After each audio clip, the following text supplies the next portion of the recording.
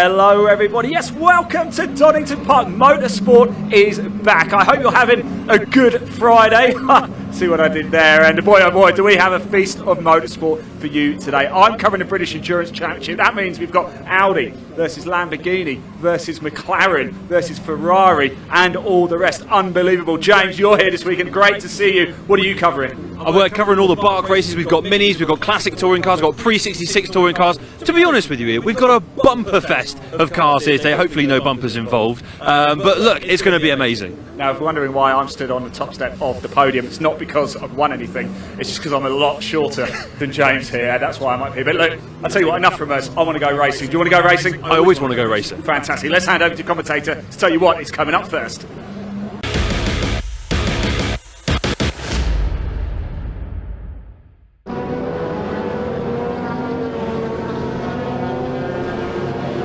Hello and welcome then to Donington Park, and remember, it's Friday. We're all going to have to remember that it's Friday today. We have a two-day meeting here with the BARC, headlined of course by the British Endurance Championship, Brick Car Trophy and the Classic Touring Car Racing Club. As you can see on the circuit at the moment, we have British supercarts. They're only qualifying today. This is our race program. The CTCRC Pre-66s will have a 15-minute race to kick off our meeting. That of course is the domain of the Cortinas, the big Ford Falcons, the Minis and so on and so forth. We'll then have a bit of a lunch break, but we'll get some insight from the paddock during that time. The first of the two Dunlop Mini Challenge races is next, the Mini Miglias, then the CTCRC's Pre-83, Pre-93 and Super Touring grid. That is at 20 past 2. A very nice selection of Super Touring cars in the paddock this weekend. And then it's the big guns, the GT3s, the Cup cars, the Touring cars, the British Endurance Championship with their 2-hour race at 3 o'clock. The CTCRC's Classic Thunder, that has a very exciting grid. V8 supercars, Holden Monaro British GT car, Jimmy Broadbent's spectacular Moser Minty Mazda MX-5, and then we will end the day with a short, sharp blast for the Mini 7s, another of the Dunlop Mini Challenge grids.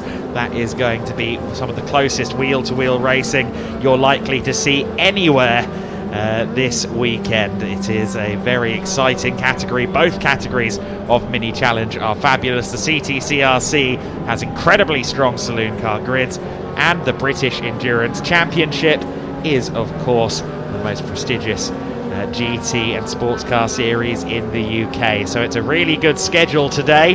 It's not necessarily really good weather. You can see the spitting rain as the supercarts continue to qualify. There's myself, Adam Weller, up here with you in the commentary box, joining James and Ian on the broadcast. Of course, I'm filling in for the inimitable Dave Goddard. You'll have him for the second part of the BARC live stream quota this weekend at Brands Hatch. But I'm up here in Donington Park for the next 2 days of racing. It is going to be quite the variety show as well, because the supercarts of course are wildly different from anything else we have out there on circuit. We've got Brick Car Trophy as well on Saturday also. So we're going to have a different flavour of endurance style racing on Sunday to counterbalance some of the very, very high-end stuff you have in the British Endurance Championship. Of course, we are using the full Donington Park Grand Prix circuit, as you can see on the graphics, so the full 2.5 miles, including the Melbourne Loop.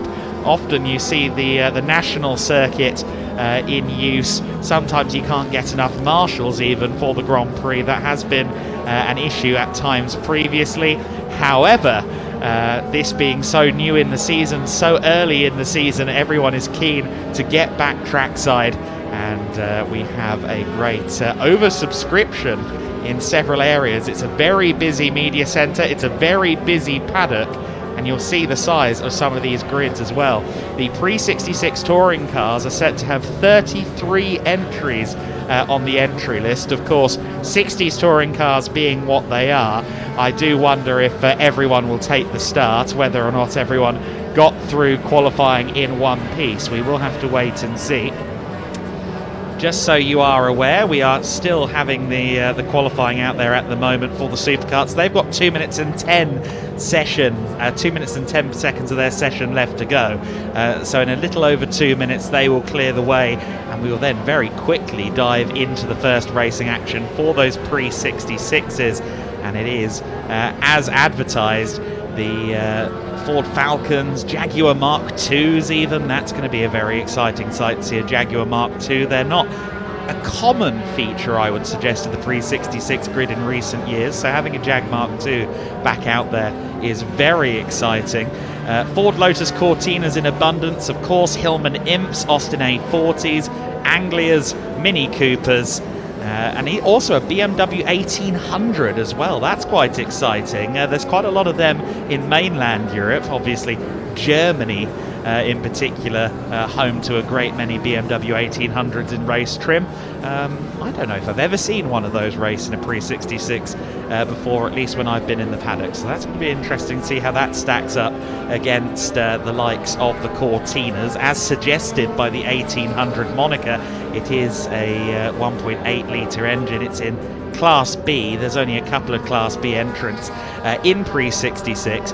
But if we are honest, I think we focus more on the overall battles in pre-66, because of course you've got that firefight between the big Mustangs, the big Jaguar Mark II, the Ford Falcon, and those lightweight thoroughbreds like the Lotus Cortina. The pre-66 is arguably the ultimate showing of corner speed versus straight line speed, and we'll have to see whether the likes of Alan Greenhall can challenge. Alan Greenhall, incidentally, in the Ford Falcon, one of the more distinctive cars, one of the more famous cars in pre-66, is only lining up 12th for this race, so he's going to have some work to do in pre-66 once they are out there on the circuit.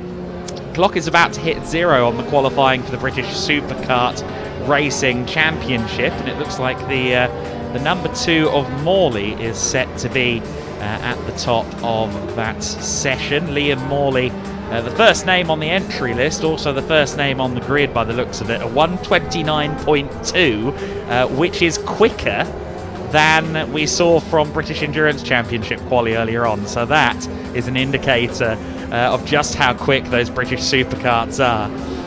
The British supercarts are quicker than a GT3 car around Donington Park Grand Prix. If you've never seen supercart racing before, make sure you're with us on Sunday when they go racing. They will be out there at 20 past 10 UK time, and at 1:45 in the afternoon they'll have their third and final race of Saturday at 4:25 p.m. So 3 races for the British Superkart Racing Championship, and so we will now say goodbye to the supercarts for today and focus in on some slightly bigger stuff, and perhaps thankfully, looking at some of the cloud cover around the circuit, we can now move into stuff with roofs, being the pre-66s. I understand that we will head down to assembly in a short while to get a look at some of those cars up close and personal, but hopefully we get a chance to do that before we go down there. And in fact, we can now go down to the grid, so let's go to the paddock now and get a look at some of these cars.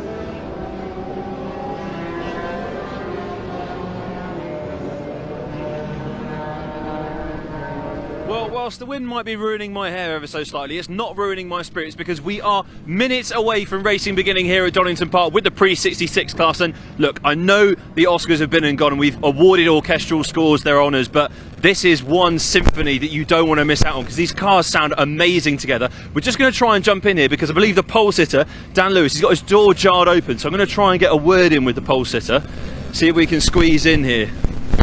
Let me just see if I can catch it. Grab a word with Dan. Hiya, mate. Are you right? Pole, first race of the season. How does that feel? Surprised, yeah, but very happy, yeah. Now, these conditions outside as well, I'll leave you to get to your pre-race mojo moments in a second, but these conditions are slightly changed now after qualifying. The winds come in a lot stronger, the rain has started to fall. Is that going to change your tactics going into the race itself? Well, the conditions this morning certainly suited the Mini. It's dried up now, so that'll probably benefit the higher powered cars, but it'll be fun whatever happens. We'll just enjoy it no matter what. Well, that's what it's all about, enjoying it. Take care, mate. Have a good race. Let's see who else we can catch on the grid. We've got the door open actually as well as Barry signed the second place. Barry, can we come in? Yeah, I've got the thumbs up. Oh, you're inviting me in the car. That's very kind of you. I would be great to actually ride around with you. But talk to me about how you're feeling ahead of this race. Obviously, starting on the front row is a pretty good first race of the season. Yeah, you know, the one more better than that. But I guess the qualifying went very well. It's about converting that into a good result in the first race. So yeah, looking forward to it. Talk to me about this little blue pocket rocket that you've got here. Are we going to be able to see you attack in these conditions now with the wind? Definitely the rain, or the little bit of rain we've had on the track will probably suit the minis, the front wheel drive cars, slightly better. The rear wheel drive cars will struggle to get the power out. So I guess the minis 1, 2, 3 will be trying to pull away from some of the cars and then have our own race and see who wins at the end. Bit of pressure on me, I guess, because I won the last race here of the season and beat James Everard in the last corner, so I'll certainly try to replicate that again if I can. Well, for a man then that's quite fond of this race circuit, it seems. Give us a quick word on how the track's feeling today and what it means to be back racing here once again. Yeah, amazing to be racing. It's been a long winter, lots of preparation, although this car's 60 years old this year. My dad raced it when he was younger and we restored it a few years ago, so it takes a lot of attention to keep it in ship shape. The track was very slippery this morning. A lot of people had gone off. Some oil dripped on the track, so treacherous, but should be fine. There's been a lot more traffic on it since qualifying. Treacherous, but we love it. Go well, enjoy the racing. Let's see who else we can grab in this paddock. I'm having a look around to see whose doors are open, who might be standing around. And unfortunately, because a lot of these cars, their windows don't actually open very well. It's quite difficult. We're going to try and bump in here, see if we can grab a word quickly now with James. James, can I poke my microphone through? Is that all right? How are you feeling after qualifying? A good session from you, actually. Yeah, I think it's easier to be a bit more aggressive in the damp with this as a rear-wheel drive over electric Cortina. So it's really forgiving, which allows you to just take a bit bigger risks. Taking bigger risks. Will we see you take a lot of risks in this race as well then? Do you think you're going to be attacking from the very get-go? This is the classic Touring Car Championship. We won't be attacking too hard, but no, we'll certainly be trying. It's just weather dependent. If it stays damp, the minis will have the upper hand. So you're hoping for maybe the wind to take the rain away and to dry up this track nice and quickly for you as well? Yeah, hopefully. That's what we need. Awesome. Well, go well, enjoy the racing. I'm sure we'll see you afterwards as well. I've got another car over here. I'm so sorry, John. I'm making you run everywhere. Come follow me. There's another car with his doors open as well. It's another James as well. James squared here going on right now. I'm going to see if I can come in whilst he's being strapped up in the car. I'm so sorry to interrupt all the pre-race stuff. James, I'm really getting in the way, but your door was open, so you're under threat. I hate to break it to you.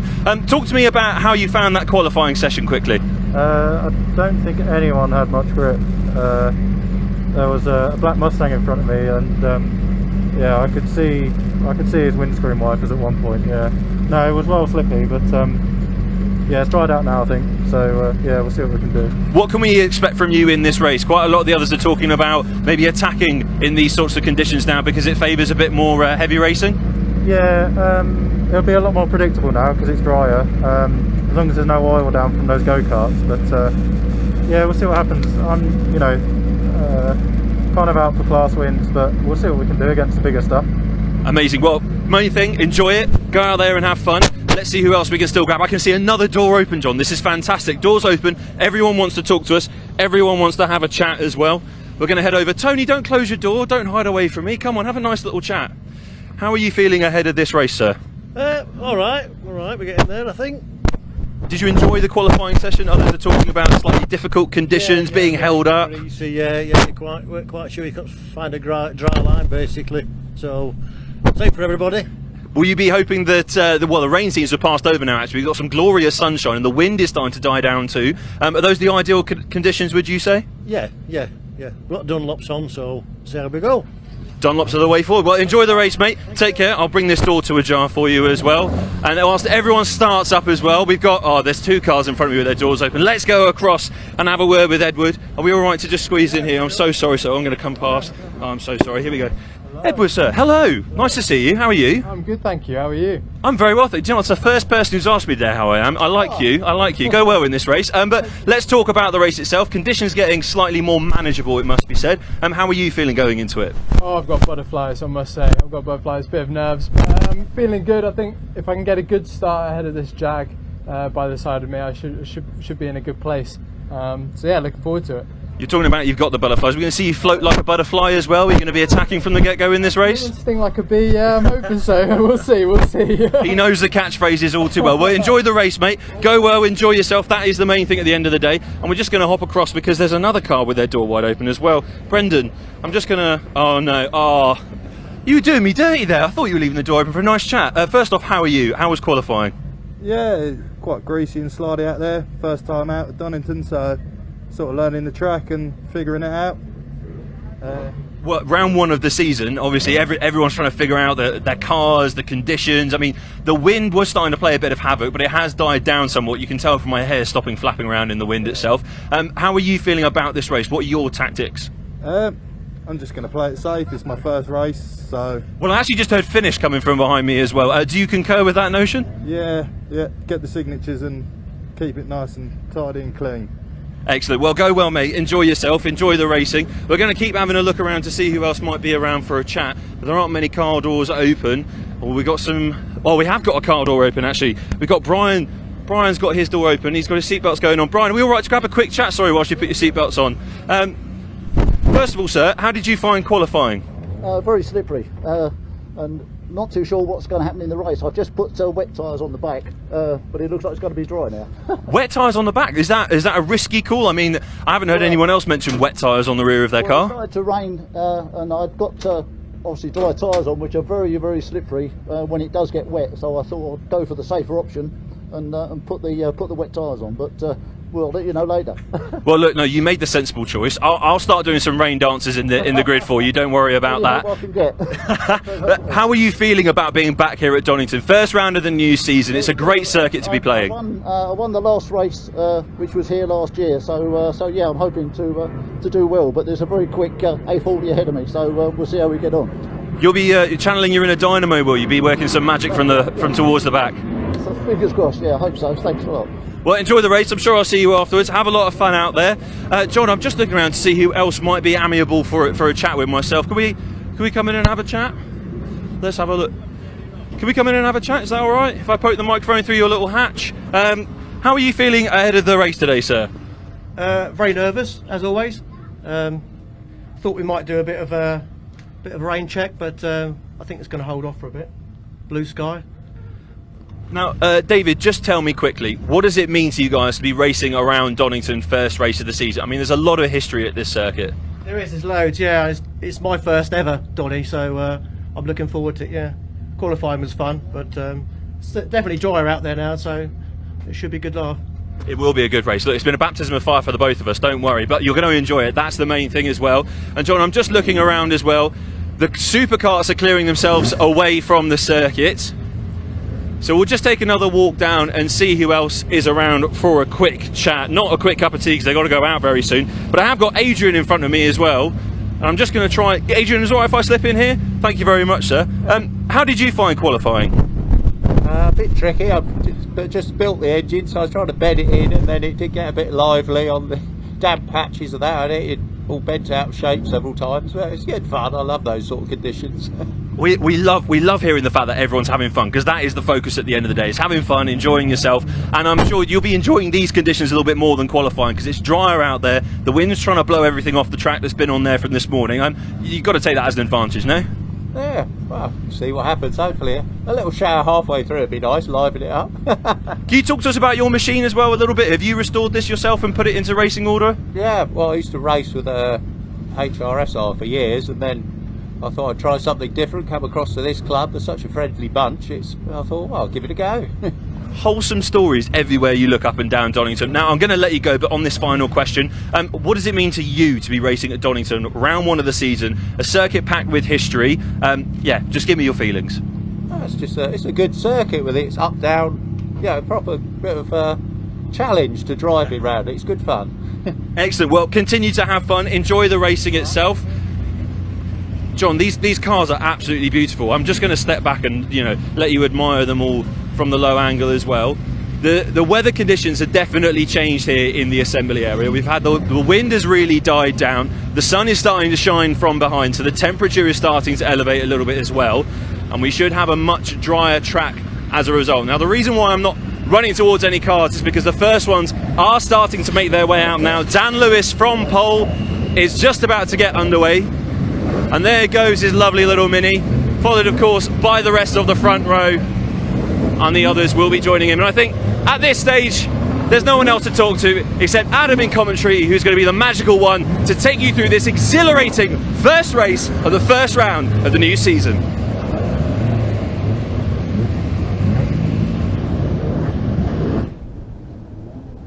Well, thank you very much for all of that insight from down in the paddock, James.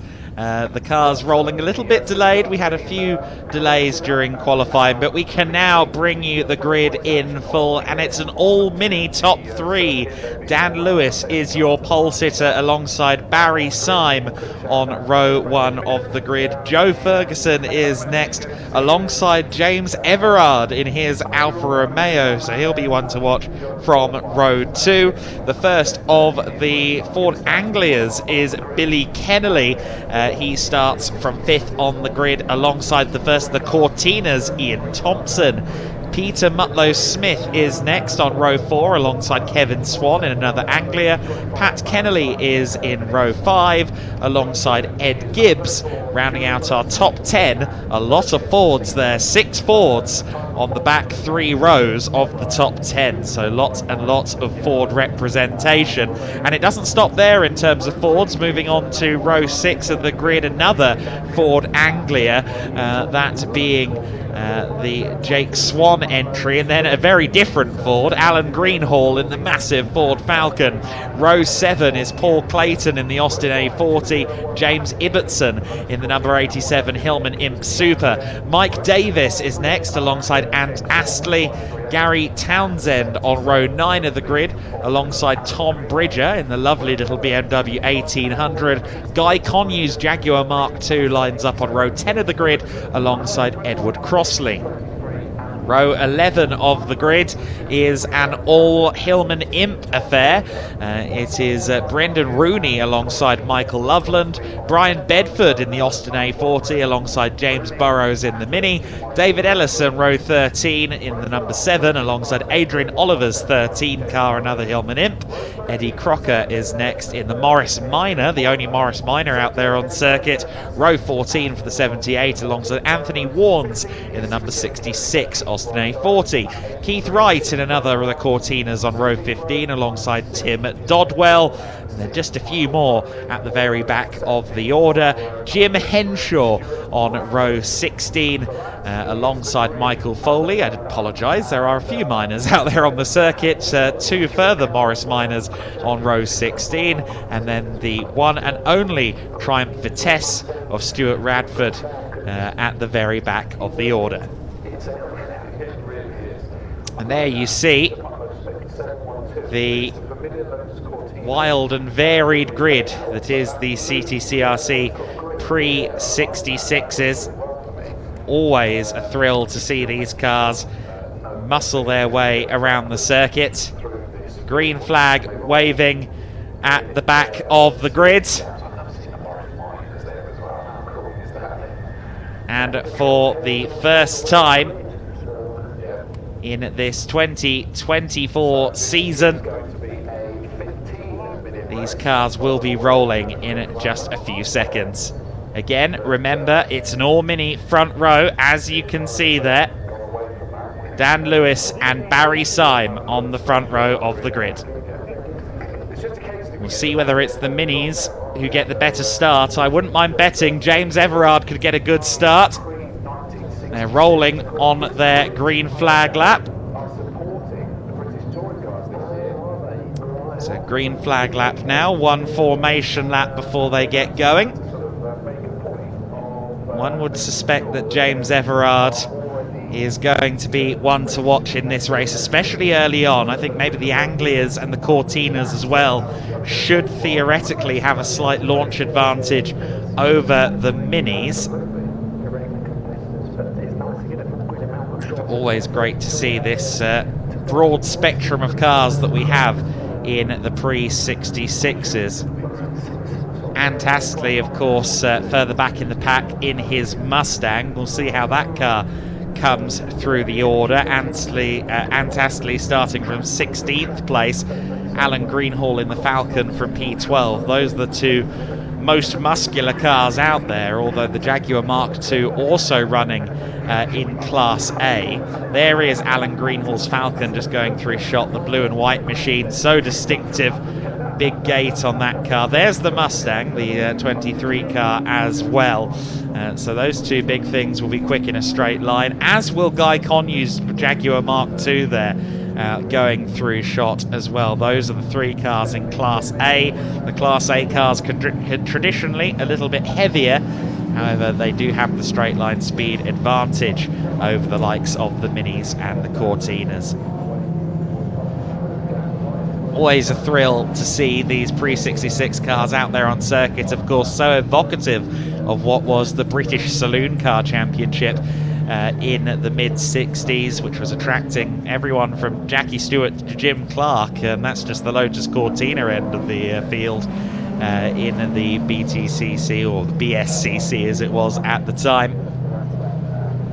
The Minis were, of course, a stable of that series, as were the Anglias, as were the Cortinas, and indeed the Falcons and the Mustangs as well would come over too. You'd see Mercedes and cars of that nature on the European stage as well in the European Touring Car Championship, which at the time was more of an endurance racing affair.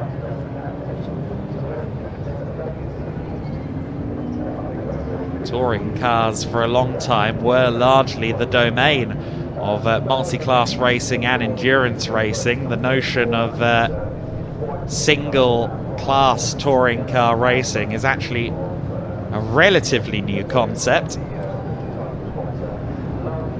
I say relatively new, it predates my existence, going back over 30 years, but this was the way of touring car racing in years gone by. Multiple classes, multiple sizes of engine, very different wheelbases, etc., etc. And if you believe that variety is the spice of life, then the pre-66 touring cars are the ones for you. So 15 minutes of racing will begin just as soon as these cars are lined up and the lights go on. The first time this season in the Classic Touring Car Racing Club. What a way to begin their 2024 season with the pre-66 grid. Cars rolling, rolling and rolling. The 33 of them means that there's going to be a lot of grid slots to fill up. So who's going to get the best start from the first couple of rows of the grid? Will it be Dan Lewis from pole position? Will it be Barry Syme on the outside of the front row? The green flag flies at the back of the grid. We're just moments away from finding out. It is Lewis on the inside, Syme on the outside on the front row, as anticipated. As they get underway, it looks like a very, very good start from the Alpha. In fact, no, second phase of the start not going well at all. And look at the Anglia. That is a great start from quite a few rows back. Is that Kennelly? Yes, it is Kennelly in the number one, starting very hot, but then going extremely hot into the first corner as well. One car skittling across the gravel trap because, of course, it's Donington, but it is Kennelly that leads the way. Billy Kennelly leading the way then in the number one. Everyone streaming through the craners. Hopefully nobody is beached up at Redgate, but we did see someone skittling across the gravel trap. It's all changed at the front though. The Minis have managed to get back through. Now that's Syme in the 25, and who is that alongside? That might be Ferguson in the 34 potentially. Oh, they must have touched there. Side by side they went, and it didn't quite pay off on that occasion. 3 wide as they run down the straight towards the chicane. Starkey straight into the S's now. The exhibition straight as it's now known, as everyone fans out. Let's see what's going on at the front. It is Kennelly again with a nose ahead very, very briefly. Now that Mini is the 34 car at the front of the order, so that is indeed Ferguson in the 34 in the white Mini that leads the way, from Syme in the 25 in second. Then it's Kennelly in the first of the Anglias in third place. Your pole sitter Lewis in the 171 then dropping down as far as fourth place early on, ahead of the first of the Cortina contingent in fifth place. First of the Cortinas is the other of the Kellenny entries, the 201 car. That is Pat Kennelly, of course. So 2 Kennellys in the top 5, but for how much longer? Because I think going up the inside there was the 71 car potentially of Thompson. Ian Thompson in the another of the Lotus Cortinas. That's the red and gold machine of Thompson. There is Alan Greenhall in the big Ford Falcon. Falling through the order, incidentally, has gone Everard in the 38. He, at the end of the first lap from 4th on the grid, was down in 8th place at the start-finish line. Look at the little Mini, so much more speed around the apex of the corners than the Anglia. The Anglia with, of course, the straight-line speed advantage, but nothing is more nimble than a Mini around this circuit. At the corners, the Mini is superior, but now you'll see Kennelly put the taps open on the Anglia. Watch the Ford Falcon further back at the back of shot as well. Alan Greenhall in the white and blue Ford Falcon goes disappearing past the Anglia there. So Swan in the 539 losing out there to Alan Greenhall.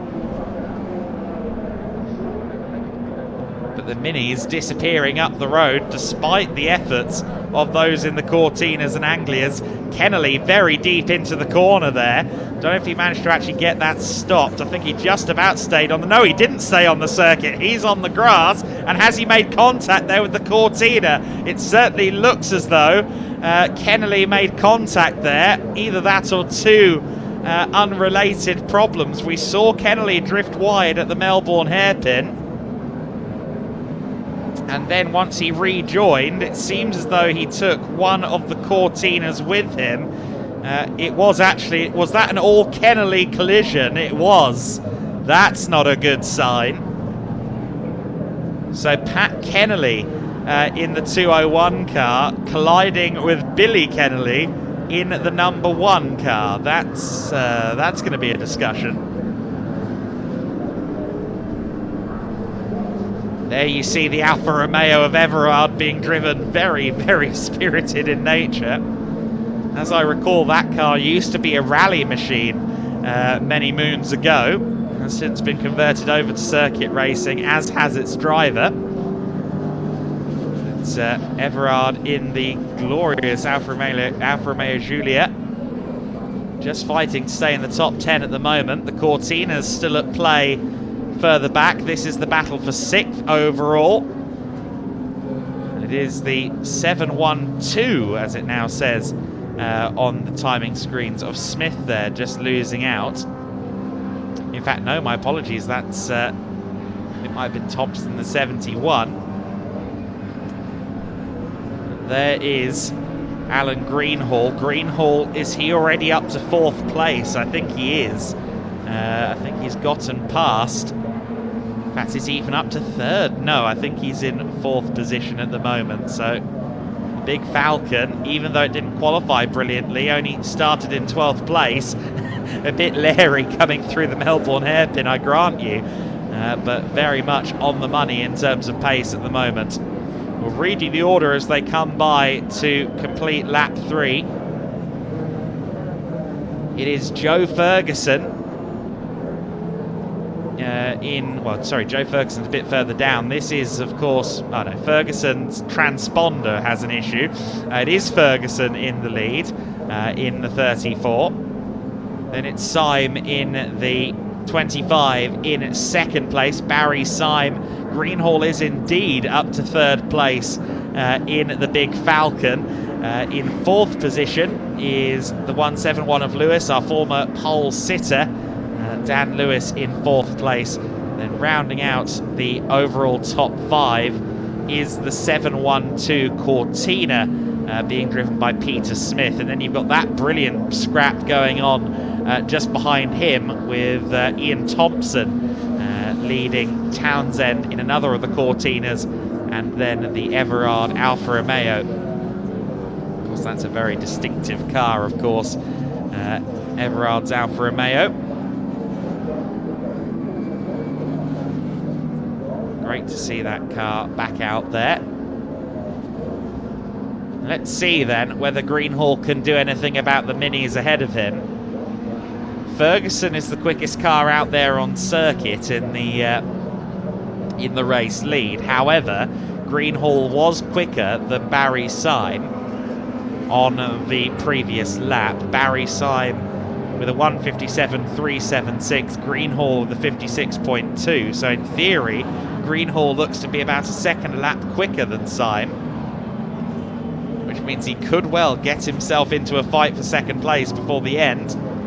Thompson drifting wide there through the Melbourne hairpin as Everard watches the Cortinas scrap. Townsend with the nose ahead as they approach Goddard's for the 4th time.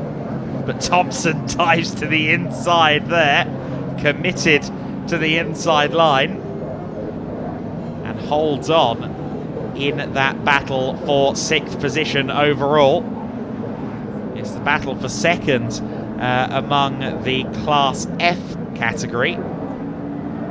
Class F is the domain of the Cortinas.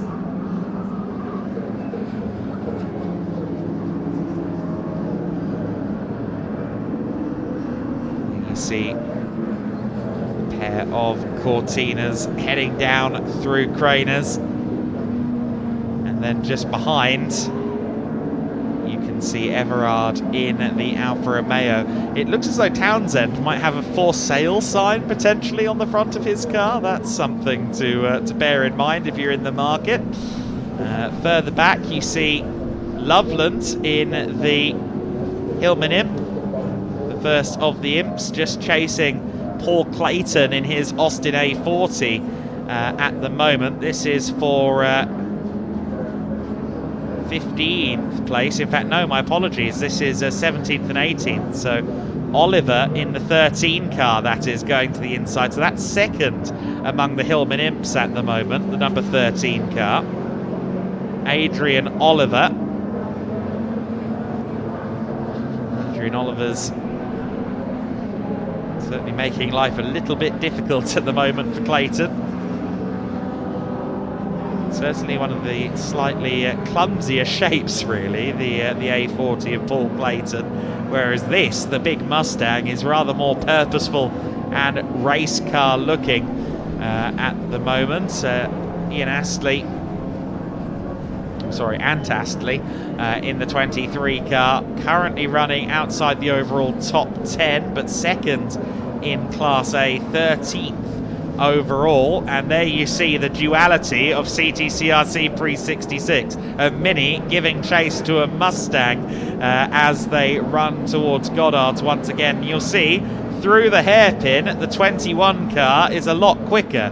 Davis in the 21 car has a lot more pace. It's Mike Davis in the car for this race, through the corner, but then down the straight, off goes the Mustang into a different postcode, into a different gear. The big V8 just drives away.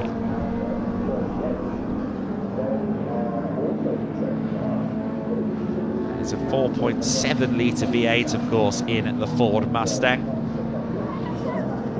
There is the 22 car then of Loveland. That is the first of the Hillman Imps out there on the circuit. Running fairly lonely actually is Michael Loveland. Always a quick imp, this car. In the hands of Michael. And diving down through the craners once again. Greenhall has gotten through into second place. I did suggest that maybe he'd catch up to Barry Syme, and sure enough, Alan Greenhall is through into second overall. But as they come through the final few turns, of course, this is where the Minis and Co are quicker than the big Ford Falcon. Ferguson through the final corner, powers out of the last turn. Already coming up into lap traffic as well. We'll have to deal with that before the end of the race. 2 laps to go as he crosses the line this time. The 26 car is in a spin. That is Brian Redford, who will hand the car over to Steve Evans for tomorrow's race. And well, I think Brian Bedford will be quite happy to get out of the car after what seems to have been a bit of a moment. Is that let's have a look at this. It's, I think, coming through old hairpin actually. I thought it was McLean's. Oh, there's a collision. Oh, that does not make for pretty viewing at all. That was the 87 imp, wasn't it, of James Ibbotson, unfortunately, who was involved in that one as well. The innocent bystander in that as Bedford lost the rear.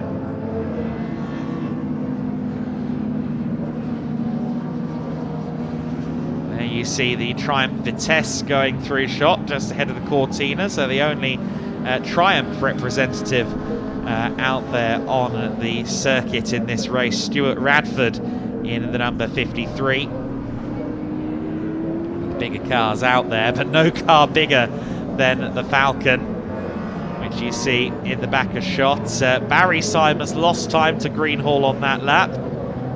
Ferguson in the lead then as we approach the tail end of the penultimate lap. Just one more lap between Ferguson and victory, as still the Mike Davis driven Mini is making life incredibly difficult, at least through the twisties, for Ant Astley in this battle for what is, I think, is that 12th place, 13th place out there on the circuit. So Ant Astley has had a rear view mirror full of Minis so far, as it's getting a bit too close for comfort, I'd suggest, in the battle for the final podium position. 3rd, 4th and 5th coming out of Goddard's there. Syme, Smith and Lewis fighting it out in the Minis and the Cortina. Barry Syme leading the battle for 3rd in the Mini. 4th place, the 712 of Peter Smith in the Cortina. And then, of course, trying to get some positions back after starting on pole position is the 171 of Dan Lewis. Now, Ferguson is stuck behind lap traffic, of course, through yellow flags there. And so he will have lost a little bit of time to Alan Greenhall, not enough for it to be a consideration for position, but a consideration it is nonetheless. 223 comes through shot there. That is Townsend. Clock is about to hit 0 as Ferguson throws the car through the coppice bend. It was quite a leery run through the corner, but that's how you handle these Minis. They need to be skittish at the rear to be quick. And certainly no Mini out there on circuit is looking quicker than that of Ferguson. Joe Ferguson, unfortunately, is only in this car for the first race. We'll have to see how Tom Bell matches up when he takes over the car for race number 2. So this will be Joe Ferguson's only appearance of the weekend, and it's going to be a winning appearance. Through the final corner comes the number 34. Wheel in the air And the first win of the season in CTCRC Pre-66 goes to Joe Ferguson in the Mini. The battle for second overall will just about go to Alan Greenhall, who wins Class A, and it's a drag race to the line for third position that Barry Syme won by a matter of a tenth of a second. So Syme third and second in Class C. The first of the Class F cars home, fourth overall, was Peter Smith. Oh, and one of the Anglias there getting a bit out wide, coming through the final couple of corners. There's Joe Ferguson, though, flashing the headlights in victory. He'll reluctantly hand that car over to Tom Bell for tomorrow, I suspect. Astley across the line in the Mustang to finish second in Class A. There is the 83 Mini. Now this is the car that's always driven to the circuit, that number 83 car. Tim Dodwell, as best I remember, always drives his grey Mini to the track rather than flatbedding it. That's always one of the great stories in the CTCRC paddock. We still have a few cars in the Classic Touring Car Racing Club that get driven to the gate, which is great to see. There's the big BMW 1800 over the line. Big is a misnomer, but the BMW 1800 across the line in the hands of Tom Bridger.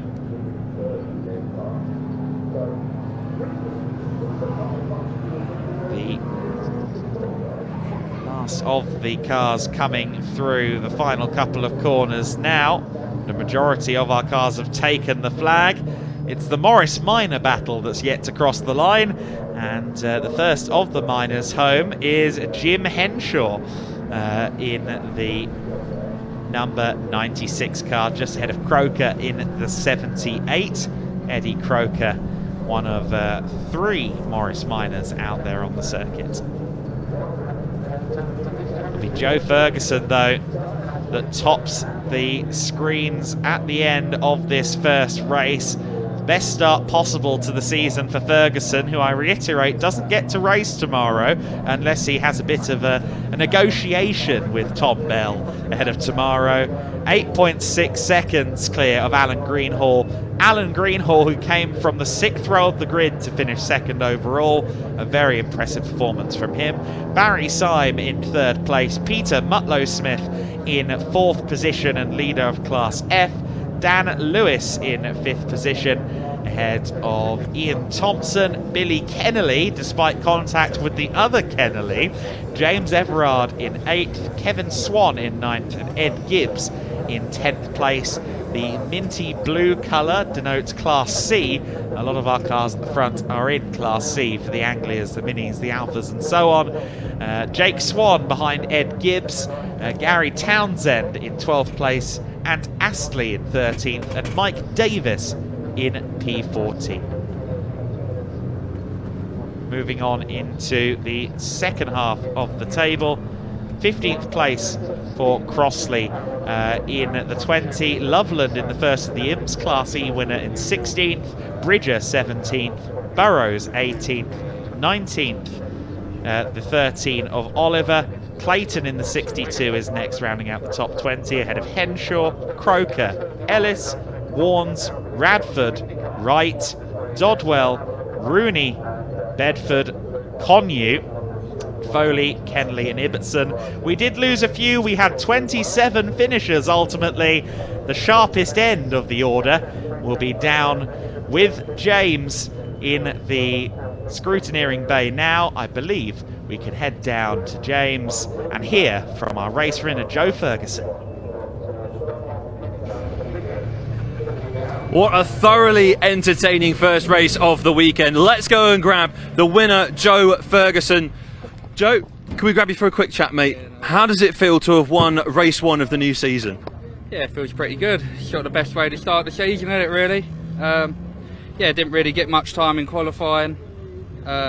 Knew I had the pace in the race, just a case of trying to get in front. I know once I got in front, I'll be able to get away, you know. And yeah, sort of perfect start to the season. You built up a fantastic lead during that race. I mean, you're obviously containing all this excitement that must be inside, because that was a stellar drive in this little pocket rocket. Look, we work seriously hard in the workshop. We always say, me and Tom always say, all our races are run in the workshop. We've had a tough season last year. We put in the work over the winter, and hopefully we'll get the reward this year. And it's off to a good start. You absolutely will if you keep going the way you are. Go enjoy the celebrations. Let's see if we can find Alan Greenhow. Here he is. Where's Alan? Alan! Oh goodness, no! Don't check your tyre pressures now, mate. We need to get you on the telly, though. You've just come second.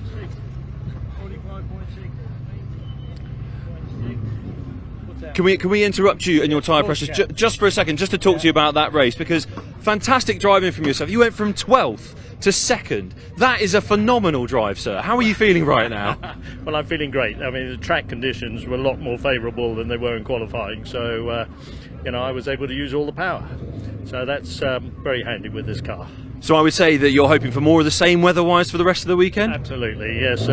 Dry weather is great. I don't mind the wet, but this is a boat in the wet and doesn't go where you want it to go. Do you feel like you even reached the full capability of this car in that race? I feel like you feel like maybe you've got slightly more to give in the races that follow this weekend. Yeah, well, we had a new set of tyres on that we couldn't sort of scrub in properly this morning, so we had to kind of scrub them in and race them at the same time, so that's not always great, but and the tyre pressures are all far too high. Well, sorry, I will let you get back to your tyre pressures. I do apologise for interrupting that. We're going to go straight over to Barry, though. Barry, what a drive, mate. That was phenomenal, because we just got to mention as well, Peter Smith diving inside you in that first corner, desperately trying to grab third place off you, and then it was a drag race to the line, which you won. How are you feeling right now?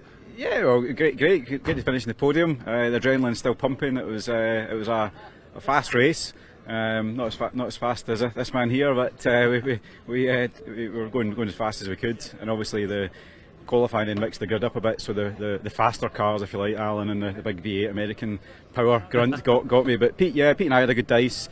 He got me on the inside in the red gate, and I thought, well, I'll just go around the outside of him. So he'll probably kick himself for letting a Mini go around the outside. But no, great race, and obviously thanks to everybody that makes it possible. There's lots of people. It's cost a lot of money to be here. We got a great engine in Swiftune. Miller's Oils provided all the lubrication, and well, my dad and JJ, my mechanic, we've worked, as I said earlier, the race. We worked our socks off over the winter to make sure it's in fine fettle, and just need to find a couple of tens to see if we can go 2 better tomorrow. I mean, that leads me really nicely into my next and probably final question with you, Barry. And what exactly have you learned from this car in that first race? What are you going to take forward now into the rest of the weekend? What have I learned?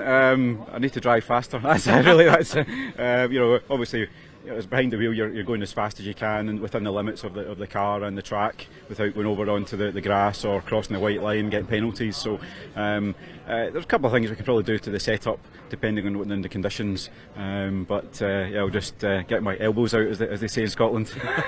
Get Scottish elbows getting out. I don't think I'd want to get in the way of that either. Well, look, listen, enjoy the rest of the weekend. Enjoy this moment as well with that trophy. Let's just get a lovely shot. Actually, pick it up, Barry. Come on, celebrate for the camera. Come on, you've earned that. Fantastic drive from Barry there. Let's find out who else that we can catch up with a little bit, because we've got a bit of time actually before the lunch break. Barry, thank you so much. Let's weave our way through the rest of this grid and see who else is chatting. Gents, we're all right to interrupt. I'm so sorry. New face, hello, James. Lovely to meet you all. It was a great race out there, wasn't it? How did you find it? It was great fun, but sadly he beat me. So, but apart from that, it was great. You've got the bragging rights over lunchtime. How are you feeling about that? Pretty good. Pretty good? Yeah, pretty good. That's all I need to say about that. Just feeling pretty good about it. Well, everyone's saying that the conditions are much better than this morning, so it made for better racing after what was a bit of a greasy and slippery qualifying. Do you kind of concur with that sentiment? Completely, yeah, it was much easier, completely. It's great, we had some great racing, we were rubbing mirrors almost, not quite, almost, all the way down the Crane Straight, so it's good fun. I don't know, John, do we need to inspect some mirrors very quickly? I mean, are there scuffs? Should we get the polish out? I'm not too sure. I mean, but clean but safe, so. Well, that's what we want in round one, isn't it? Because you guys have got many rounds of racing left to go. What have you guys taken away from this race going into tomorrow's? I need to speed up. Too slow. But how do you do that? Alan's been talking about tyre pressures. Barry's talking about getting his elbows out. What are you going to do to go faster? I'm going to get the computer out and look at my lap times and work out where I'm slow and where I'm fast. Wow. Are you sure you're not an F1 driver? Sorry, I just, there's lots of technical. For yourself, sir, how are you? All the F1 excuses are just to know. No, just get my elbows out with more at the start. Well, it's too much at the start to pick it up in the race. So, yeah. It's always an interesting one, actually, these races right at the start. You must kind of feel, first race of the season, yeah, get the elbows out, get going. But then part of you is also like, oh, actually, no, I don't want any scratched wing mirrors. I don't want to have to use all my polish. Yeah, that's the problem, damaging the car. But it's they said in the driver's briefing, rubbing is not racing, but rubbing, unfortunately, is racing to some degree. I certainly got plenty. I got rubbed a couple of times this morning, so in the race. I think he's threatening me for tomorrow, actually. You better watch your egg mayonnaise sandwich at lunchtime, because he might be coming for that as well. I didn't rub him.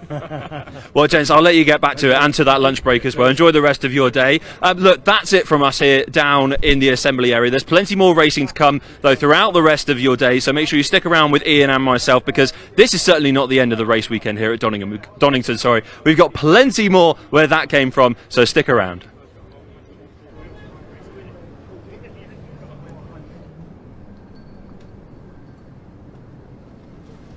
So then, as you can see, the circuit is now resting, but only for a little while, because the next scheduled races are due in a little over 15 minutes time, so not much of a break at all now before we go back racing. We will be out there with our next race at 13:45 local time, 1:45 PM if you prefer your times in that flavour, and it will be the Dunlop Mini Challenge Miglia class. The Mini Miglias out there for race 2 of the day, their first race of the weekend, in about 15 minutes time. In the meantime, we will take a little bit of a hiatus here in the commentary box. I haven't got lunch nearby. Hopefully you do. Put the kettle on, grab a sandwich. It won't be long until we're back racing.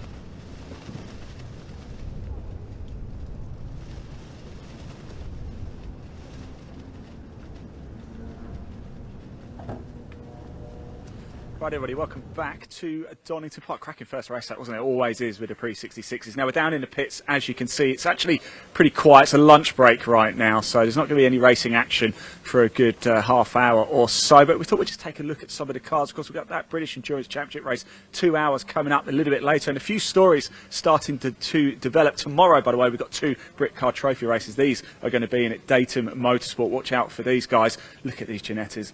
Absolute beautiful. They're out tomorrow in those 2 Brit Kart Trophy races. You'll be able to watch them live on BARC TV as well. Let's move down a little bit, shall we, and take a bit of a walk, because we've come down to the track focus here. Here's the KTM Expo. Look at this. Let's pop the camera in and just have a quick look at this. Qualifying finish. They're going to line up 7th overall.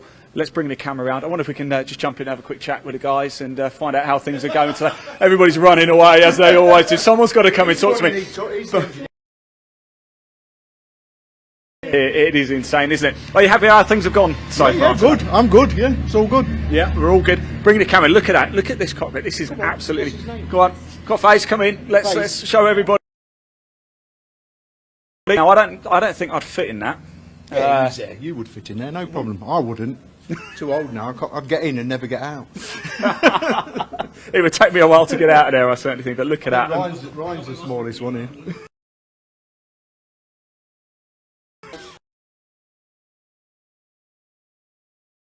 Yeah. Thanks. We better move out of here before we get banned. I think we're still going. Let's keep moving, guys. Best of luck for the race. Thank you so much. Of course, we're going to bring you that 2-hour race. Mike McCollum and Sean Cooper. Sorry.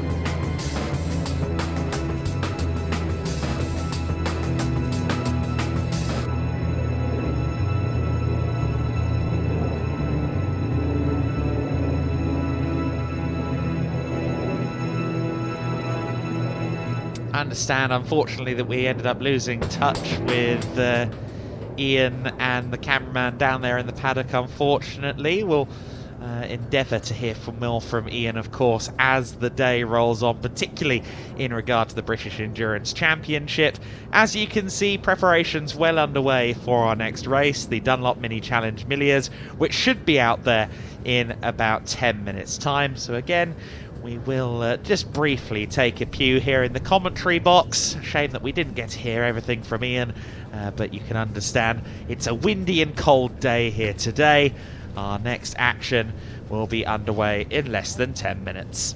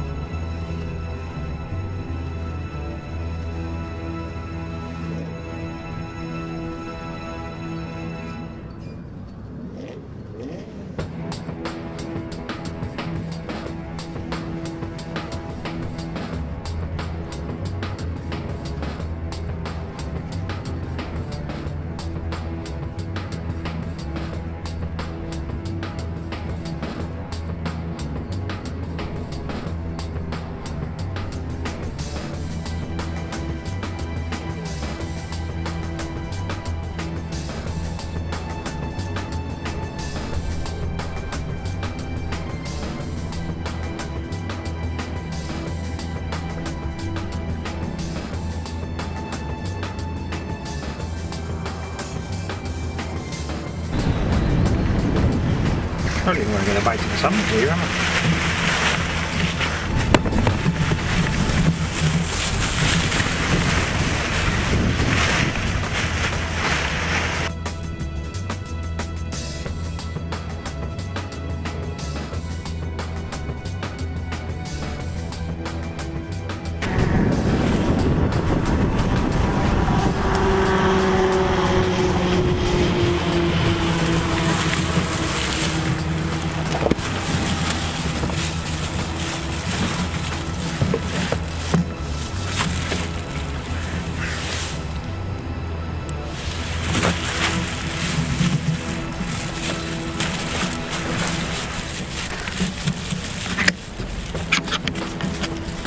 Are you happy with this, Elliot?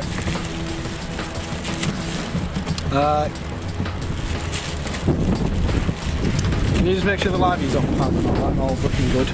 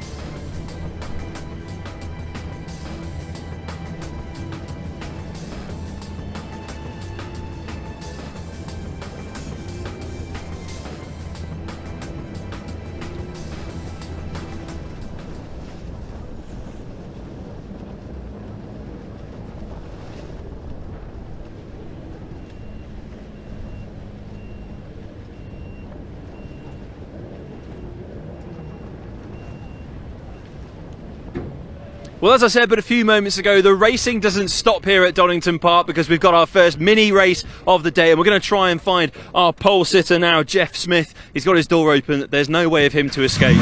But he's turned his engine on, so he wants to shut me up. Jeff, I'm just going to lean in here. How did you find qualifying? Yeah, it was pretty sketchy, I must say. It was the bravest, I think, got that one.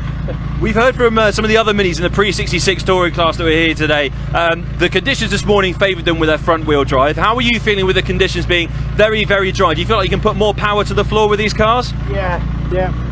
Right, we're going to let you go. We're going to get underway, Jeff, get racing. Unfortunately, I think that means we're not going to have time to catch up with many people because you can see them all making their way out. A slightly delayed start time for these guys. We're running a couple of minutes behind schedule. But actually, John, if I get you to pivot and turn around, we can try and get ourselves towards the back of the grid because these cars will take a while to come out, and maybe we can snatch just a very quick word with Richard Colburn. I'm going to go around the back of his Mini and see if I can just slide in here. Is it all right if we grab Richard for a quick chat? He's got maybe a minute, just a one quick word. Richard, how are you feeling ahead of this race, sir? Sorry? How are you feeling ahead of this race? Well, it's a bit dry than one this morning. It's pretty scary, this one, I have to say. So hopefully we can stay where we are. Well, I hope the sun keeps shining on your day, Richard. I'll let you get to it. Let's see if there's anyone else, perhaps slightly further down, that we can have a chat to. Who's got their door open? Who's going to succumb to a potential question? We're going to keep coming down. Oh, Edgecombe here at the end, John. Edgecombe all the way down here at the end. His door's open. So let's see if we can quickly slot in with him as well. Can we just grab Kieran for a quick word before he heads out? Sorry to interrupt your pre-race mantra, Richard. How are you feeling ahead of this race? Quite good. Starting at the back, so we've got to make our way through the field, but should be good. Time to get your elbows out, is it, do you think? Yeah, definitely. And with these dry conditions, do you think you can really put your foot to the floor, give this, the full beans, full send? Yeah, I think we've got the pace, so it should be good. He's got the pace. Well, Kieran, I'll let you get to the race itself. I'll let you enjoy yourself. Let's see if we can quickly slide in here. Turner's got his door closed, but actually, I'm pretty sure I can... Can we get a quick word on how you're feeling ahead of the race, Turner? I can't hear you, sorry. No worries. How are you feeling? Excited, looking forward to it. Excited, he's looking forward to it. He's going to go out. I mean, just look at the livery, John. That's fantastic. Look at that. Green little sparkles and everything. And I'm sure the day will continue to sparkle for him in that lovely little red Mini. Well, you can see the cars are heading out now, so there's nothing else left to do except hand up to Adam in commentary, who once again is going to take you through all of the exhilarating action.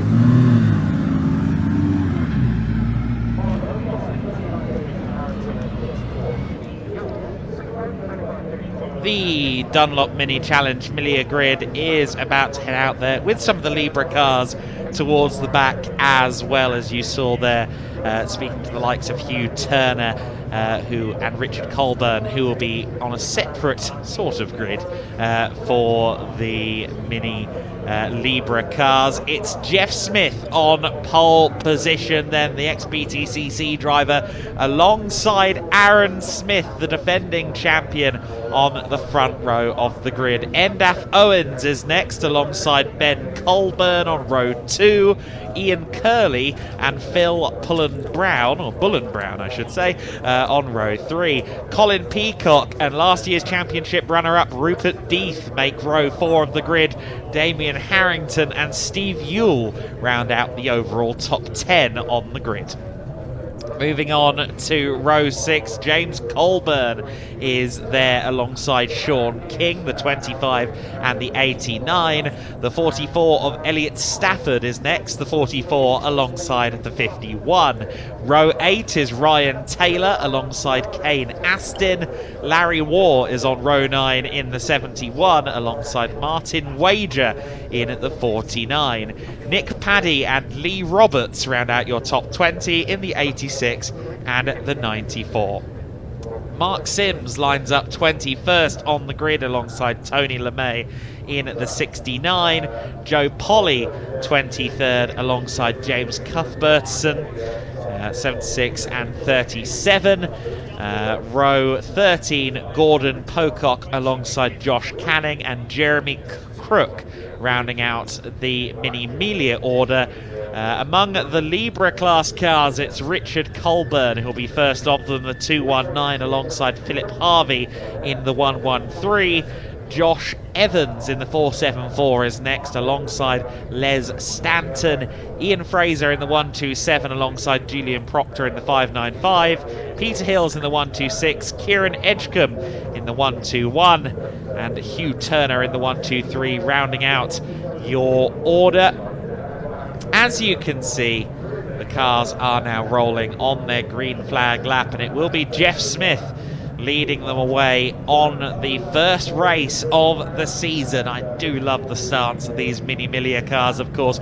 The extended wheel arches, the much wider tyres on these cars versus the Pre-66 Minis that we saw out on circuit with the CTCRC a few moments ago. These cars always show stoppers, particularly when there are long straights in play, opportunities for these, let's face it, not the most aerodynamically efficient cars to generate slipstream. We've seen a lot of that at circuits like Thruxton, for example. Always a fabulous facility for Mini Miglia action. Great and very colourful grid as well. That's something that we enjoy. It's always great to see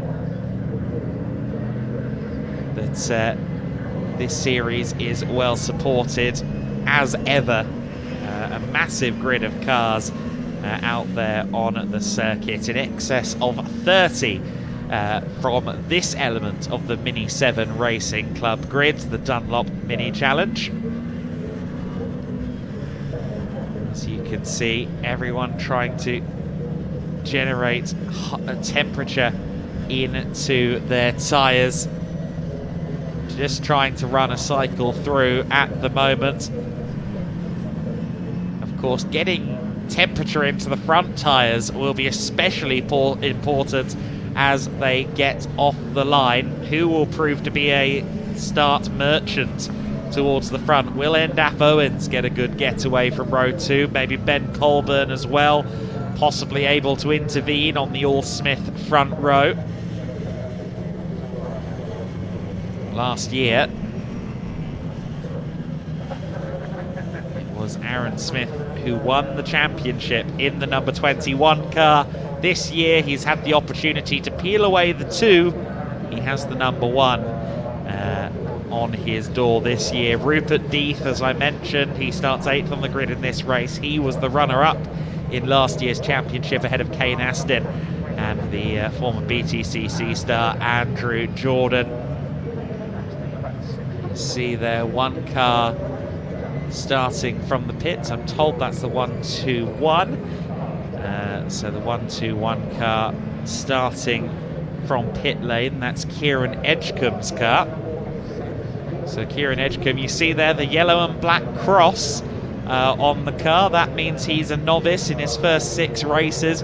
It's the time of year where you see a lot of novice stickers on the back of cars as people make their first forays into racing on a national level.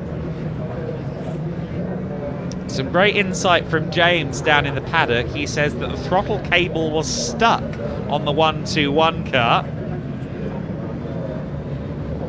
So the 121 car is starting from the pits because of a throttle cable issue.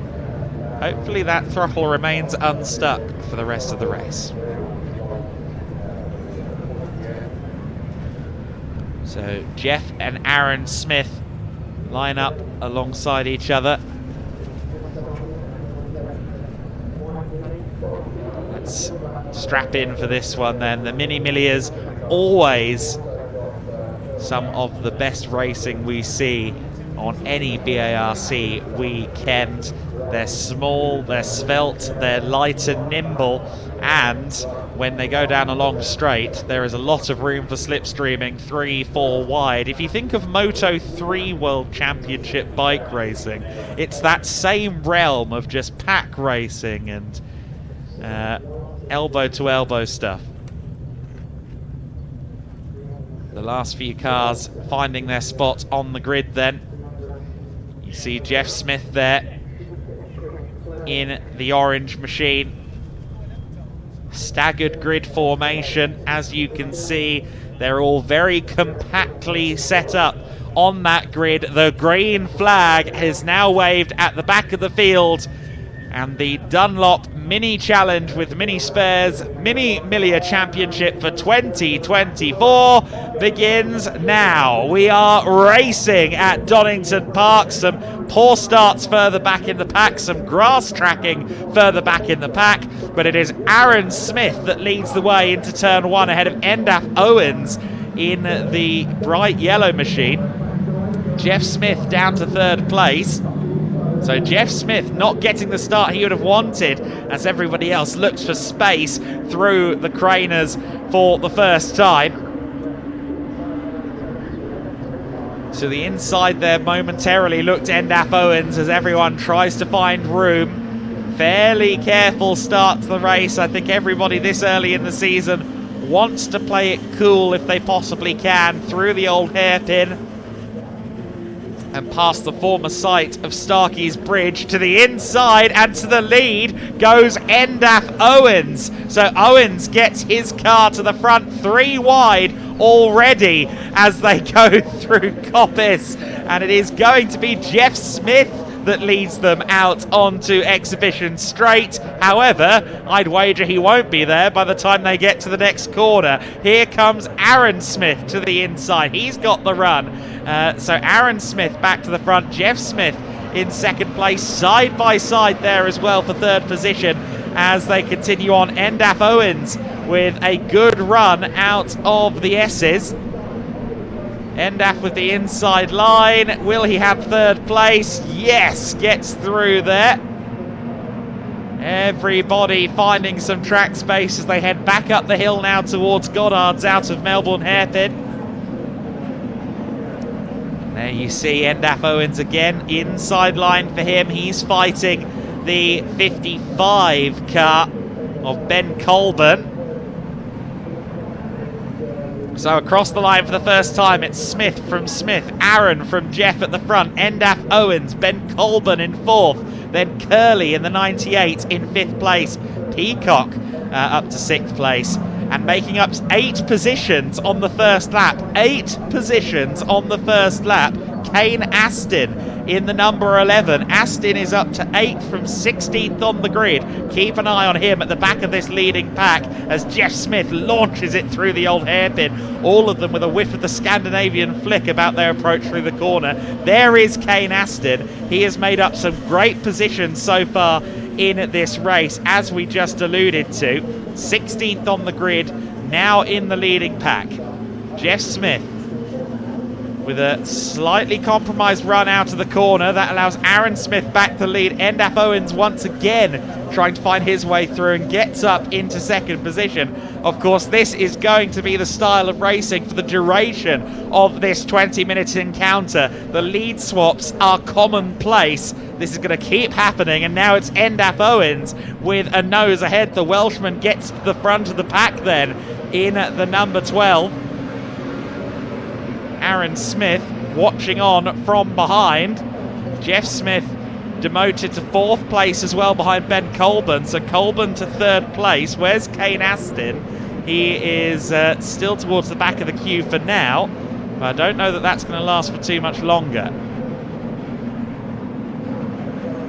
A great start to the race, as we would expect from the Mini Miglias. Out of the Goddard's hairpin for the 2nd time. We begin lap 3 with Endaf Owens at the front of the order. Owens is doing the important thing. He's leading at the end of the laps. That's what you need to do. Doesn't matter if you're leading it coming out of Coppice ultimately. Aaron Smith, Colburn, Jeff Smith, Curley, Peacock, Bullen and Aston, your top 8 ahead of Deeth and King. We see Kane Aston pressuring Bullen at the moment in the number 5. So Phil Bullen Brown under pressure from Kane Aston, side by side for the lead. Endaf Owens under pressure again from Aaron Smith. Smith trying to get around the outside of McLean's, can't get it done there. Here comes the 55 of Ben Colburn. Colburn trying to find his way by. He will now have the slipstream, of course, down the exhibition straight towards the S's. Let's see if he can get the slipstream and use it to try and take the lead. Here we go then towards the chicane, side by side for the lead. Endaf Owens holding on to it. He's doing a great job of maintaining the high ground at the moment. Being able to retain the lead in a mini Miglia race is a very difficult skill set. Jeff Smith is falling down the order a little bit. He's now having to fight for 4th place with Curly. Everyone towards Goddard's once again. There's the number 8 car of Colin Peacock. Everyone fires out of Goddard's once again. 14 minutes and 18 seconds left on the clock. They've got quite a few laps of racing between themselves and the checkered flag here. There's Curly in the 98 car. Got one car stopped there on the inside of the grass through the Craner Curves and Holyrood. I think that we'll look and see if we can work out who that was. It might have been Pocock in the 15 car, because he's not come through seemingly, or he's lost a lot of positions as he did come through, so maybe he's got a problem. So then one car off track down at the Craners as Jeff Smith dives to the inside for 3rd place. Jeff Smith up to 3rd position, just ahead of the 55 of Colburn. So I was saying that Smith looked like he might be falling through the order. Maybe I was forecasting doom a little too soon, because he's back up there into 3rd position. But of course, here comes Ben Colburn back to the outside as Endaf Owens once again holds off Aaron Smith. I'm surprised that Smith isn't able to draw alongside down the straight towards the S's. 15 car is in, so Pocock isn't the car that's stranded down at the Craners, but it is in the pit lane, unfortunately. So that's seemingly the end of the race for Pocock. There's your leading pack, making their way past the pit lane, past Gordon Pocock, who will merely be an interested spectator from here. Endaf Owens once again across the line as your race leader, just controlling things at the moment, has good pace in that number 12 car, that much is clear. Of course, Endaf Owens of Owens Fabrication, which is the name the team is entered under. Through they go. There's the 23 car, just hanging on to the back of the 8. That is Death, last year's runner-up in the championship, Rupert Death.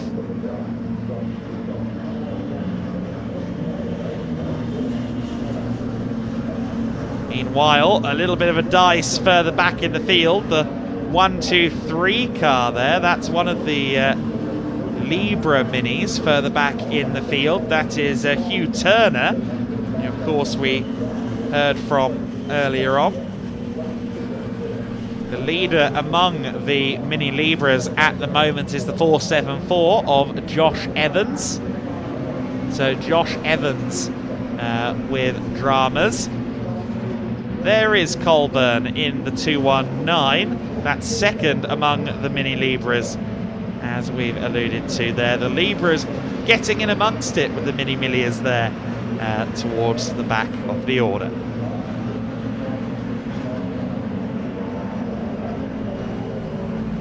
Through the chicane they go, some dive bombs going on at the S's, as perhaps we should expect. Unfortunately, one car off, the 127 of Fraser.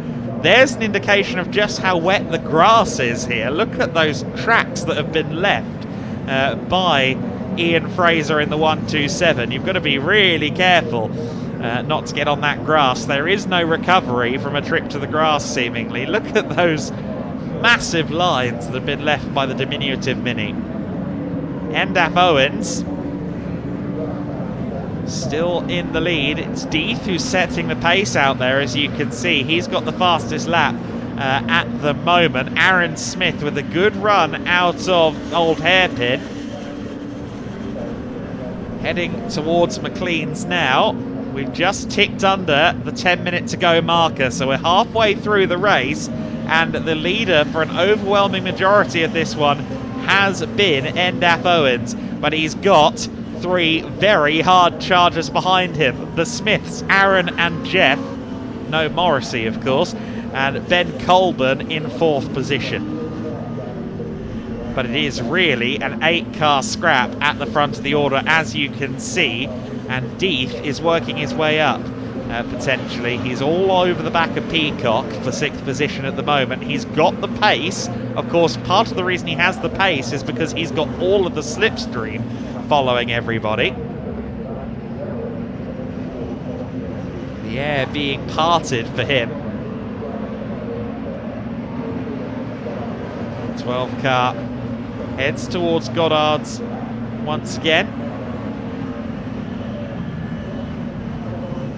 Aaron and Jeff Smith biding their time at the moment. Down the main straight they go, and Endaf Owens trying to break the toe a little bit down the straight, but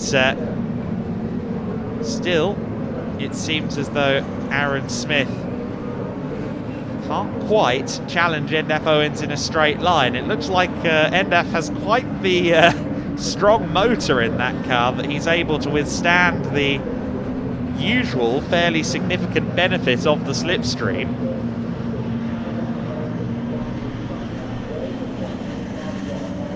Here we come towards McLean's once again. This is lap 7 of the race. It is Endaf Owens with both Aaron and James Smith.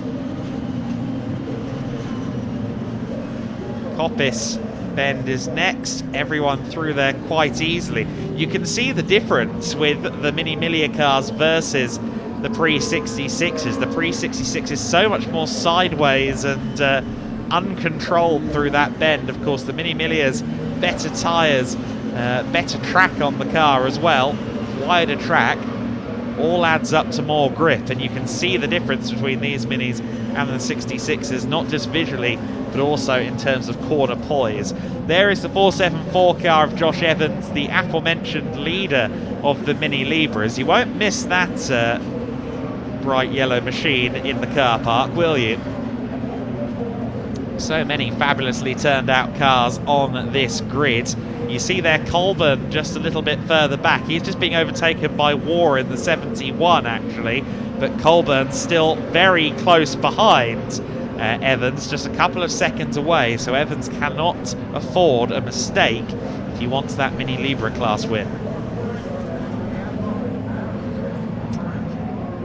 6 minutes and 40 seconds of this race left to run.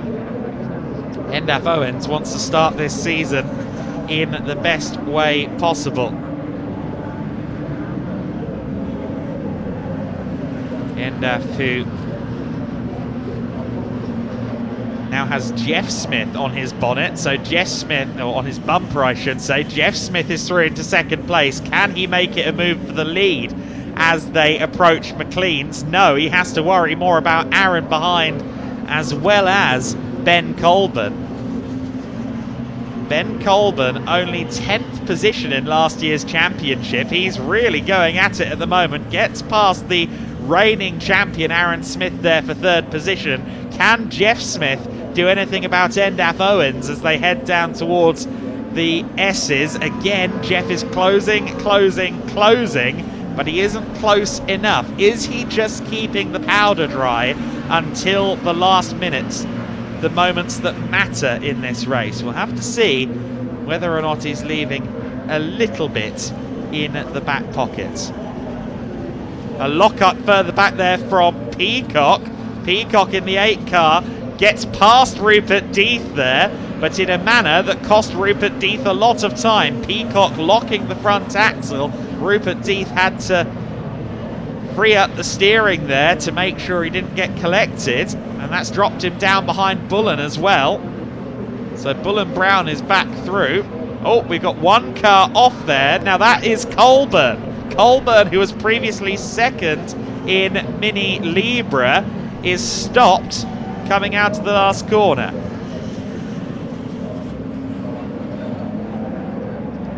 So that's a really unfortunate end for Richard Colburn. I think is the father of Ben Colburn, who is fighting in the Miglia class, if I'm not mistaken. Richard Colburn, unfortunately, has come to a halt then in the Libra class car, the 219.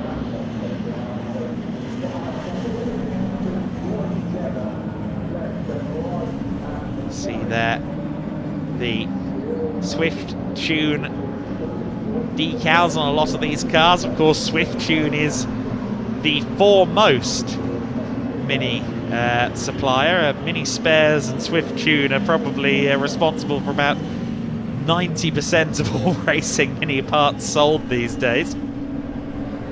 Here we see the battle for the lead once again. Endap Owens still with Jeff Smith right behind him. Of course, Swift Tune engines, always the most trick Mini motors. And to the inside there goes Jeff Smith for the lead. He's finally made the move for the lead, but immediately Endap Owens, a bit of a hip check between the two of them. Endap Owens just cut back to the inside of Jeff Smith there. Now, is either car wounded and have tempers flared in either cockpit? Because if so, the next 3 minutes and 20 seconds could get intense. Was that a statement of intent from Jeff Smith to say, yes, I have been holding back Endap, I've been watching, I've been learning, and now in the final 3 minutes, I'm going to be fighting. Let's see. Owens, Smith, Colburn, Aaron Smith, and then Curley, the rest of your order. This will be the penultimate lap of the race this time by, so it is the penultimate lap now. 2 to go, 1 and change left in this race. Through towards McLean's they go once again, and certainly Jeff Smith is welded to the rear of Endap Owens. It always looks like Jeff Smith gets a good run out of the old hairpin and the craners, but can he turn it into an opportunity as they exit Coppice? He gets a good run through Coppice this time. Look at how close he is to the back of Endap Owens as they now drag race down the straight. It's going to be 3 wide because here comes Ben Colburn as well. 4 wide because here comes Aaron Smith. It's Endap Owens who retains the lead. Colburn in second place. Jeff Smith demoted to third, make that 4th place, and Curley, the only driver from 2nd to 5th with a decent run through the S's, is now looking to the inside of Jeff Smith and gets through. Jeff Smith was challenging for the lead 30 seconds ago. He's now down to 5th. The ebb and flow of Mini Miglia racing on a full display, and they come across the line now to begin the final lap with Endap Owens maybe 2 or 3 car lengths clear of the chasing pack. 0.9 of a second between Owens and Colburn.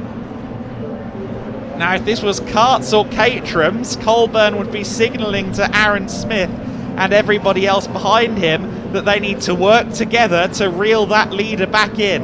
And I imagine that's exactly what Colburn is trying to do here. If Aaron Smith attacks Ben Colburn, then they're not going to close in on the leader. If they work together through this section, they might, but I don't know that Aaron Smith is complying right now as they run through the craners and back down the hill through the old hairpin. Endap Owens with almost a second over the rest of the field coming across the line. I think he's too far away now for anyone else to challenge. The closest battle out there on Smith is Jeff Smith with Curley in the 98, and in fact Ian Curley has lost back out to Jeff Smith since they came across the line to begin this final lap of the race. The clock is going to hit 0 while they head down towards the Melbourne hairpin, and it is going to be Endaf Owens with a distinct advantage as they fire their way through the S's.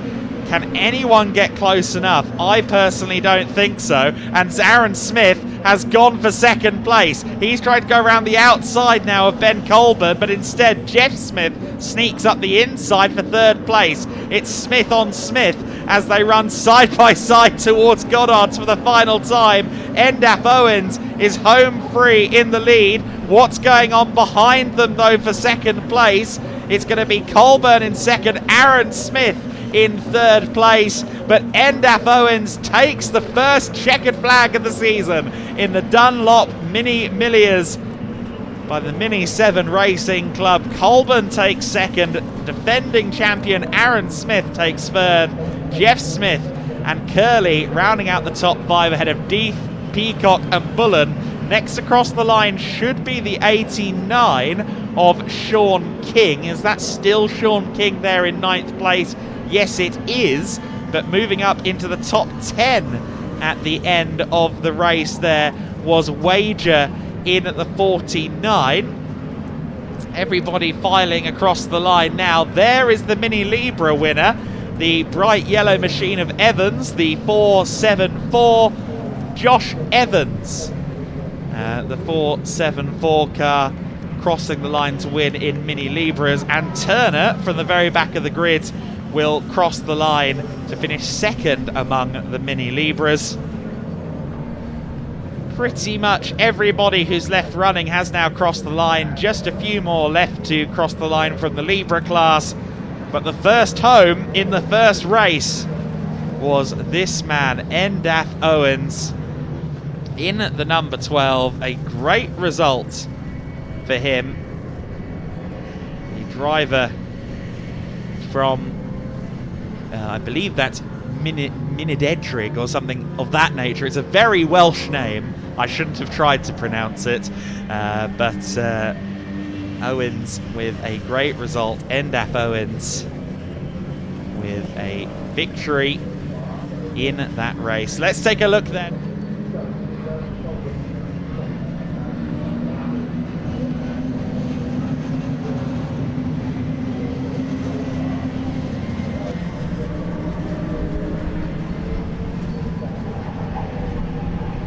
Everyone else's advances. Of course, it was an all-Smith fight at the very start of the race, as you can see here. Aaron and Jeff running in tandem at the front of the pack.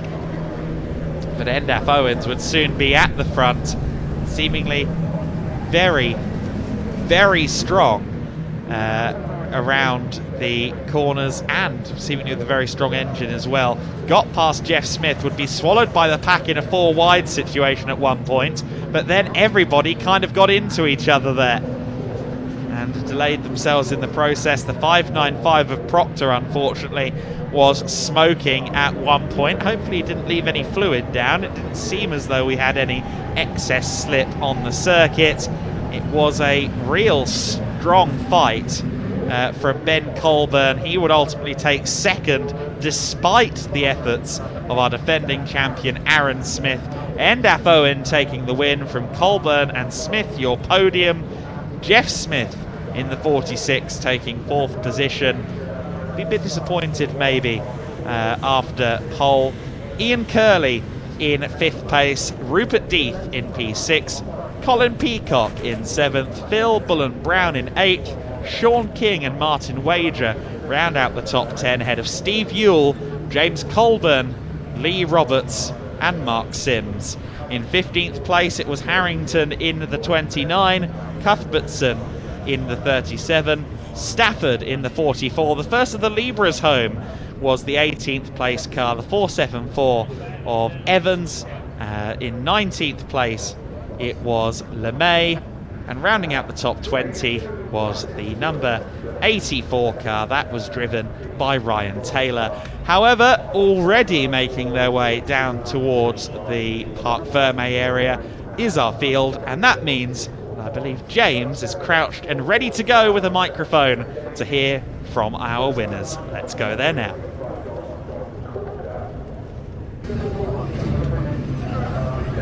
Well, welcome down to Park Fermé at the end of what's been a fantastic Mini Miglia race. Endaf Owens is just behind me, the winner of this first race of the weekend. Endaf, I'm so sorry, I'm going to take you away from your adoring fans for one moment, because you've just won the first race of the season, the first round here at Donington. How does that feel? I don't know, I only entered Wednesday, so I wasn't planning doing much, but that was a bloody good race, as they say. Yeah, really good.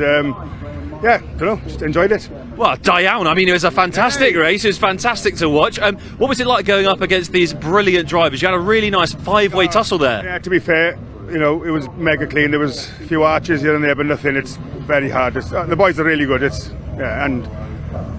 how it goes now. It's brilliant. Do you reckon you can keep this up for the rest of the weekend? Oh, I don't know. God, I'm lucky to finish a race. My track record's not very good, so yeah, chuffed. Excellent. Well, I'll let you get back to your adoring fans and your post-race drink. Let's see if we can find the other men who've managed to top the timings. I'm going to look for Ben Colburn. It is number 55. John, I'm so sorry. I'm just a little bit more nimble than you because I've not got a giant camera on my shoulder. Ben, fantastic race from yourself. I mean, that was quite the tussle for the top five, really. Yeah, I mean, after yesterday with the testing, we didn't actually complete one full lap, so you know, qualify fourth and then get a second place in the first race is pretty mental. So. Well, you completed more than one lap today, that's for sure, Ben. And how was the car actually feeling out there? Because it's a bit windy, but it's nice and dry, so you can really put your foot to the floor and give it the beans. Yeah, exactly. I mean, the car felt great. I mean, thanks to the team, they've done an amazing job as always. And you know, with these minis, it's all about slipstreaming. So yeah, it's great racing. Well, I mean, the slipstream is obviously very important. You don't want to get too close, do you? Because the next thing you know, you're in the back of another Mini. Yeah, exactly. I mean, we're all so close together. I mean, you can go 5 wide probably around every corner around here. So yeah, it's great to be in and great fun. So loving it. Yeah. Awesome. Well, Ben, enjoy the rest of the weekend. We're going to find the final podium finisher, Aaron Smith. I mean, I found his car, but I can't find where Aaron Smith has got. I've got a fan pointing me in the right direction. Aaron Smith. Aaron, congratulations on third, sir. How does that feel? Oh, mega! What a race there. I went for the lead. I had it for a short period of time, but yeah, absolutely mega. Like the support from CAD and Minisport goes without saying. Like, it is mega. So yeah, what a race. What a race indeed. I mean, let's talk very quickly about what it was like at the front there between the 5 of you really that were just sandwiched together. I mean, it's incredible skill from all of you to keep that racing going for the full 20 minutes. It was frantic. The car was screaming for mercy towards the end. On that last lap, I thought I was going to end up in the paddock, where it was not stopping for that hairpin. But yeah, what a battle. Like, you just couldn't really get away. There is one hell of a headwind here, and that you think you've broken away, and then all of a sudden they're on the back bumper again. So yeah, what a race. The wind causing havoc, but really if the conditions can stay like this for the rest of the weekend, you guys might feel a bit confident to, you know, get these things motoring at full speed really. Oh yeah, I mean, don't get me wrong, I was trying very hard out there. So yeah, no, mega result. So yeah, happy for the team, like, good result. What do we think for the rest of the weekend? Are you feeling a bit confident now after a podium finish? Oh, definitely. I mean, it puts you in good stead for the weekend there. I mean, to get on the podium straight out of the box. So yeah, mega job.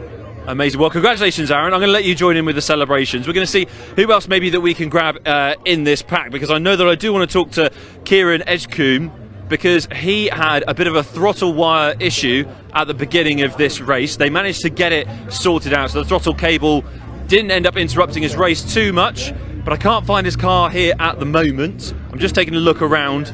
John, try and stay with me, mate. I do apologise about this. He'll be towards the back. But I don't think he's actually made it back into Park Fermé. So for now, we'll just see who else that we might be able to grab.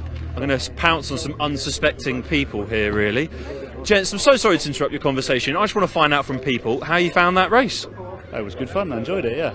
Excellent. We want to keep the focus on fun. And how was it for yourself, sir? I mean, these minis can certainly put on a show. Absolutely brilliant. These little minis are fantastic. So my third time out in one of these, and they're just so grippy. I mean, they're grippy, they're fast, the slipstream's fantastic. Are you guys looking forward to the rest of the weekend? Absolutely. Good race tomorrow. Looking forward to it. Nice and bright. I'm not sure my biceps are looking forward to the rest of the weekend because they're really hard on the arms, these things. Hey, look, better you than me, gents. I'll leave you to it. I'm so sorry to interrupt your little tea talk. Well, that wraps it up for the Mini Miglia race, the first one of this weekend. But there's plenty more racing action still to come at Donington, including more British Touring Car Classic racing.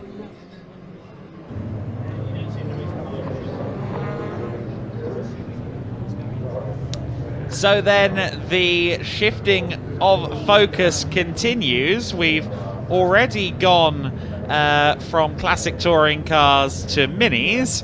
We now go from minis back to classic touring cars, albeit a wildly different grid of CTCRC machineries, the pre-83s, the pre-93s, and perhaps most importantly for those of you watching at home, we're going to get a bit of a taste of the 90s because the Super Tourers are out on the circuit as well. For those of you that played Toka touring cars on the PlayStation 1, this is the grid for you. As you can see, Danny Harrison is our pole sitter, and one must admit it's a all BTCT front row of the grid in the Super Tourers. So even though it's the Super Tourers class, as you can see, it is two newer cars, the 2000s BTCC cars on the front row. Danny Harrison in the ex-Dan Eves Honda Integra, and the Vauxhall Astra Sport Hatch, an ex-Colin Turkington car, on row 1 alongside him. Paul White in the Honda Accord, that's a Honda Accord D Mark V on row 2, alongside Richard Wheeler in his fabulous Nissan Primera. AJ Owen is set to start from row 3 of the grid. However, that car was being worked on quite heavily at the conclusion of qualifying. So we'll have to see what happens there. We have unfortunately seemingly lost a few cars. I know that the likes of Jason Hughes are here. However, they're not listed on the grid sheet. Hopefully they will be out there. Stuart Waite is the first of the pre-93s in the BMW E36 M3 alongside Sean Morris, the numbers 1 and 36. Ian Bauer in the 44 is next. Always good to see Ian out there. He's alongside Terry Davis. An all BMW E36 first 2 rows of the grid. Another one is next. Kevin Willis at the wheel alongside Jonathan Corker in the first of the pre-83 cars. That's the very nippy Datsun 510. Stephen Primmett will follow. Of course, Primmett always very quick. Michael Seaborn is next, the Jaguar XJS. Mark Chollerton on row 10 alongside the Volkswagen Corrado of Byron Aldous. That rounds out row 10. Row 11 is Carl Shreve. Carl Shreve is joined on that row by Bob Bullen in the 169. Tom Harvey in the number 3, the always sideways half-speed Escort alongside Mark Osborne in the Triumph Dolomite Sprint. William Davison is next on row 13 alongside Simon Jeffs in his very well turned out Volkswagen Golf Mark 1. Graham Myers on the number 9 car on row 14 alongside the Big Cheese himself, Stuart Guy, on row 14. Peter Bulbick on row 15, Colin Claxton alongside him. Lots of Fords there in that cluster of the grid. And row 16, all alone on the back row, is Nick Williamson in his Rover SD1. Great to see an SD1 out there.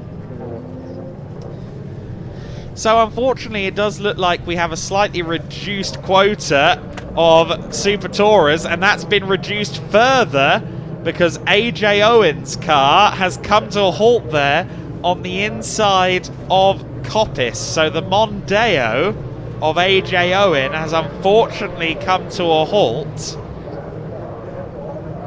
There you see AJ rather disgruntled walking away from this car, which was leaking vital fluids onto the garage floor earlier today after qualifying. They got it back out there, but seemingly it's not yet a very happy car.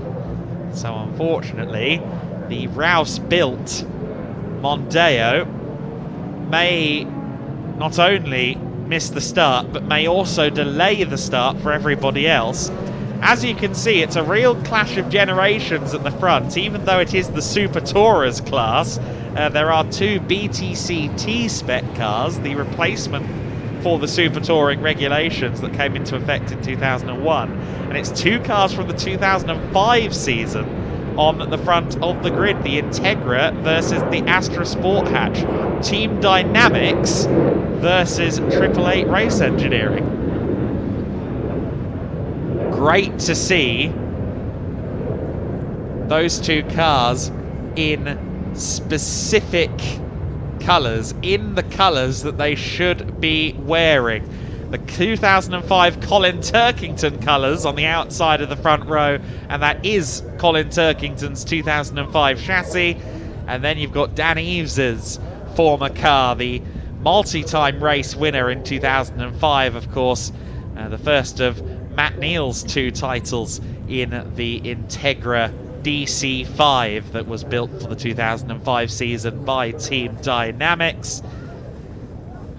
In the 2005 season, that car was responsible for no less than 5 race wins, the pole-sitting car. And then in 2006, it was in the hands of David Pinkney. You might remember the black and pink entry from the Motorbase camp in 2006. Unfortunately, AJ Owen's car, as we see, is causing a bit of a delay. Everyone just being formed up into the right grid slots at the moment, but I suspect we will have a slight delay while they cope with AJ Owen's car. Unfortunately, Jason Hughes isn't out there. We were expecting Colin Sauter's Peugeot 406, but I don't think we've seen that in the paddock this weekend. But still going to be interesting to see, actually, whether or not any of the pre-93s can get in amongst it with the full-fat Super Tourers. We'll have to see. Of course, Richard Wheeler's car is in fact... Richard Wheeler is in fact an ex-Leslie car. That's chassis 57, the Nissan Primera on row 2 of the grid. That car is David Leslie's machine from the 1999 British Touring Car Championship. The following year, it actually won the Swedish Touring Car Championship in the hands of Tommy Rustad. So Richard Wheeler's car with a lot of provenance, and actually a former CTCRC, a former Classic Touring Car Racing Club Championship winning car, 2010 Classic Thunder winner with former owner Keith Butcher, the chassis that Wheeler is driving today. As you can see, the marshals are working very hard here to lay down some cement dust because oil has sprung itself free of AJ Owen's Ford Mondeo.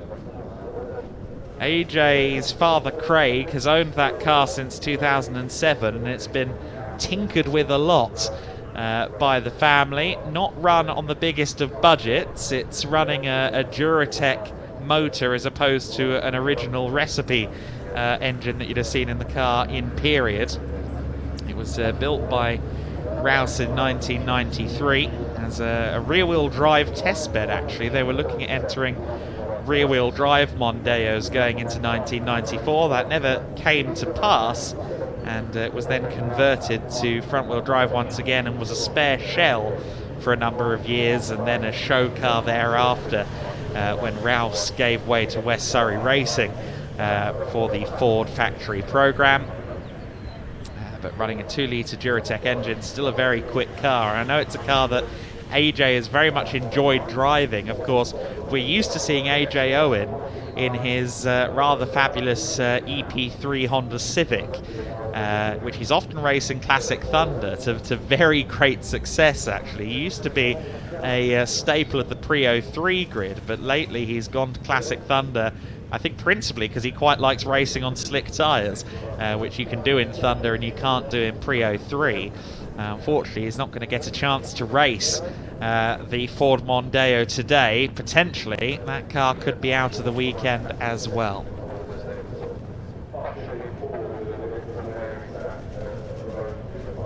There you see the marshals hard at work. The flatbed's out there for the car as well, so that indicates that it is all seized up, unfortunately. So this is going to be a lengthy process of getting the car onto the flatbed getting the oil removed from the circuit. We'll have to see whether or not they do a second formation lap. One would suspect that's a possibility. The drivers at the front, are going to be so keen to get going, of course. They've been waiting all winter to get these ex-BTCC cars out on the circuit, and now that they've got the opportunity, it has been rather cruelly delayed.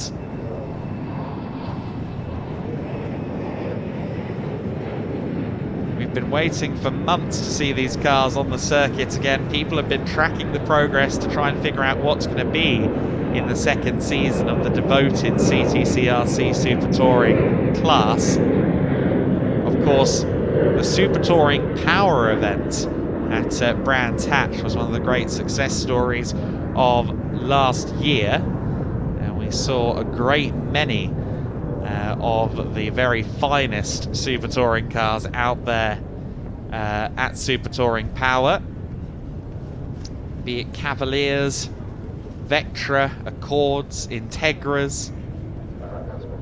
In fact, Integras, of course, in the Super Touring class by virtue of being a BTCT car, but we even had a couple of Super 2000s as well, occasionally getting involved in this championship too. Even though it is branded for the Super Tourers, there is the ability to enter various different types of early 2000s BTCC car in addition to the 90s Super Tourers. Regarding our pole sitting car, as I mentioned, the ex-Eves chassis, after it went to David Pinkney for 2006, it then found its way to John George for 2009. You might remember at the end of 2008, John George had a mighty hit, a roll at Brands Hatch, which wrote off that chassis. So for 2009, he drove chassis TD02, which is the chassis that is on pole position today. It got through it unscathed, and then going into 2010, the car was driven in the last couple of rounds of the season by Honda stalwart James Kay. The car has subsequently appeared in historic races with Bernard and Marcus Hogarth, and the car has been with Tajiwa Imports since 2020. But it is a snapshot of 2005 British touring cars that we have at the front of the grid, with Turkington's X car alongside the ex Eves car. So Dan Eves and Colin Turkington are back, sort of. At least their cars are back anyway. Two race-winning cars from the 2005 season. A season that was fairly thin on the ground, actually, at least in the very early stages. But it was a very competitive season nonetheless. Of course, you had the factory Vauxhall Astras, you had the very, very well-prepared independent Honda Integras, you had the factory Seats, of course, fronted by Jason Plato. Some competitive independent entries as well, looking at the likes of Rob Collard in an MG ZS. That car was very strong in 2005. Another driver that raced BTCC in 2005 was, in fact, Jason Hughes. Jason Hughes is here. Don't know why the Vauxhall Vectra hasn't taken the start of this race, but I have seen Jason Hughes's paraphernalia in the paddock, so Jason should be here. And of course, at the time, he was also driving an MG ZS.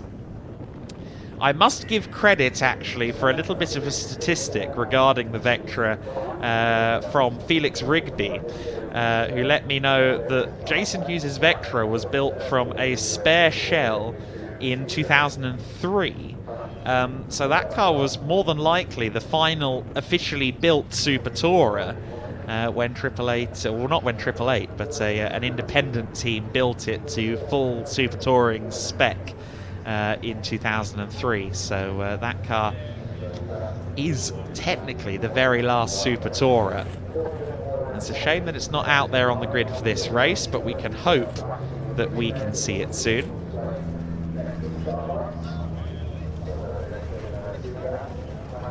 So then the AJ Owen Mondeo is now on the flatbed, as you can see in the back of shot. It's trundling down towards paddock. That means that hopefully obstructions are now minimal on the circuit, which would then mean we can hopefully go racing in the near future. As you can see, the safety car is there at the front of the queue, so they will inevitably send them out for another formation lap.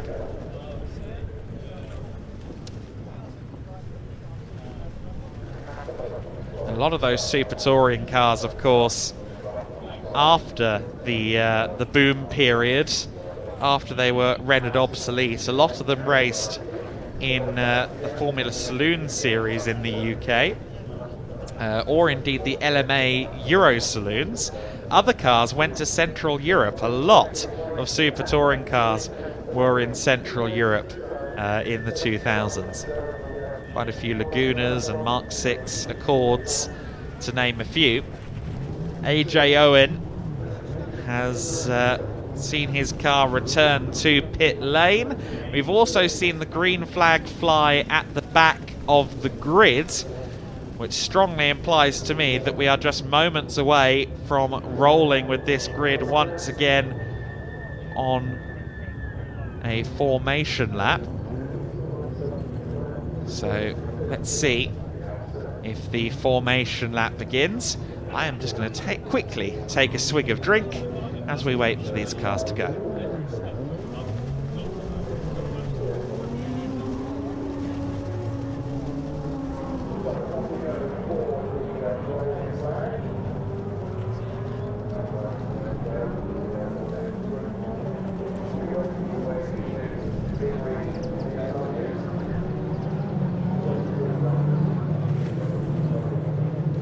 So then, cars rolling on this formation lap.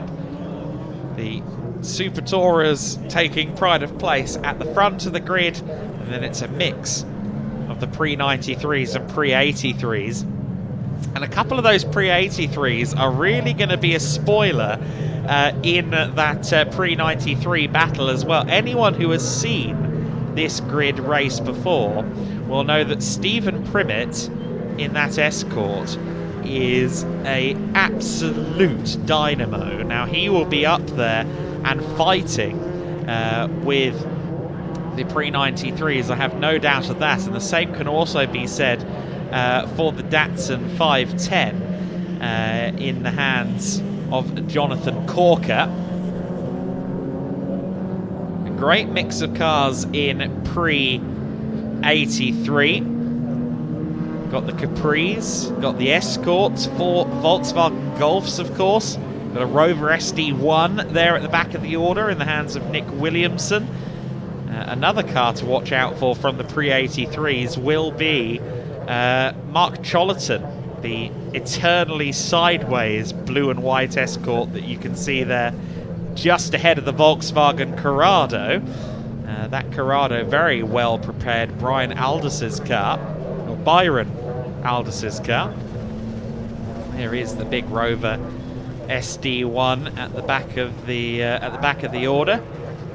3.5 litre Rover V8. Of course, we say Rover V8. It's really a Buick V8 that they found in a shipyard somewhere in the 70s and said, yes, we'll have that design. And that car is another very impressive machine. You'll be unsurprised to hear that some of the Birmingham natives in our production team are drooling over that car, of course. It is one of their own, a Longbridge special, so it makes a lot of sense that that car is particularly revered by the 24/7 TV crew. The Super Touring cars are now heading through the Melbourne hairpin. Of course, it is going to be a battle of generations. Will it be the 2000s BTCT cars that end up on top in this race, or will we see one of the true Super Tourers of the 90s move up from the second row of the grid? That Paul White Honda Accord is a very impressive car as well, of course. That's a 1996 spec car. And we are underway. The rolling start is on then for the Super Tourers. Who's going to lead it into the first corner? Will it be Morgan around the outside? He's trying to hold on to the outside line, but Danny Harrison with a nose ahead of Alex Morgan. Then Alex Morgan has to settle for second. Meanwhile, the two potential ex-Leslie cars on the back of the grid. We've got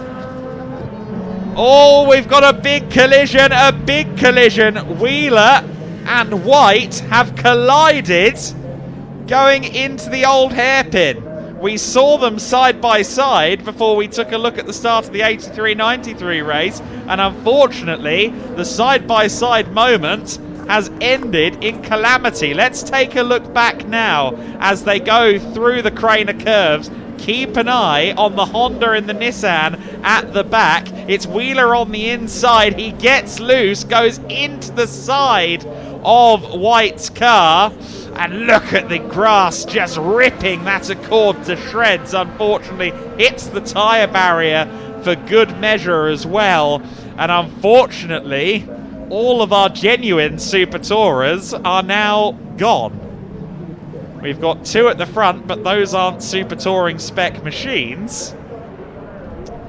But unfortunately, Paul White's car and Richard Wheeler's car have triggered a safety car, to the surprise of nobody. There's still some shifting and moving going on around the 83s and 93s, but I think everyone's slowly getting the memo that the safety car is out.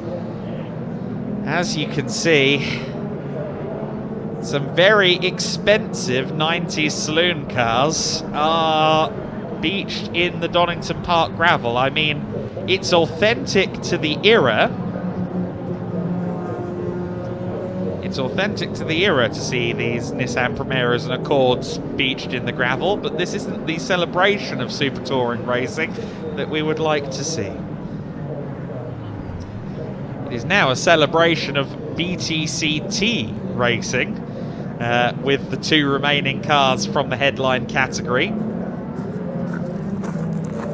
There is the scene of the crime, and unfortunately it was Wheeler's Primera, as we saw, that stepped out. As we get another look at that replay, there's a great scrap between Harrison and Morgan for the lead. And, oh goodness me, Richard Wheeler will be so disappointed with that. He'll know that that was all him, unfortunately. And Paul White was the rather innocent bystander in that one. The 1996 Honda into the tyre wall. That car has been variously driven by Gabriele Tarquini and indeed Ash Sutton at historic events. We've got another car off as well. The 49 Triumph has had an issue out there on circuit. That is the Osborne car, of course. So Mark Osborne with an issue.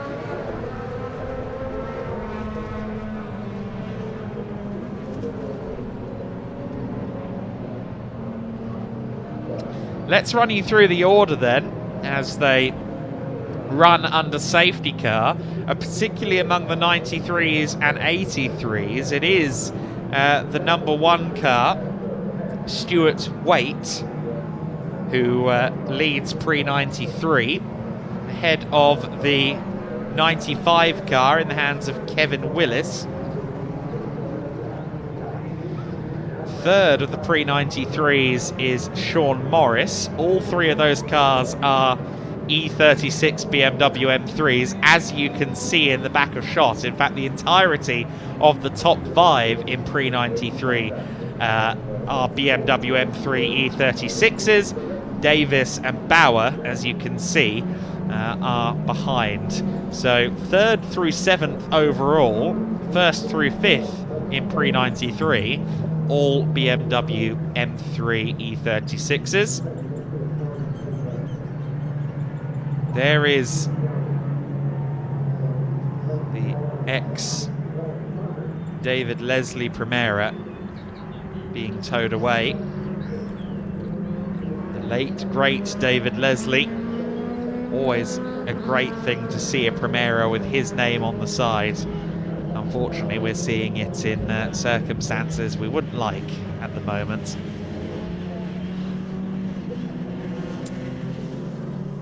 Nine minutes and 30 seconds left on the clock. We'll see how much racing we get out of this. And of course, when we do go racing, we'll see whether the Pre-93 cars can maybe knock on the door a little bit of the BTC T-class machines. Of course, they are running within the Super Tourer division of Classic Touring Car Racing Club, but they're not Super Touring cars. They are BTC T-spec machines from the 2005 British Touring Car Championship season. The first of the Pre-83s, as you can see just in the middle of the pack, is the blue, white and red Datsun 510. So Jonathan Corker leading Pre-83 ahead of Stephen Primmett. That will be a bit of a scrap among the Pre-83 cars, I'm sure. And they'll have the not insignificant company of the big Jaguar XJS just behind them. That's one of the Pre-93 cars. That's a 4-litre Jag. So that's not the full-fat V12 Jaguar XJS, but rather the straight 6 version.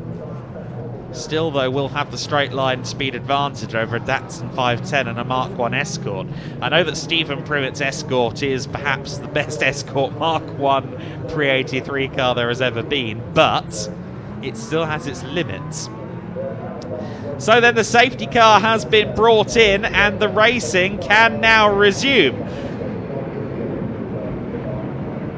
So then it is the number 8 car of Danny Harrison that leads them. Danny Harrison in the Integra Type R ahead of Alex Morgan in the Astra. Then it's the Pre-93 battle, as we can see. And has there been a change there in Pre-93? I couldn't quite see the numbers. I think it is still weight at the front of Pre-93. There is the Pre-83 leader, Jonathan Corker. Can't miss the number on the side of the 85 car.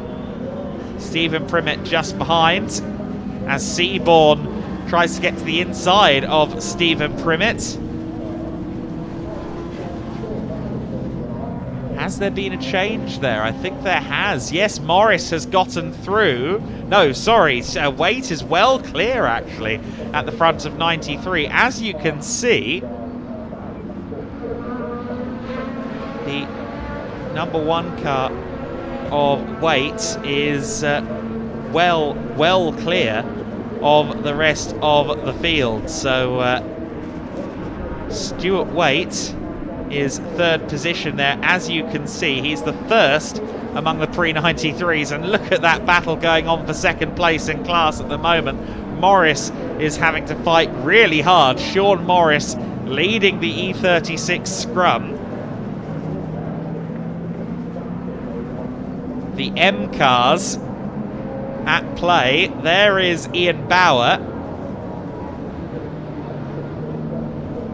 The Bastos Fina Spa 24-hour tribute livery at the front of the pack, of course. Then it's Willis in the 95 behind Morris.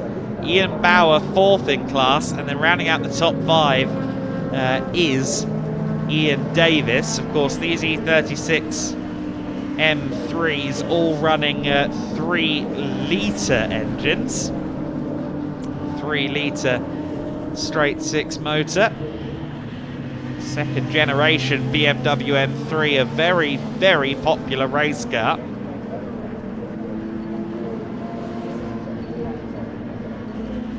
There's the pre-83 battle. It's still Corker ahead of Primmett. However, Primmett is usually very quick in a straight line versus some of his pre-83 peers. A hugely successful driver, Jonathan Corker, in a spin. Was that the oil from AJ Owen catching him out? He just about saves it. Jonathan Corker very wide into the corner, but he kept it in a straight line. Willis to the inside of Morris for second in pre-93. And it looks as though Sean Morris has got it done. Yes, he has.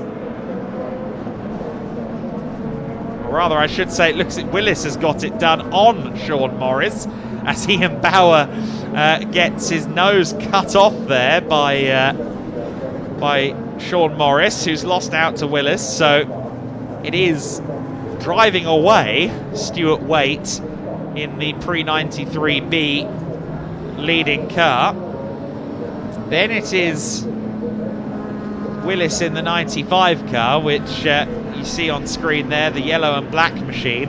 Interesting to see that's still got a number plate on the front, isn't it? You look twice if you see that in your rear view mirrors. Ian Bauer to the inside line there of Sean Morris, but can't get it done there for third in the pre-93s.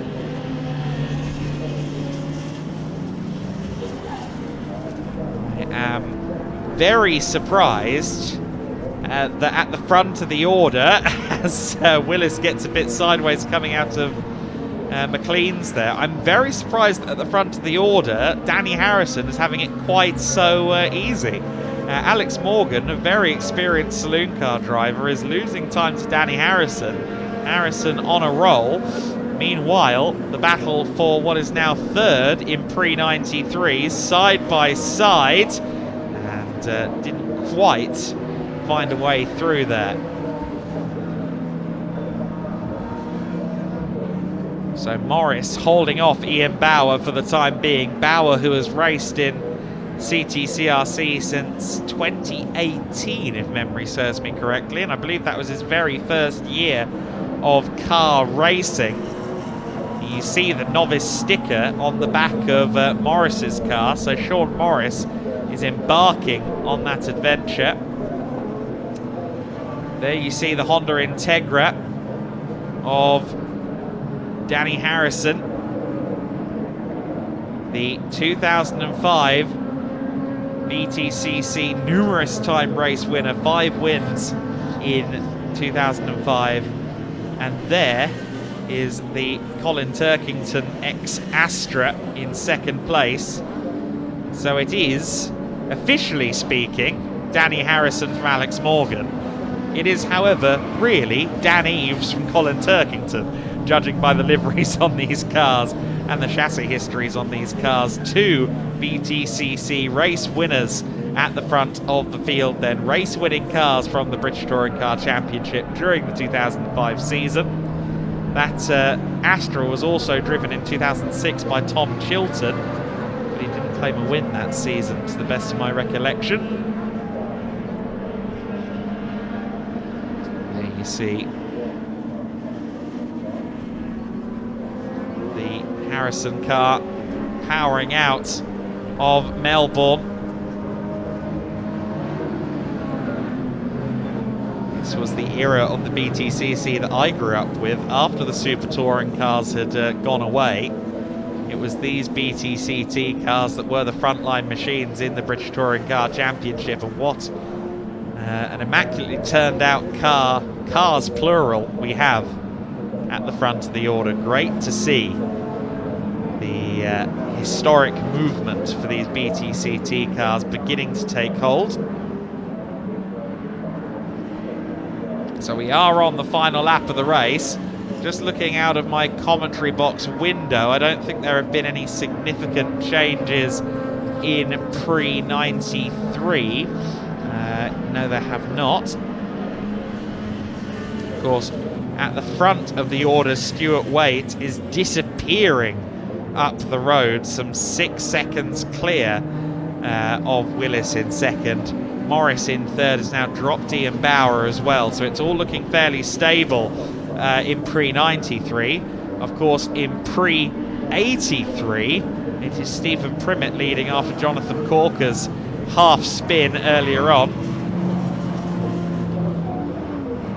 Clock has hit 0 on the race, and is it just me, or is Harrison backing off a little bit? Is something wrong with Danny Harrison's car on the very last lap? It does look to me as if the Integra is slowing down, and Alex Morgan, oh, the Integra goes straight on, and into the wall goes Danny Harrison.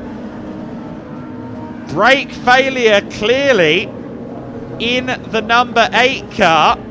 He walks away, clearly saw.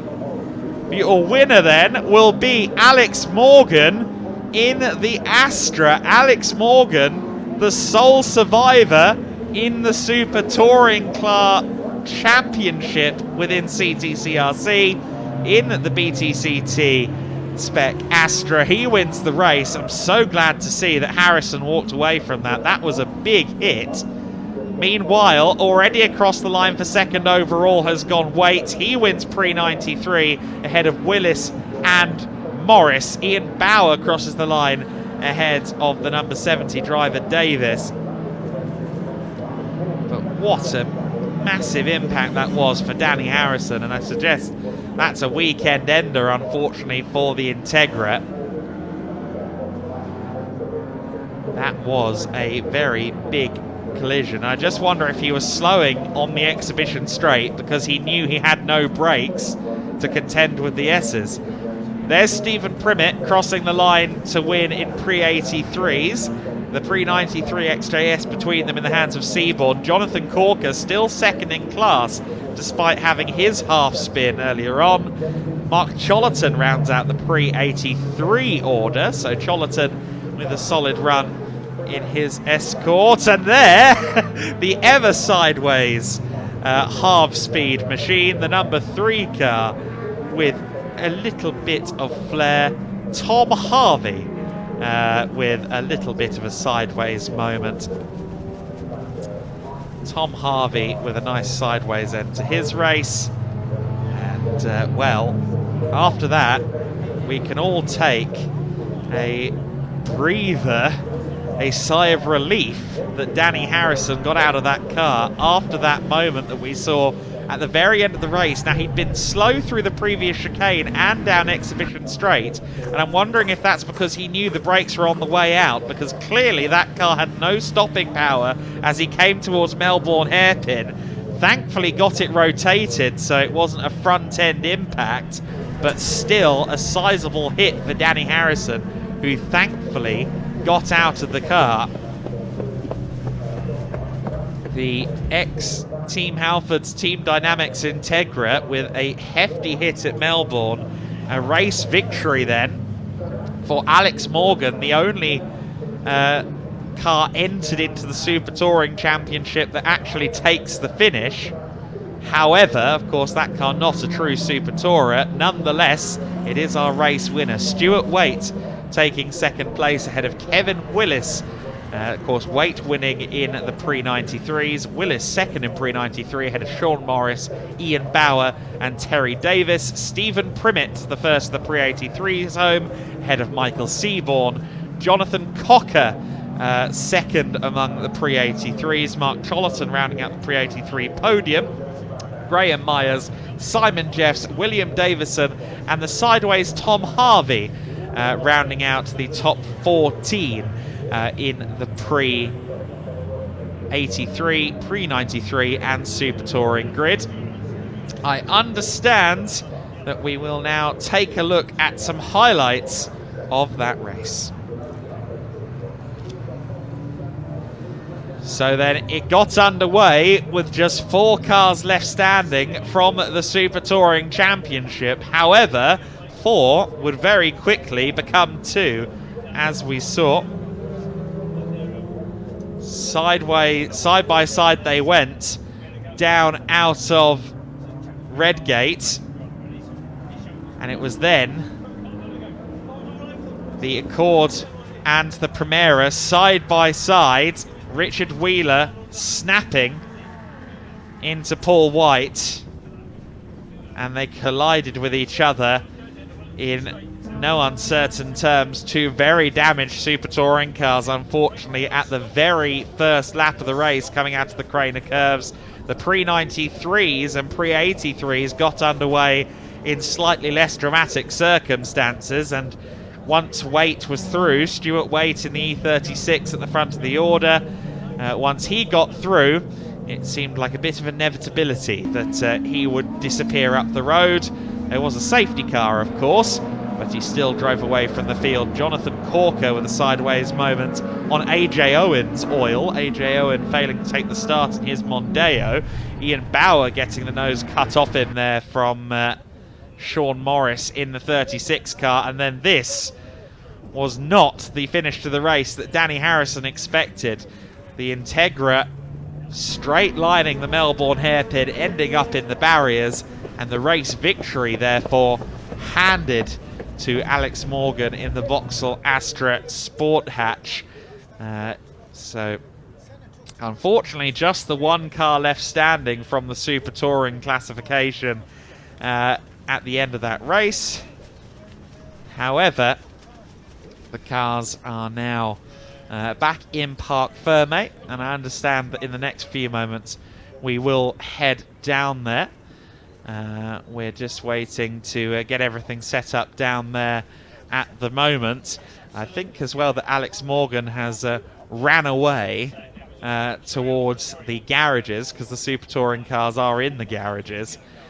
So we might well just hear from some 93 and 83 runners down there once James is ready to go. You can really tell a story with some of the grass or lack thereof at the Craner curves. Jonathan Palmer quite famously doesn't like his grass being tampered with, but there is a lot of churned up grass. Of course, it was a very wet morning here at Donington. The grass is very damp, and if you go off track at the moment, you do end up ploughing it. So then, we were scheduled to have the British Endurance Championship running at 3 o'clock. Of course, we are running a bit delayed. Curfew is 6:35, so we've got time. But the 2-hour British Endurance Championship race is what will be next, with our GT3, GT4s, Cup cars and touring cars throughout the order. A nice varied field, as always, for the British Endurance Championship. Meanwhile, the marshals working to clear the circuit at the moment, make sure that everything is a-okay. I imagine they'll put some more effort potentially into the situation at Coppice, because it certainly looked like there was still oil down. At least I assume that's what caught out Jonathan Corker going through Coppice, and they don't want to unleash the big bore GT cars of the British Endurance Championship onto an oily surface.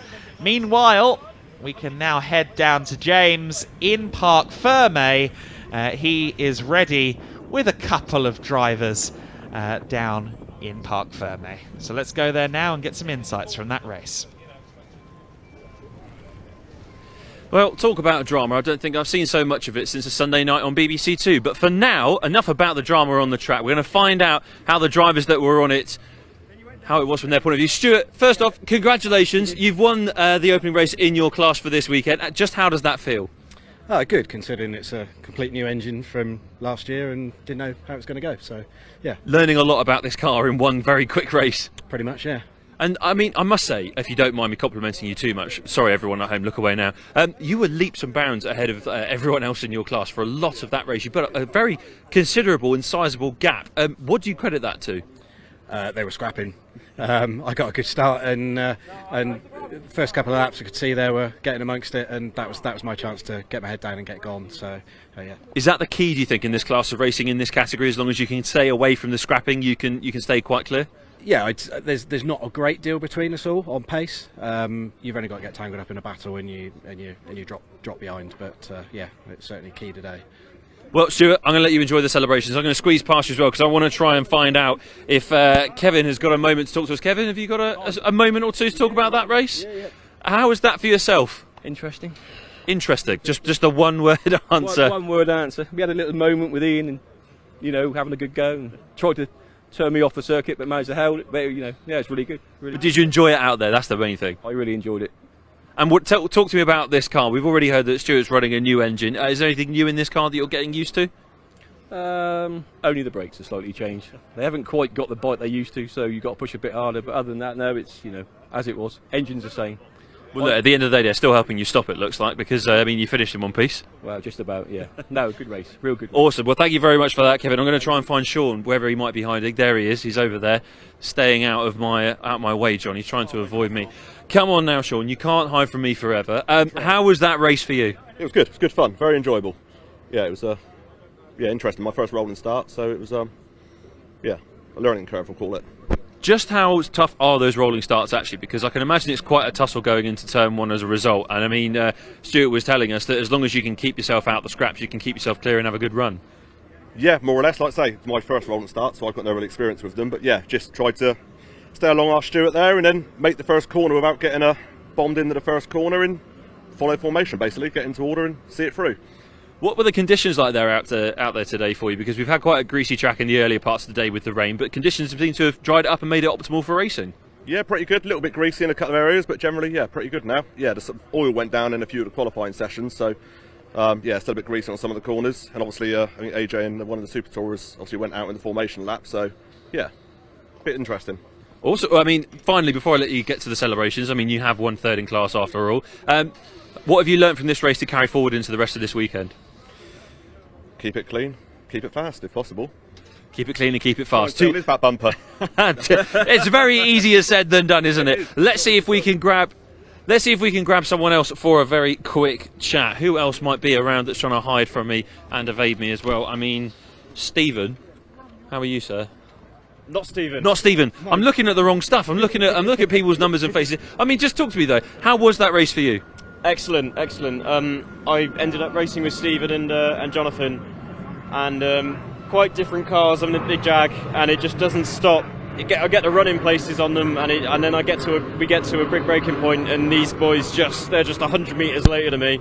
So it turned into a really good little scrap, free wide at times. It was a bit mad. Really good fun. I'd imagine you were throwing some very interesting defensive shapes during all of that, weren't you? Yeah, well, the good thing about mine is it's got that torque that I can actually, as long as I get off the corner all right, I'm okay. It's just it's on the brakes where, yeah, they can throw something at me from miles back because their cars just stop and mine sort of doesn't. Well, talk to me about this purple power rocket that's hiding behind us. I mean, it's number one, it's beautiful to look at. Great colour choice, I must say. My mum will be enjoying that as well with the purple. I mean, how long have you raced with this car? I mean, is there anything you've changed ahead of this season, perhaps, that you're getting used to? I've had it a few years now.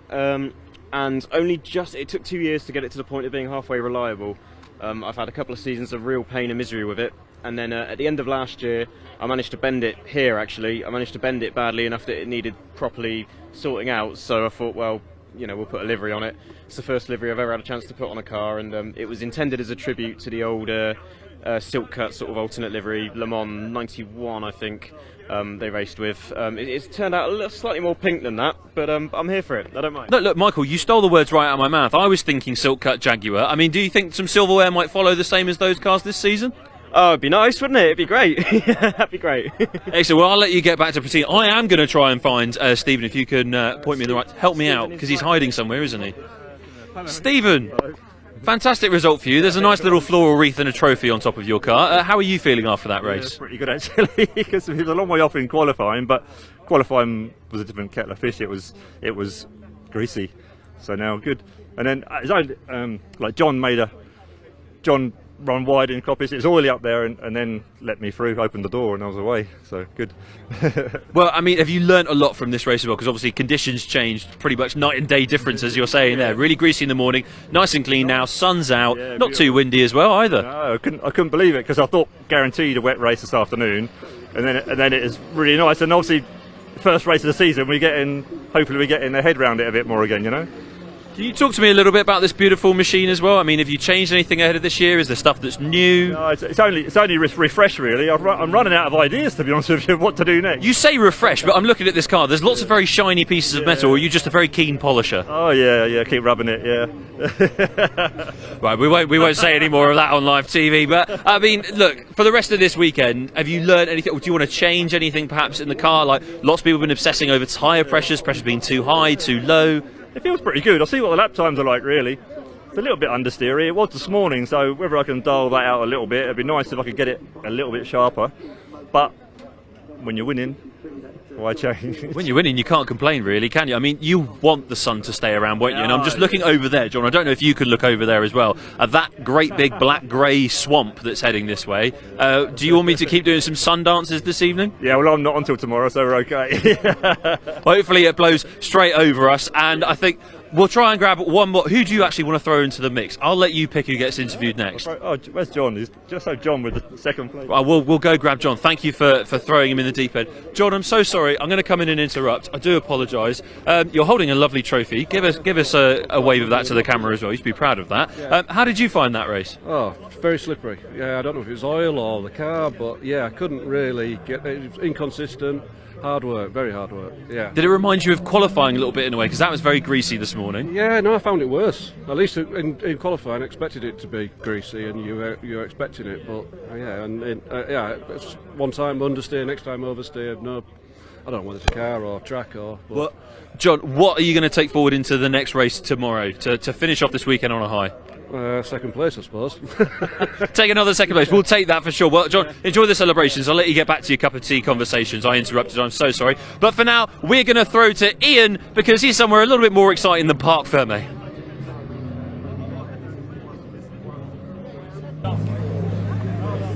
Hello everybody, I'm at my favourite place possible. Yes, we are on the start-finish straight here at Donington, about to start for the British Endurance Championship, race 1 of the 2024 season, and it is a familiar face on pole position. Yes, Peter Ursig will be lining up on pole very shortly. Now listen to this for the top 8. This is the different cars we've got. We've got an Audi, a Lamborghini, a Ferrari, a Porsche, a McLaren, a Ginetta, a KTM and a BMW. That is your grid for the top 8. Unbelievable. We are going to move down a little bit. In fact, I can see, if you just come with me, FaZe, we can actually see the man on pole position. It is Peter Ursig behind the wheel as well. He's the 2023 British Endurance Champion driver of the series. We're going to go grab a quick word with him. He's driving with Hugo Cook today, and rather interestingly, Hugo Cook was at Donington Park this morning. He only just arrived late in the day. We will grab a quick word with Peter very shortly if we can. I think it might just get the car out, but a thing of beauty, isn't it? We've got the Ferrari just pulling up behind us as well. Bonamy Grimes will start the race in that car there. I wonder if, oh, thank you very much, that's awfully kind. And here is Peter. Peter, we spoke at length a little bit earlier, didn't we? Last season you had the most wins of anybody in the British Endurance Championship, didn't take the title. You're going to go for it this year though, right? Yeah, that's the plan, Ian. You know, we'd like to go one better than last year and win all 6 if we can, but ultimately it's the title that we're after. We've come second before and we'd really like to take it away this time. You got a different driver with you today. Hugo Cook's with you, and he's only just got here, hasn't he? He was at Donington Park this morning. Yeah, we signed Hugo up 4 weeks ago because Marcus is on a British GT duty, and then Hugo got an injury, so he's been practicing this morning. Did the first practice at Alton and jumped in the car and rushed down here, and now he's driving with us this afternoon. So glad to have him on board. You must be pretty delighted on pole position, but Lamborghini's looking a bit racy next to us. Yeah, it's pretty quick in a straight line, Ian, so it's important I get a good start and get my head down, and we'll see how the race goes. Top man, Peter, thank you very much. Best of luck out there as well. I'll just pull that too for Peter. Let's have a quick look. Let's just move around here. We've actually got a public grid walk at the minute, so we're just going to have to navigate our way through. And here is the Lamborghini. We've got John, I believe it's John Seal actually starting. I wonder if we could just pop this in, have a quick chat with John. John, can you hear me in there? Top man, top man. Qualifying went well. You're going to go toe to toe with that Audi today. Of course, that's what we're here for. That's what I like to hear. Now, slight different car for you. I believe it was a Ferrari last year, wasn't it? But this time a Lamborghini. Why the change? I had Lamborghinis before, and I tried Ferrari last year, but we've gone back to Lamborghini now. So we're happy with it. I'm happy with it too. It looks great. Thanks for chatting to us. There we go. Let's keep moving around, shall we? And move down the grid a little bit, shall we, as well? Let's catch up. This lady doesn't want to be, you don't want to be on a camera, do you? But let's just jump in and have a quick chat here, shall we? It's your husband, is it? Well, your good lady's just been trying to avoid the camera, but we've managed to get her on. But you're happy with how things went in qualifying? Yeah, we are, because we had a terrible testing days because the car was, we didn't have the car ready to come on the track, to be fair. So we've literally only had, me and Nick have only had literally about half an hour in the car. Wow. Pre-qualifying, so we're over the moon where we are today. What was it like this morning? Because the weather's been up and down, hasn't it? We have had rain, it's cold, it's windy, and then we have sunshine. No, we had a dry one. We had a lovely dry qualifying today, which is what we needed to get a good feel of the car. Let's just hope that cloud stays over there, don't we? It does. I don't think we could just turn the camera around very quickly and look down at Redgate, the first corner here at Donington. Those clouds look a little bit dangerous. Thanks for talking to us anyway, Richard. Thank you. Best of luck before the race as well. Let's keep moving our way down. Sure, I want to go talk to Team Brit over here. I'm just trying to see, I think it was Aaron Morgan in the car. Let's have a quick chat. I wonder if Aaron will talk to us. I don't even know how to open this door. Can we have a chat, Aaron? I can't even open. Look, I mean, how on earth do you even open this door? It's a big sign that says Paul. Look, I couldn't see that. That's it there. Couldn't see that. Here we go. Right, qualifying. How was it? Yeah, I had a brilliant session. You did. You certainly did. Now we're back with the McLaren again. What's the expectation for this season? We've got big goals, but we're going to have to really push as a team to achieve them. But we're all very capable, so yeah, things are looking good. Top man, you like Donington? I love Donington. Oh yes, good man. I'll see you in the pits later anyway after your stint. Thanks for talking to us. There we go. I'm not even going to touch that door. I'll probably just break it. We saw the KTM a little bit earlier, didn't we? If you were with us, and talking of doors and getting in and out, there's no chance I'm going to be able to touch that. Let's keep moving down, shall we? Here, we've got Mr. Steed here. Let's just jump in. He's on his phone. He's watching a live stream. He's not really. How are we feeling today? Yeah, really good. Yeah, no, can't wait to get back out in the car. It's been a very long time since I've actually been able to take part in motorsport and racing. So, yeah, very pleased to be back. Hopefully, we can have a good race. You look very keen. You look very eager. Tell us about the challenges around Donington Park. Yeah, I mean, keen as always, always looking to make the most of an opportunity. So being here, very pleased. Donington Park's actually one of my favourite circuits, so hoping to extract the most from it. But yeah, it looks like there's a bit of oil dropped earlier around parts of the track, which we had a feel of in free practice. So we'll see how we go from now, but I can also see a bit of rain coming over there that we were just looking at. That's what I was on my phone for. So I was trying to anticipate when's that arriving, so we'll wait and see. I'm a bit disappointed you're not watching BARC TV, but look, it looks like you're out second then, doesn't it? So hopefully that oil will be long gone by then, but you might have a bit of a wet one, I'm afraid. We'll see how we go. If not, we'll make the most of it, and we'll be fishing for the top spot, hopefully. Fishing for top spot, and keep those overalls clean. Look at them, they are shiny, aren't they? They're good. It's taking a risky one. A couple rounds, we might be going full black, but we'll see how we go. Top man, who's talking to us? Thank you. Josh Steed there. Let's keep moving down, shall we? I just wanted to go catch up. We've actually got Josh Tomlinson down here as well in the 213. Let's go have a quick chat with him and see who else we can find. We've got to actually, just before we do that, I believe we've got Chris in the car now, and I wanted to have a quick chat with him. Chris by Alan, let's have a quick chat. Chris, how are we doing? All right? Yeah, good. Looking forward to the first race of the season. What sort of work do you do over the winter, Chris? Does a lot of work go into the car, or do you just park it up, leave it, and then dust it off? The guys are a good team. They do everything over the winter.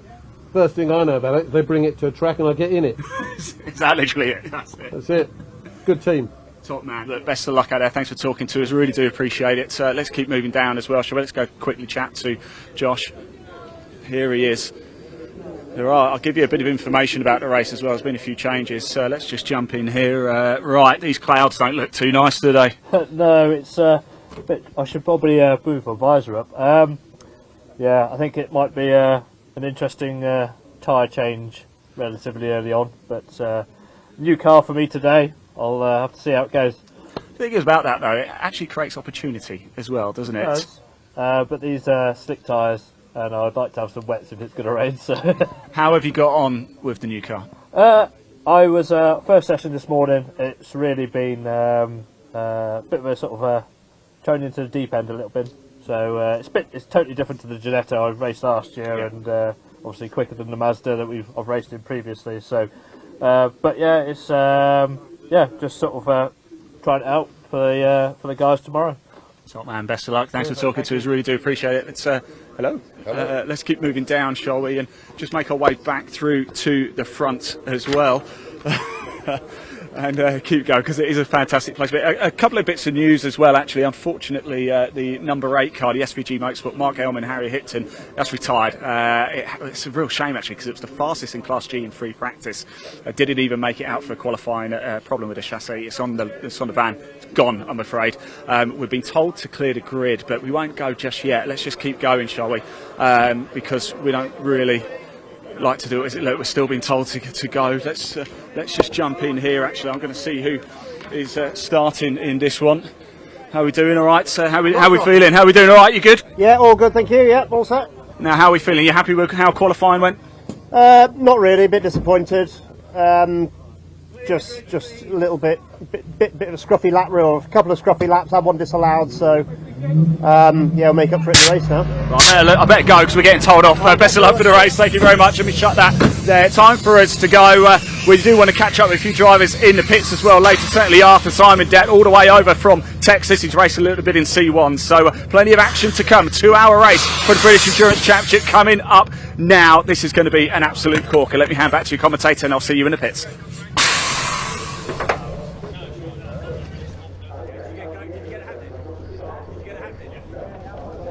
So then the 2-hour race for the British Endurance Championship is just a few moments away from beginning.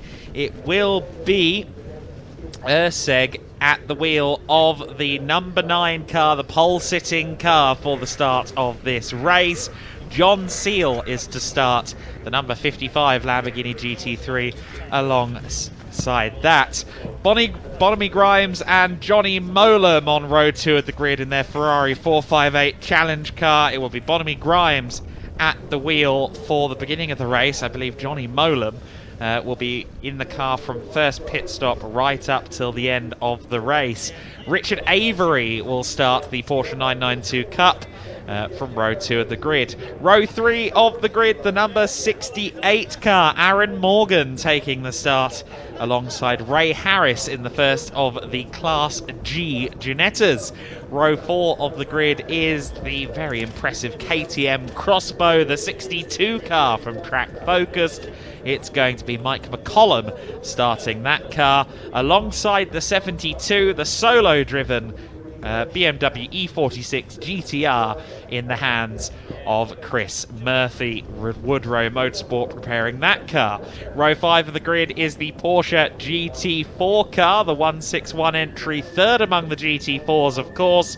That 161 car, or 116 car, as I think it might actually be, is going to be started by Balsidhu Josh Steed, who we heard from down on the grid. He'll be just behind him, taking the car over. Johnny McGregor from row 5 will be starting the Mac G Ginetta G55 Super Cup. So then that was our top 10 on the grid. The rest of the order, row 6, the Thompsons in their F-Type Jaguar with the LS3 engine. Garnett and Houghton in their Mercedes-AMG GT4 are next. Just to touch on the starting drivers there. I've just taken that information down from my screen, which is brilliant. The 88 car will be started by Adam Thompson, and the 25 will be started by Carl Garnett. Row 7, the Mercedes BTCC car will be started by the 75 of Jamie Callender. So Jamie Callender starting that car. the Seat Cupra alongside that, the 23. That is going to be started by Chris Byerlin. Row 8 of the grid, our final row. The number 8 car, unfortunately, isn't taking the start because of suspension damage. And the 213 of Josh Tomlinson rounding out the back of the order. So then the cars are on the formation lap. The clouds are overhead, and the amateur forecasting from our camera ops is telling me that 2 hours of racing may not go by without some interference from the rain. So that could be a big factor in this race. Cars are coming through the final few corners now. There is the field on the formation lap. You see the breadth and variety on the grid. GT4 cars from the likes of KTM, Mercedes, Porsche and McLaren, the big GT3s and Cup cars at the front. Peter Urseg in the Audi R8 GT3 leading them away. Now I understand the clock has started, as you can see on your graphics, so we are now running this 2-hour race, the first race of the 2024 British Endurance Championship has gotten started, albeit under safety car conditions, for a second formation lap before they go racing. I think that's in part because of the amount of oil and debris and general dirt that has been put onto the circuit over the course of the morning and the afternoon's racing. So they're just making sure that everyone is fully abreast of what's going on.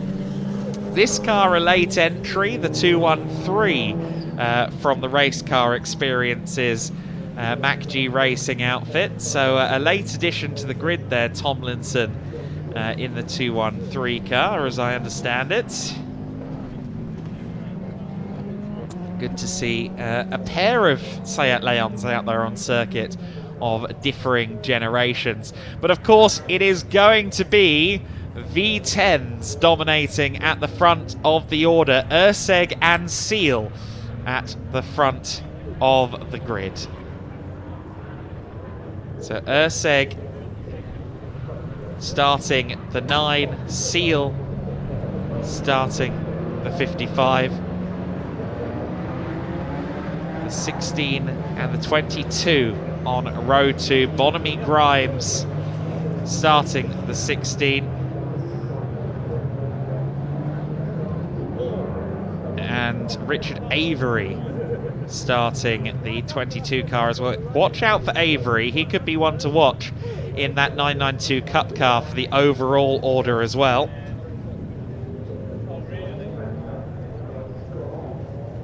So then, our cars rolling towards the proper start of the season in the British Endurance Championship. The race clock is ticking, but the racing will begin after they come out of Goddard's. The V10s, the V8s, the flat 6s, and much more besides will sing away as we go racing in the 2024 British Endurance Championship. It's an all GT3 front row, and it looks like it's going to be Peter Urseg that gets the best start of anyone. However, I did say look out for the Porsche Cup car. Around the outside there goes Richard Avery. He ends up down in 3rd place. A little bit of close running between them as we get underway. Bonamy Grimes there losing out to one of the Ginettas. That's a very fast starting Ginetta there in the hands of Harris. Harris having a really good start to the race. The Driven Performance Engineers Ginetta already up in 4th place, but Bonamy Grimes should have the quicker car, the Ferrari 458 Challenge machine. There is the KTM Crossbow GT4 car, running just ahead of its GT4 compatriot, the Porsche Cayman. The two GT3 machines streaking away. Those cars, of course, belong to Class A. The 458 Challenge has gotten past Harris, so Harris falls back a position. Towards the Melbourne hairpin we come for the first time. It is going to be Urseg that crosses the line.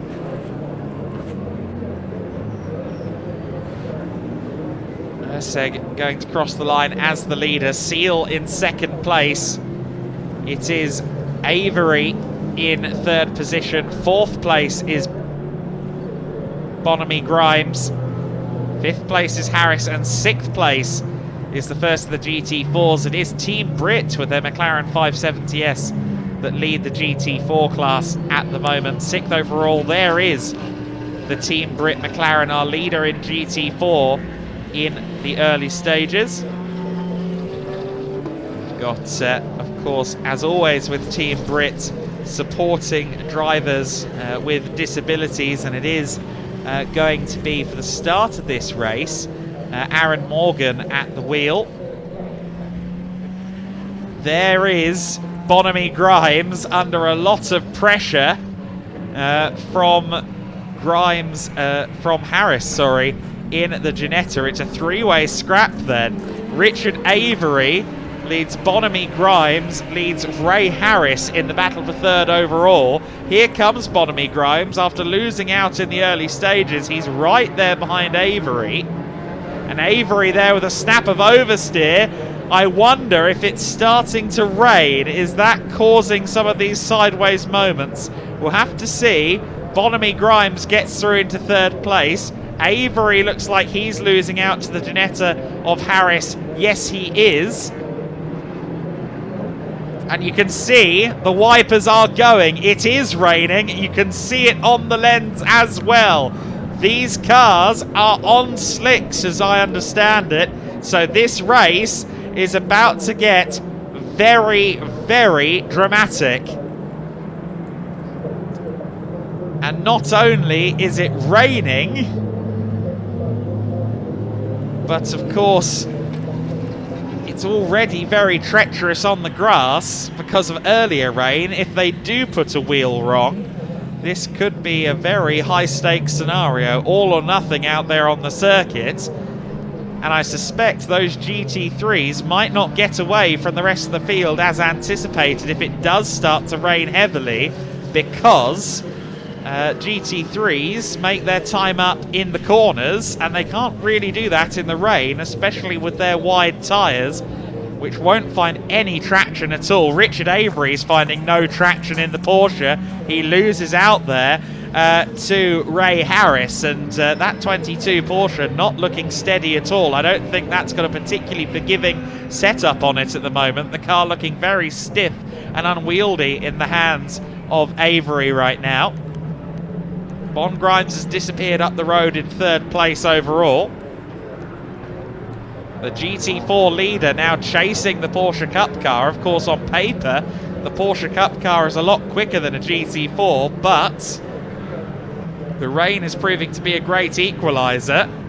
And of course, Aaron Morgan certainly knows what he's doing at the wheel of the 68 Team Brit car.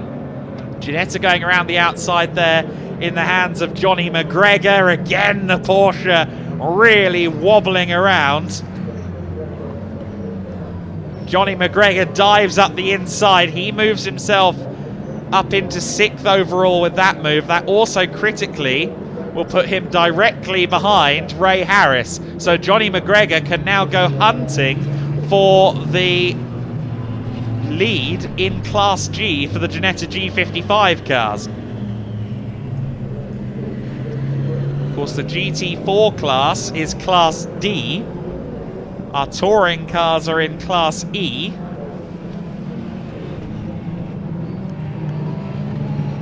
And you've got some miscellaneous cars as well in Class F, Class B and Class C also. That's where you find the Cup cars, the Challenge cars and some of the other non-GT3, non-GT4 machinery. It's Urseg that leads from John Seal then at the front of the order. Now Urseg is only 1.6 seconds clear of John Seal right now. Of course, they're both being very careful in these treacherous conditions. Urseg, who took 5 victories last year, ended up winning Class A but missing out on the overall championship. One important piece of news coming out of this weekend is that classes A, B, C and F will all be sharing a points table. Class points will be scored across those classes with a handicap system. That won't affect the result of the race, but it will mean that Urseg and Seal need to put several laps between themselves and the lower class cars to score a full haul of points in this race. There is John Seal. Be careful with those curbs coming out of the old hairpin. You can't take too much curb at the moment in these slippery conditions. There you see the New Barn Racing Jaguar F-Type V8. Of course, that car with an implanted Chevrolet LS rather than the standard Jaguar motor, as we see a battle of the touring cars there. The Cupra just about staying ahead of the XBTCC Mercedes. Mercedes from the MacG Racing Race Car Experiences stable. NGTC Spec touring car. Pursuing Byerland. That is for the Class E lead. Only 3 cars in Class E. There's your third place runner among the GT4 class, among the Class D runners. That was McCollum all over the back of Avery. Sayat Leon of Tomlinson being lapped already by Urseg. I think that car is also going to be out in Trophy. Urseg with 12 minutes left, or 12 minutes complete, is 4.8 seconds clear of Seal, so he's lapping consistently quicker than Seal. They were within 2 seconds about 2 laps ago, and Seal is now struggling for pace relative to Urseg. If you're unfamiliar with the format here in the British Endurance Championship, it is 2 mandatory pit stops over the course of this 2-hour race. Now, they must be served after the 20-minute mark of the race and before the 100-minute mark of the race. So 2 mandatory pit stops in the middle 80 minutes of this 2-hour race. I suspect that the primary reason we haven't seen anyone maybe consider wet tyres, or at least something with tread on it, is the fact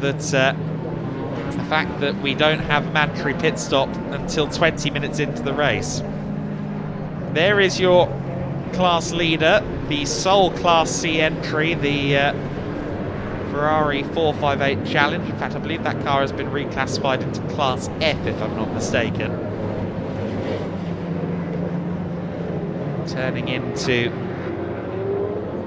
Goddard's to complete another lap. Of course, Bond Grimes, with experience at every level of GT racing, including the Le Mans 24 Hours and the World Endurance Championship.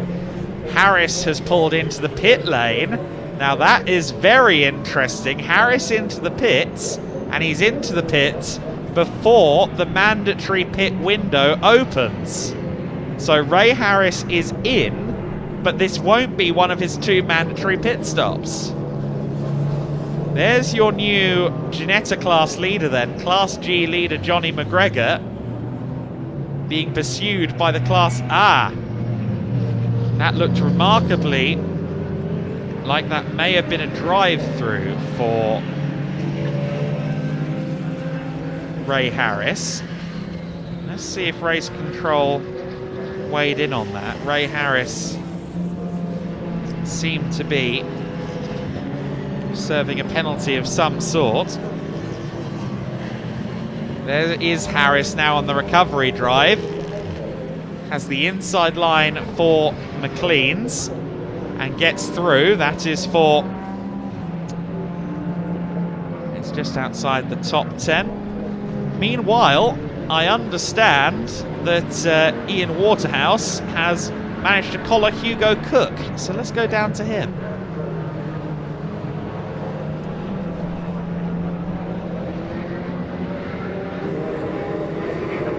Right, everybody, welcome down to the pit lane. Look at that cloud over there. We did have a bit of rain. Hopefully it might just pass us by. We might get away with it. Now, I have come down to the pits here to find the missing Hugo Cook, who was at Alton Park this morning. Here he is now. He's partnered up with Peter Ursig, of course, and it's been a perfect start so far, Hugo. Yeah, he's driving really well. You know, I mean, it's very hard in these changeable conditions, especially when you're the leader, you know, coming at it first. So he's... yeah, it looks like it's drying up a bit now, so... Now, when I turned up this morning, I was walking around, I was like, where's Hugo, where's Hugo? I couldn't find you, where have you been? I was testing Alton Park this morning, ready for British GT weekend, so did session 1 and then instantly came here and just caught the start of the race. The life of a pro driver, hey. Now, expectation for this race, obviously you're leading it, you know the team won 5 out of the 6 races last year, it's got to be victory, hasn't it? Hopefully, yeah. I mean, there's a different handicap system for this race, so I'm not massively sure how that's working, but hopefully if we're first on track, it's a win for me, you know. Tom, man, I'll let you get ready, just to fill everybody in on that. Yes, Class A and Class F have amalgamated, so they're actually going to count the same. It's a handicap system. It's not going to be figured out today, so don't worry, don't need to worry about that. It's all to do with championship points, but more on that another time. Let's hand back to you, commentator.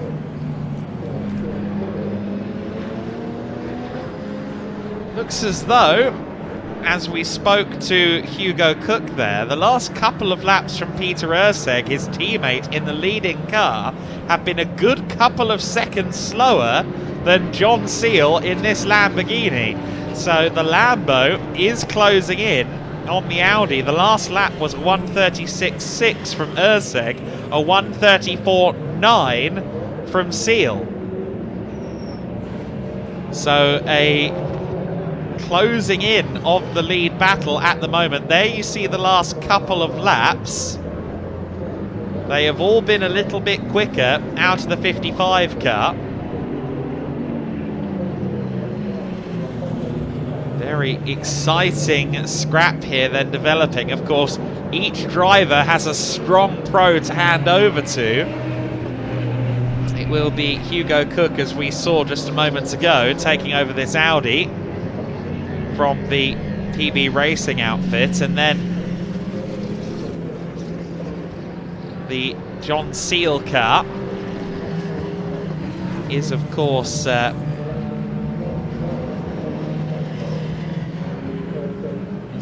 with Jamie Stanley at the wheels. So Stanley, I just think, will probably take the car quite soon. I wouldn't mind betting that both of these drivers quite quickly make way for their respective pros. We'll have to see whether that's the case.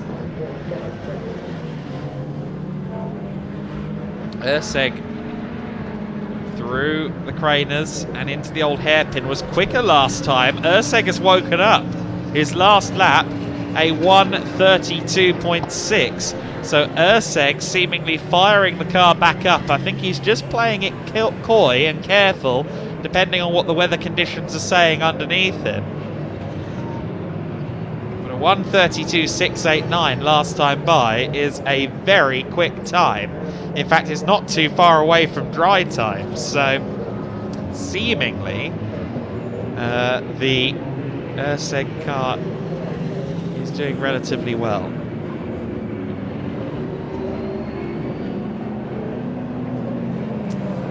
Got a interesting battle further back for second in Class D as well. Sidhu and McCollum. KTM versus Porsche further back. We've got battles all through the various different classes. Seal car is clearly dropping back off of Urseg at the moment. There is the aforementioned battle between Sidhu and McCollum. McCollum to the inside here for second in Class D and gets it done. Very nice move there from McCollum.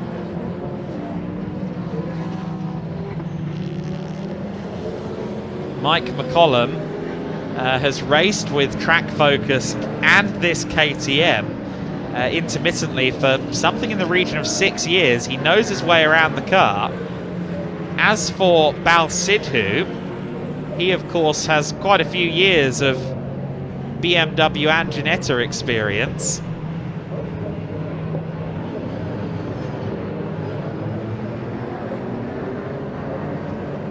As you can see, Richard Avery is now starting to come back up to speed in the 22 Porsche. Worth noting that the names on your timing screen don't appear to entirely correlate with the drivers in car at the moment, so that's something to bear in mind as well. Of course, this car, the BMW E46 GTR of Chris Murphy, that is a solo driven car, so this is Chris Murphy at the wheel, only one in that car. There's the recovering Ray Harris. I'm still not entirely cognizant why he came into the pits, but he is gaining on both of the Porsches quite readily at the moment. Bal Sidhu seems to be starting to struggle. As the conditions dry out, the order is now shuffling again. The dark clouds are still there overhead, looking away from the old hairpin as Harris goes by Bal Sidhu. Still sits second, of course, in the Ginetta class behind the Mac-G Racing entry, but now fighting hard with Bal Sidhu, who's taken the position back in this scrap for 9th position overall. And indicator on for Sidhu, I believe he's heading to the pit lane. Yes, Bal Sidhu is in. So the 161 car has made its way in. Meanwhile, I understand that Ian Waterhouse has caught up with Jamie Stanley. He, of course, will be taking over the number 55 Lamborghini GT3 in a few moments' time. Let's hear from him. Right, everybody, I'm down in the pits, as you can see here, with Accrington Stanley. Who are they? Jamie Stanley, of course, the co-driver in the Lamborghini. We were having a right giggle about it, haven't we? We've been planning it for ages. No, I think I've just seen a flash of lightning over there. Does this weather concern you a bit? It's England, we're kind of used to it by now. You know, it's a typical Easter race weekend. You know, either here or anywhere in the country, it'll always turn to the worst possible option of the Easter race weekend. John started brightly though, didn't he? Actually started, it looks like he was starting to catch Peter a bit. Yeah, I think as he got his confidence up in the dry, got some heat back in the tyres, he pushed on a bit. I think John can kind of hang with him now all the way to stop, and then I've got to deal with Hugo in the second half of the race. Sounds like fun, doesn't it? Now we must say as well, you guys are actually sharing a garage complex, aren't we? So are we going to have to put a barrier up at some point? I'm going to have to stand in the middle of you guys. Nah, it's fine. Marcus is back in the next round, so if I've looked at Hugo this weekend, Marcus is back for the next one. Joey, thanks for talking to us, mate. Best of luck. Thank you. Adam, back to you.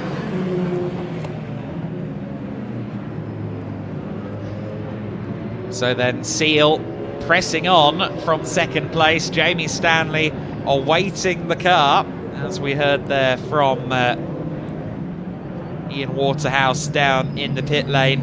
55 car powering out of the Melbourne hairpin, losing time again to Peter Urseg after briefly closing in. Race ebbing and flowing at the moment. Of course, both of these cars at the head of the order are prepared by the JMH team. So even though they are a Lamborghini and an Audi, they do have very similar 5.2 litre V10s, of course, but they are also being run by the same team, albeit with the Audi entered under PB Racing by JMH. There is Bonamy Grimes. Of course, we are 5 minutes into the pit window at the moment. So the pit window is now open, and it will now remain open until there are 20 minutes left to go in the race. So they have to serve 2 mandatory pit stops over the course of the next 75 minutes and 20 seconds. 2 mandatory pit stops of 133 seconds in length. So 2 minutes and 13 seconds per pit stop.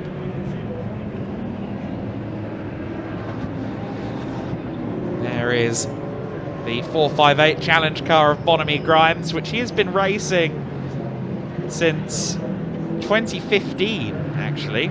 He's raced with that car for a long time in pretty much every GT series that will take it. There is the GT4 leading car, running 4th overall in the hands of Alex Morgan. That car will be shared between himself and Paul Fullick. A bit of a backstory with Aaron Morgan at the wheel of this McLaren, 32 years of age.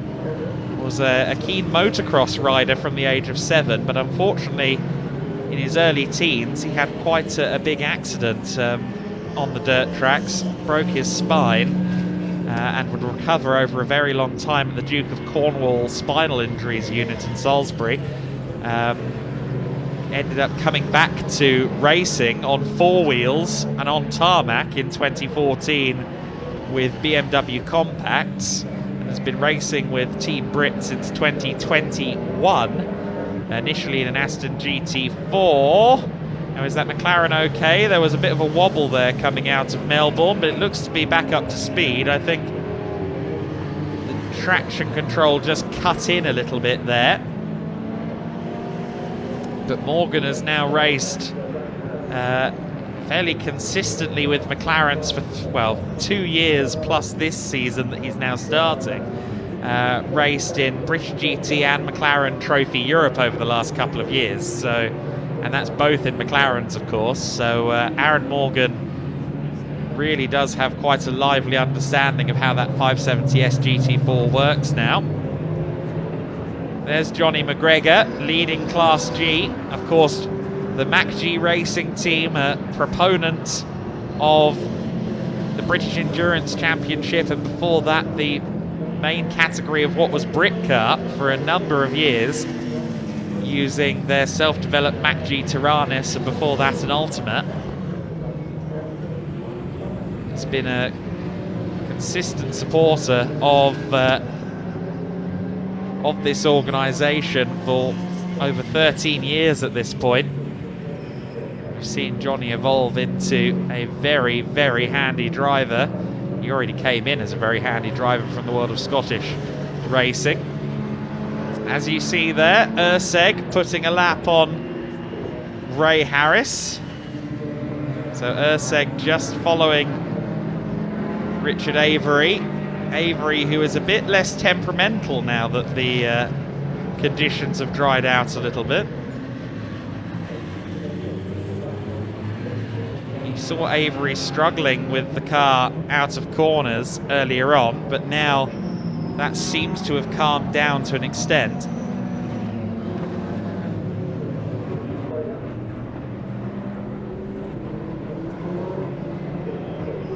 You see there McCollum just behind Ray Harris as well. Of course, Ray Harris second in the Ginetta class right now, and then second in Class D, the GT4 spec cars, is McCollum. Into the pits has come the Jabba Sport entered Seat Cupra. And they are fitting new front tyres to that. Of course, it's a front-wheel drive touring car, so it will eat through its tyres quite quickly. So the question is, what tyres are they fitting and what tyres were on it? Are they putting it on the slicks? I have to imagine that, looking at it out there, it doesn't look like it's intermediate wet type conditions out there. It is a bit slick, but everyone else seems to be pressing on the slicks they started on. To see whether Violent's car heads back out there with the wets or the dries on. Simon Mason, a pro driver in his own right, is set to be at the wheel of that car after Chris Byron. We'll see whether the car changes hands or not.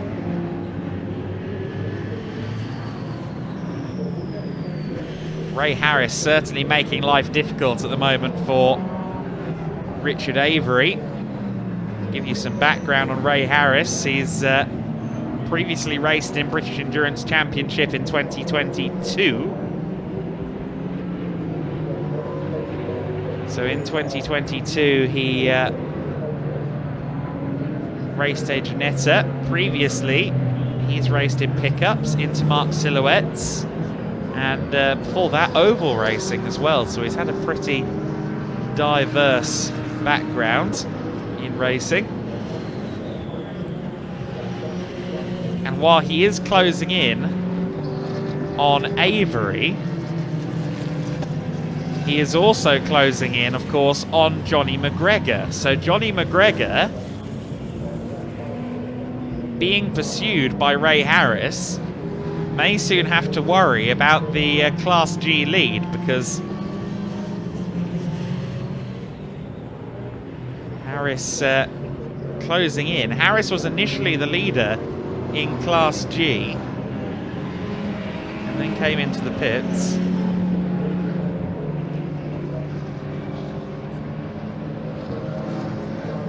See there, number 22 of Avery powering out of the S's.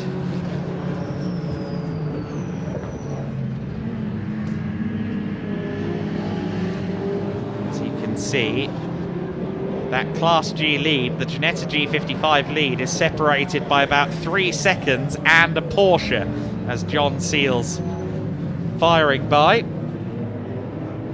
Meanwhile, I understand that Jabbersport have a visitor by the name of Ian Waterhouse.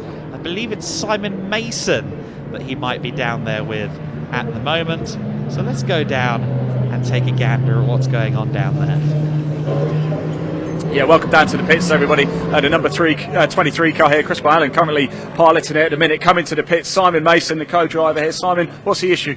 We've got a ball joint failure problem, which I think is a byproduct of an incident that we had earlier where the Lamborghini outbraked himself into the front of Chris in practice.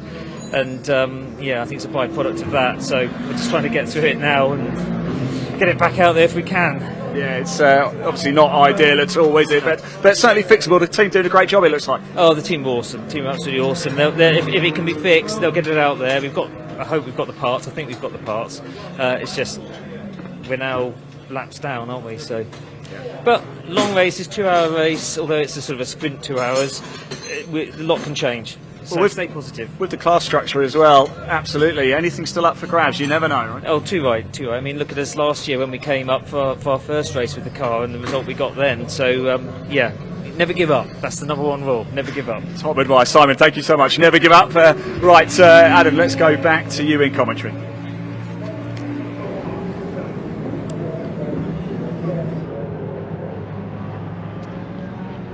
There is the McLaren 570S then.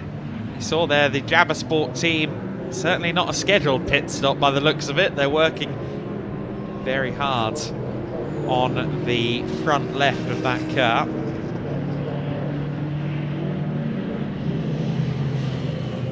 Team Britt McLaren through the old hairpin, leading the way within Class D at the moment, but we'll see how that battle evolves. Of course, we've got some very quick drivers getting into Class D cars later on. Harley Houghton as an example for Breakell Racing.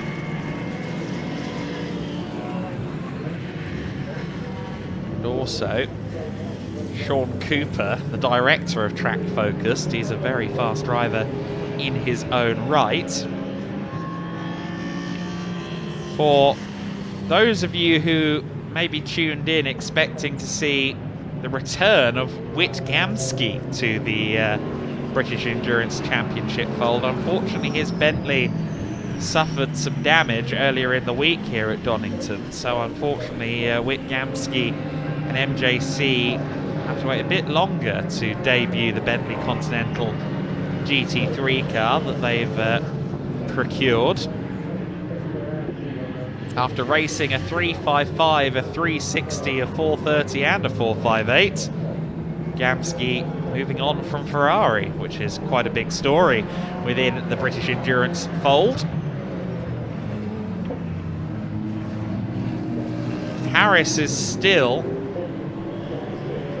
there in 6th place. He's being, I think, a little bit tripped up in some of the tight corners by Avery. Avery has a lot more straight line speed, of course, in the number 22 Porsche. Avery with a lot of straight line speed. However, the Ginetta seems a lot more nimble around the corners. As you can see at the old hairpin, Harris carrying a lot more speed than the 22, but then the Porsche stretches his legs before they get to McLean's. And then, of course, they've also got to be considerate of the fact that Mike McCollum is right there with them as well. There goes Ray Harris. He gets through. Now, he'll be looking to try and stay ahead here because, of course, he wants to go Johnny McGregor hunting.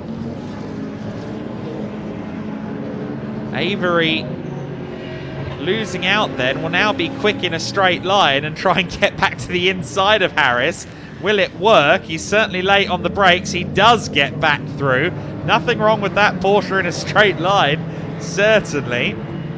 Again, the car doesn't look too happy around some of these corners, as now the KTM gets involved in the battle as well. And now Johnny McGregor has fallen behind Ray Harris. Now, I didn't spot how that happened, but McGregor has dropped down behind Ray Harris. That is a change of lead then for Class G for the Ginettas as Johnny McGregor comes in. So Ray Harris continues on in the lead now of Class G. Incidentally, while we were talking to Jabbersport down in the pits with Ian, I understand now that Ray Harris had a drive-through early in the race because it was an equalisation agreement. Because Ray is a very quick driver and he's doing the entire race on his own, he agreed to do a drive-through in the early stages to increase the parity between himself and his competition. There is the Breakell Racing car of Carl Garnett, the Mercedes AMG GT4. Garnett in the Mercedes AMG GT4 with the Cayman right behind him. Now Garnett, who only started racing back in Sidhu there. Well, I think, is that Bal Sidhu? That looked remarkably like a move from Josh Steed to me. I think Steed is at the wheel now of that 116 car. But Carl Garnett, who only started racing at age 38, has been fairly strong in Ginettas over the last few years and has now made his way into GT4 machinery here in the British Endurance Championship. Out of Coppice we go. Oh, goodness me, a lot of smoke left there. Is that by the Jabbersport 23 car? I think it might be. Ah, no, the Jabbersport car is still there, so I'm not sure who that was that left some smoke in its wake. Is that the Jaguar? Let's see if we can spot who it is through the craners. No, it's the Mercedes, the ex-BTCC Mercedes. Looks like it is not a happy car in the slightest. We've seen smoke in the pits, we now see smoke on the track. We also see a general lack of forward momentum, unfortunately, from the race car experience's entry.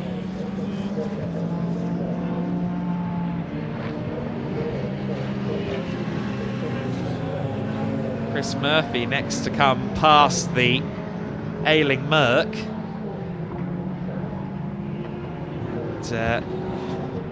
Much like Lewis Hamilton last week in Australia, I think this Mercedes isn't going to go too far into the race, unfortunately. There is Murphy running in Class F, currently ahead of the Thompson Jaguar in that class. The Thompson Jaguar, incidentally, is in the pit lane at the moment, the Chevrolet-powered Jaguar F-Type.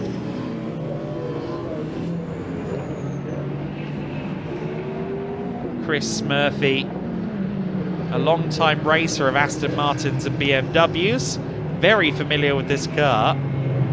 He's driven it all over the place over the years. 72 powers out of turn 1, out of Redgate. There is the track-focused KTM. What a brilliant looking machine that is. That's the pre-Evo spec with the rear wing. Interestingly, when KTM built an Evo spec of that car, they took away the rear wing. An unconventional move, to say the least. Meanwhile, I understand that Johnny McGregor has been caught by Ian Waterhouse. So we're going to go down to Ian in just a few moments and chat to Johnny. Right, welcome back to the pits. I'm here with Johnny. Johnny, just done your stint there, but you had to navigate quite a tricky opening there. Yeah, it was quite tight at the start. There was a bit of a gap, so I threaded the needle. It all got a bit dicey then when the rain came down, so I managed to take advantage of that. Then obviously the quicker cars sort of gradually caught us back up. But yeah, no, it was good fun. Now Arthur's in the car now, all the way from Texas, of course, but he has done a bit of C1 racing, but a Ginetta's slightly different, right? It's very different, but he's done a lot of testing in Ginettas. He obviously tested yesterday. He's done quite a lot with the Ginetta factory, so I've got full confidence he'll put in a solid stint. I better let you go because I took you away from family dinner. I'm really sorry about that. No, it's quite all right. It's quite all right. Good luck with the rest of the race, Johnny. Thanks for talking to us. Add it back to you.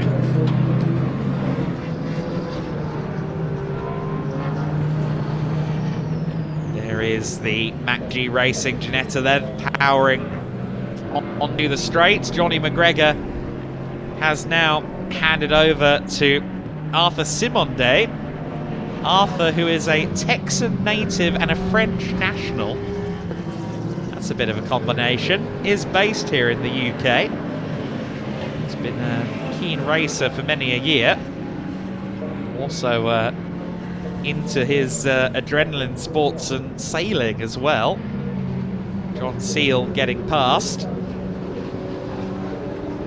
Who has pitted and who has not so far in this race? Unfortunately, my timing screen doesn't actually... yes, it does give me that column.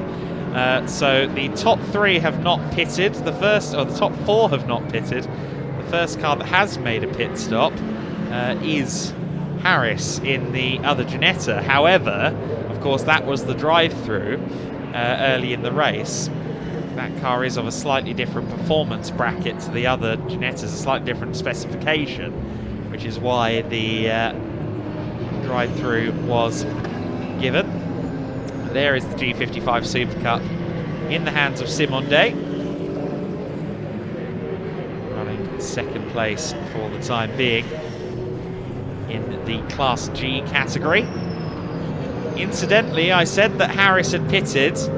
He has now made his first official pit stop within the pit window.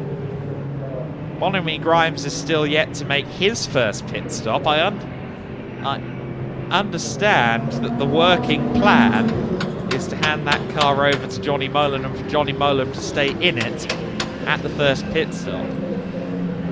There's the Jabba Sport car then, still being worked on.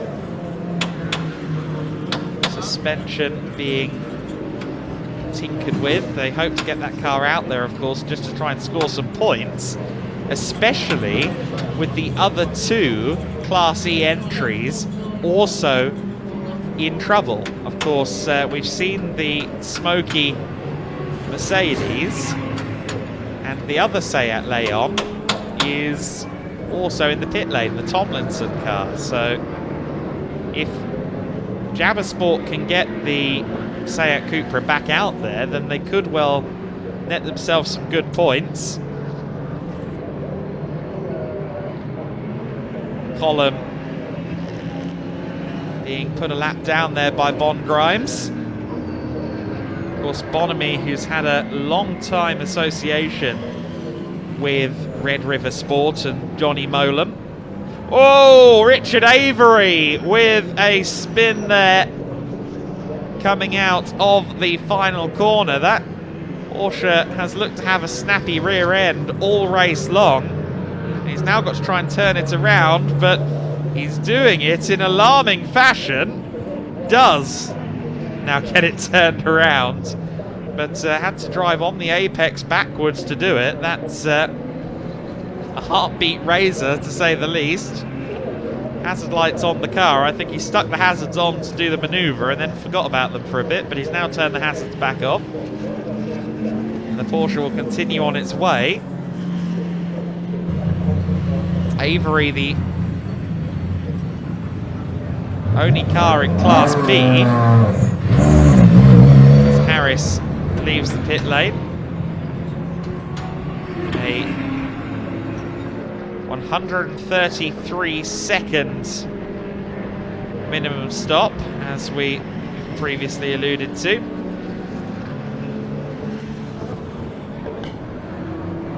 As you can see in the background, there is a rainbow forming out on the back straight, looking towards East Midlands Airport. There is a rainbow, which means the sun and the rain have met, as we have seen over the course of the last 45 minutes of this race. Had a bad feeling that it was going to become torrential in this race early on. However, that has proven not to be the case. You see the New Barn Racing Jaguar just being put another lap down by overall leader Urseg. This car was previously a V6 powered car. However, they got rid of the V6, the Thompson family, and decided to chuck a 6.2 litre LS3 Chevrolet engine in the car instead. Let's take a look then at the replay of the Porsche. Looked to me like he was trying to tighten the angle of corner exit to go into the pits, and then lost the rear. He certainly came out of the corner at a peculiar angle. He may well have been pit bound. He then of course didn't pit, so if he was pit bound, he then decided to not go into the pits. But he drove quite a way backwards there, and that could be something that gets looked into, or at least flagged to him as something to not do in the future.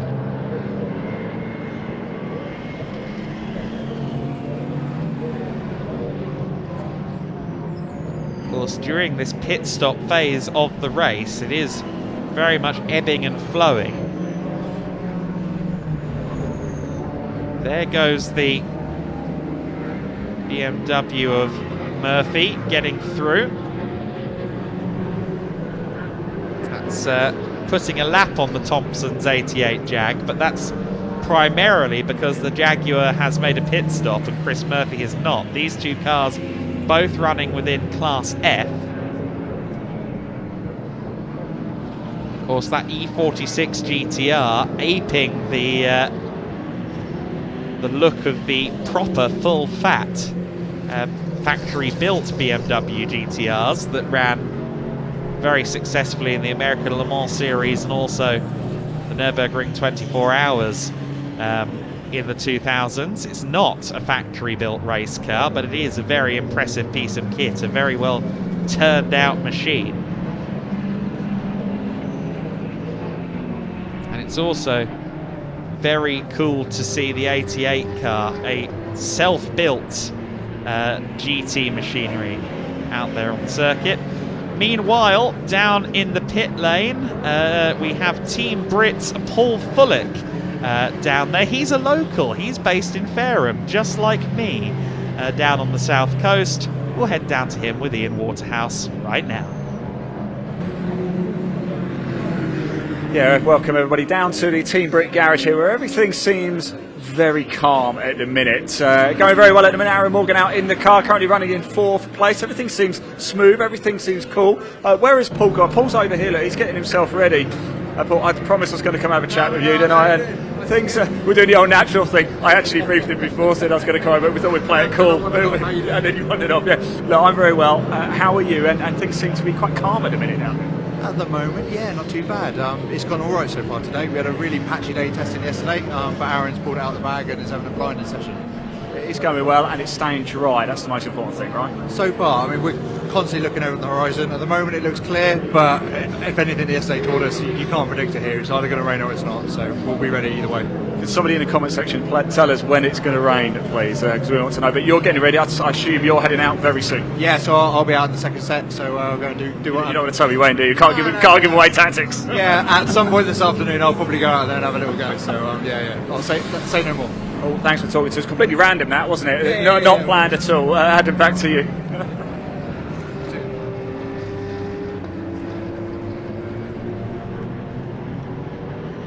So we hear there from Paul Fullick. Fullick, a former British Army veteran, served in the Army. Unfortunately, had a diving incident that led to his Army retirement. Is now a qualified mechanic, buys and sells cars for a living.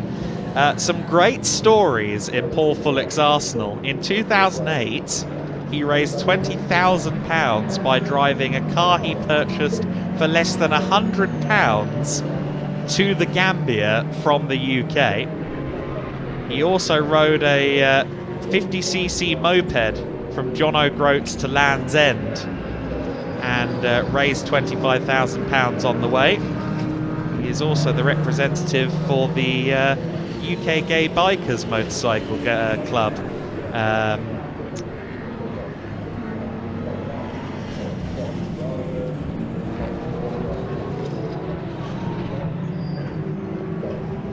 Hasn't deterred him from going quickly. A few months later, he was strapping himself to a Team Brit race car for the first time and is making his GT4 McLaren debut this weekend as Urseg has to dive his way past Paul Fullick's teammate Aaron Morgan there. Urseg getting by though, moving on, making progress. There is your race leader, Urseg, still yet to make a pit stop in this race, powering out of Melbourne Hairpin as we see the 16 car into the pit lane, currently refueling, and I believe Johnny Molan is set to take the car over here. I don't know whether the driver change has happened yet. In fact, here it comes. I think that was Johnny getting in. Of course, Johnny Molan, a 10-time starter at the 24 Hours of Le Mans, has raced in just about every major sports car and GT event and championship over the years. He's been a part of Brit Car for many years, a part of the British Endurance Championship for many years too. One of those drivers that you can stick in anything and watch it go very quickly. I believe it is Johnny that will now take over. The air jacks lower, though all of them have fully lowered just yet. One of the air jacks is still down as the car now heads out onto the circuit. I think that was just some tape or something rather than air jack. Hopefully that would be the case. Now the 16 Ferrari. Head back out there onto the circuit, the 458 Challenge car. Of course, that was superseded by the 488, which now in turn has been replaced by the 296, which is new this year to Ferrari Challenge Racing, at least in some of the more intercontinental championships. The European Championship is debuting the 296 this year. Ferrari Challenge UK will still use the 488 this year. That 458, the last of the naturally aspirated Ferrari Challenge cars. Very, very nice car. Meanwhile, a penalty has come out for the number 15 car.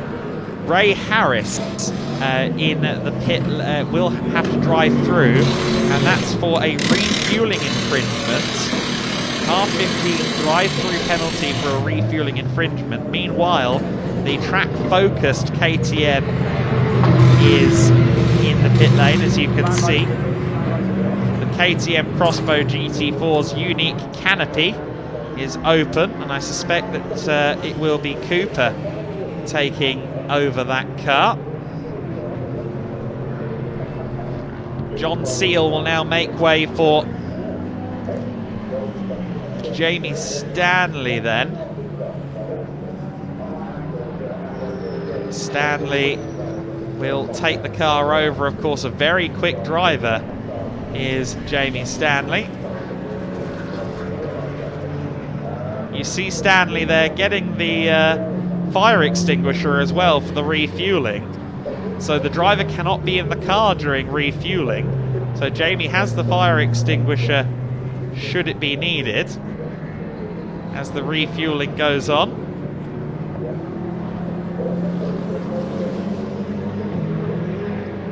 Into the pit lane has come the Brakel Racing Mercedes as Ray Harris continues to push on in the Ginetta. As we've mentioned, he now owes a drive-through penalty for a refueling infringement. So I wonder if that infringement might have been that he wasn't out of the car, as he's a solo driver. They're supposed to fuel with no one in the car. Nonetheless, the Ginetta pressing on.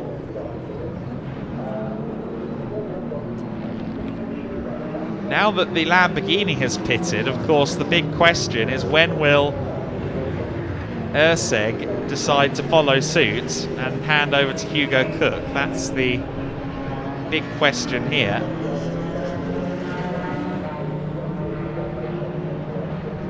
Running down towards Melbourne comes the number 15 car. Can't fault the livery on this machine. It is day glow, which means you can spot it from a mile away. One car that's certainly not day glow, but is still very distinctive, is the KTM Crossbow from Track Focus, which looks a bit like a Batmobile. And I understand that having got him out of the car already, Ian is ready with McCollum from the KTM driver lineup from Track Focused as he watches Sean Cooper leave in his car. Well, we popped down to the KTM garage because there's nowhere else I'd rather be, of course. Mike, how was it out there? It was very good, but challenging when the rain came out. You weren't really sure what was going to happen, and then it all cleared up, and it was great. And had a little dice. I saw the Porsche spin in front of me, which is always entertaining. Wondering whether he's going to come. Bit of a nervous moment, was it? Well, he stayed over to the one side, so sort of that was okay. It was good. The car was good, and thoroughly enjoyed myself, really. And of course, Sean's out there now. What's he going to do? He always does very well, Sean, so he'll make it go as fast as it'll go. What is the expectation coming into this weekend? It's always difficult, isn't it, first race of the year? Well, we didn't have a lot of testing before the season, and then it's been mostly wet while we've been here. So really, just get round and see what the car will do. So we don't really have any expectations. Have fun. Have fun. That's the best way, Mike. Thanks very much for talking to us. Best of luck for the rest of the day, won't you? Take care. Thanks very much. Adam, back to you.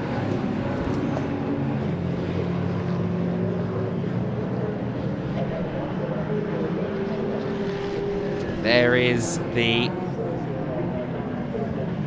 KTM Crossbow GT4. Quite a different silhouette from the original KTM Crossbow that you might remember, the open top car that was once featured on Top Gear with Jeremy Clarkson. Very different beast, the GT4 and indeed the GT2 cars, both of which have this canopy roof setup.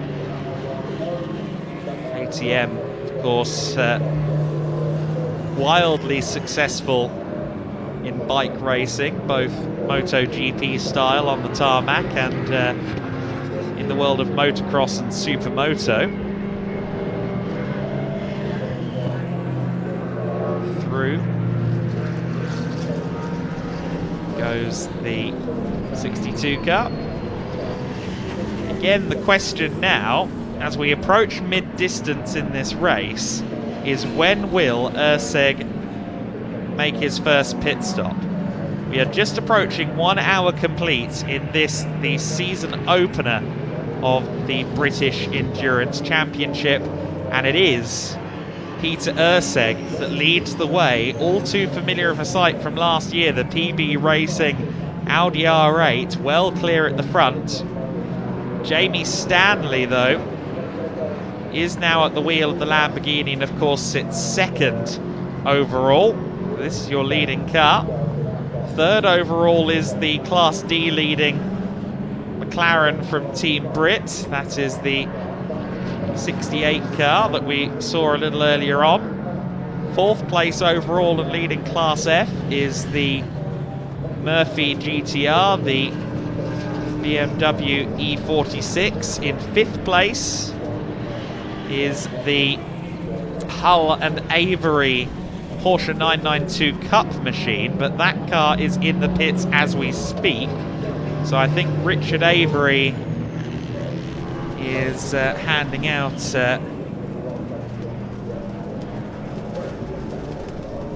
that car now to Hull instead. Of course, Richard Avery has shared with Nick Hull numerous times over the years in there you see the 9 car going through, but Richard and Nick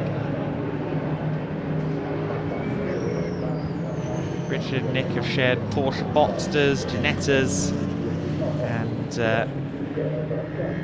most recently has covered touring cars, or raced in touring cars here in the British Endurance Championship, moving into a Porsche Cup car this year, Richard Avery and Nick Hull.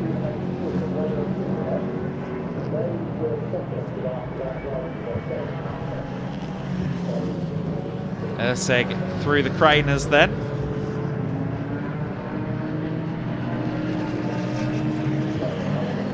Just behind him is the car that I believe now has Johnny Molam at the wheel, the 458 Challenge car. Certainly the lap times suggest that it is now Johnny Molam at the wheel. It is setting personal best lap times. The plan was for Johnny to take over for the rest of the race after the first stint. Meanwhile, in terms of lap times, Jamie Stanley has set the fastest lap of the race at 1:27.328. He is lapping a good 4 seconds quicker than Urseg at the moment as the 22 Porsche departs, I believe probably now in the hands of Nick Hull. We saw the Team Brit McLaren in the pits, it's on its way out. I think that Paul Fullick might have taken that car over now, but I'm not fully certain of whether there was a driver change there. 22 car getting back up to speed as the New Barn Racing Jag goes around it.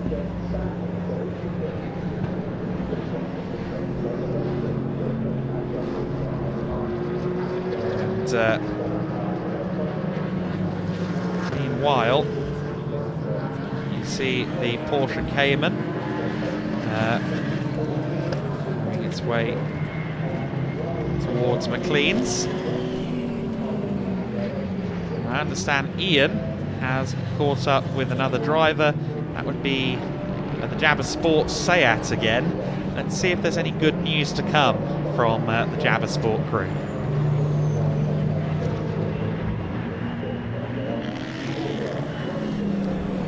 Now, Simon, you've been waiting patiently, haven't you? Came into the pits a bit. You're ready to go out. It looks like the issue might be sorted now, though.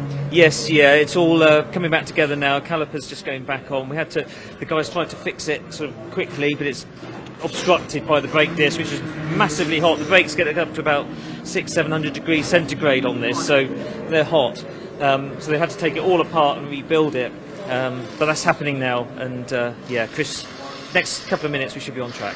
As we said before, you just never know. There's only a couple of you in your class, so you never know. You're a long way back. We're a hell of a long way back. Yeah. We'd have to have some major, I don't know, divine intervention or something. But no, we'll just go out and plug away. And we did have a bit of lightning earlier, so you never know. You don't give over hope there, Simon. And I better leave you to go do your stretches because you'll be out in a minute. Stretches? Me? You're a true athlete, true athlete. There we go. The 23 car about to head back out. Simon is going to take over the wheel. Adam, back to you.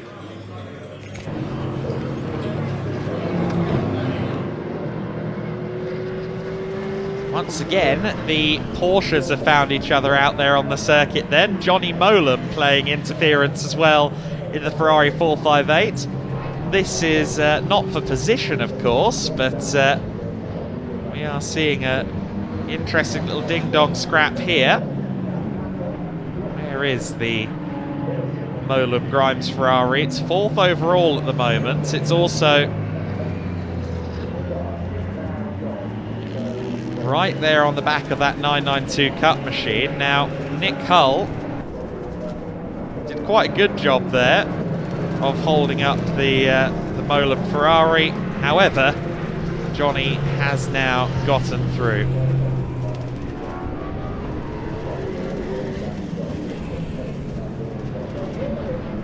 22 Porsche still under pressure then from the GT4 car, and that shows you just how quick a modern GT4 car can be.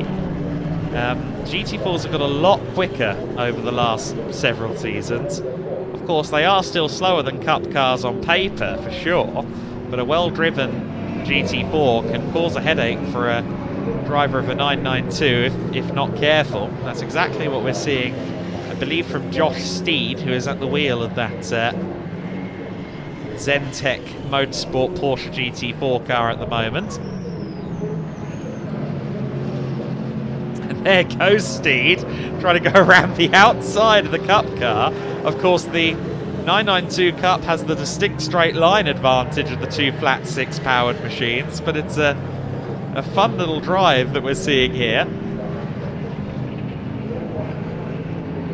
Now, while that's been going on, the leader's been in the pit lane, so Peter Urseg has pitted, and I just wonder whether Hugo Cook has taken over or not. That will probably be told based on the sector times. In fact, the leading car is starting to set purple sectors, so Hugo Cook I believe is now at the wheel of the number 9 car, the race leading Audi.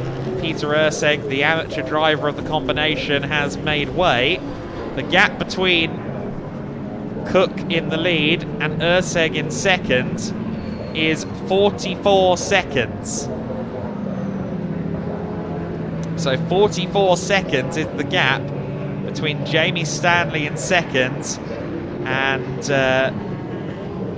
Cook in the Audi. Of course, Cook was given the car by Urseg, and I understand Peter Urseg is ready for a chat down. Oh, as the Porsche spins again, another spin, this time I think for Hull, who has taken the car over possibly. A spin for the 22 car then. Again, the Porsche Cup car just looks very snappy today. And we'll try and get that going. You see a lick of flame from the rear of that car as he tries to fire it back into life. while that's going on, Ian Waterhouse has Peter Urseg, so let's go down there and hear from Peter with Ian Waterhouse down in the PB Racing garage. Right, down in the pits with Peter Ursig. Peter, a pretty textbook start that, wasn't it? It was quite difficult at times, wasn't it? Look, let's move over this way as well. Look, let's strategically move over here, shall we? But it was a difficult start. Of course, we had the rain early on, but you navigated it comfortably, it looked like.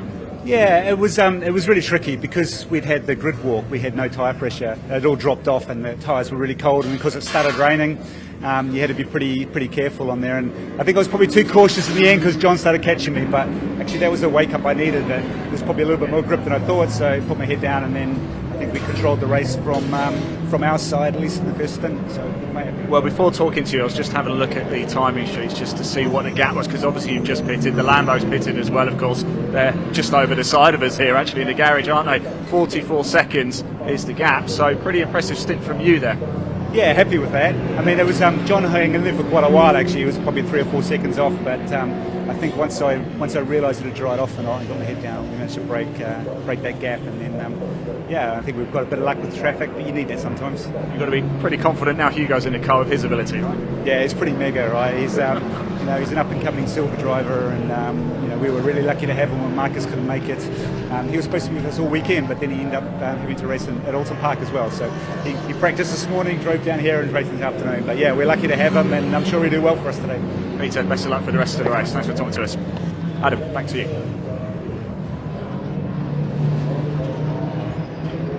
There you go, Ian down there with Urseg, and Hugo Cook now at the wheel of the Audi R8 for PB Racing. Reminder, there are 2 mandatory pit stops in this race, and so everyone in the field has served one of those stops, with the exception, in fact no, everybody has served only 1 mandatory stop at the moment. Ray Harris has technically been in the pits 3 times, but 2 of those were drive-throughs. Hugo Cook, meanwhile, has started to build the gap over Jamie Stanley, lapping over a second lap quicker than the number 9 car at the moment. Again, the Porsche is in strife. This time that looks like the exit of the old hairpin on the inside of the corner. Again, that Porsche just doesn't look happy under power out of corners. We've seen that with both drivers now. Not compliant at the rear in the slightest. Another spin for Hull in the 22 car then. That Porsche's day has not been one free of drama. Incidentally, we keep seeing the well, we'll get a look at this replay before we go anywhere else, and oh my goodness, that was very fast and backwards there from the Porsche driver. You can see the tyre marks, of course, once again, because so much off track has happened so far in these difficult conditions. Road and competition engineering Porsche at least begins to live another day. Hasn't yet found anything to hit. It's merely just been spins. Gap at the front of the order is somewhere around 45 seconds at the moment, as we see the 22 Porsche running all the way down in 12th place because of these various dramas. So the Class B car has been a little bit troubled so far. Hopefully they get a clean run to the finish and get to make up some overall positions for the end of the race. There's the Thompson's New Barn Jaguar making its way past the Porsche.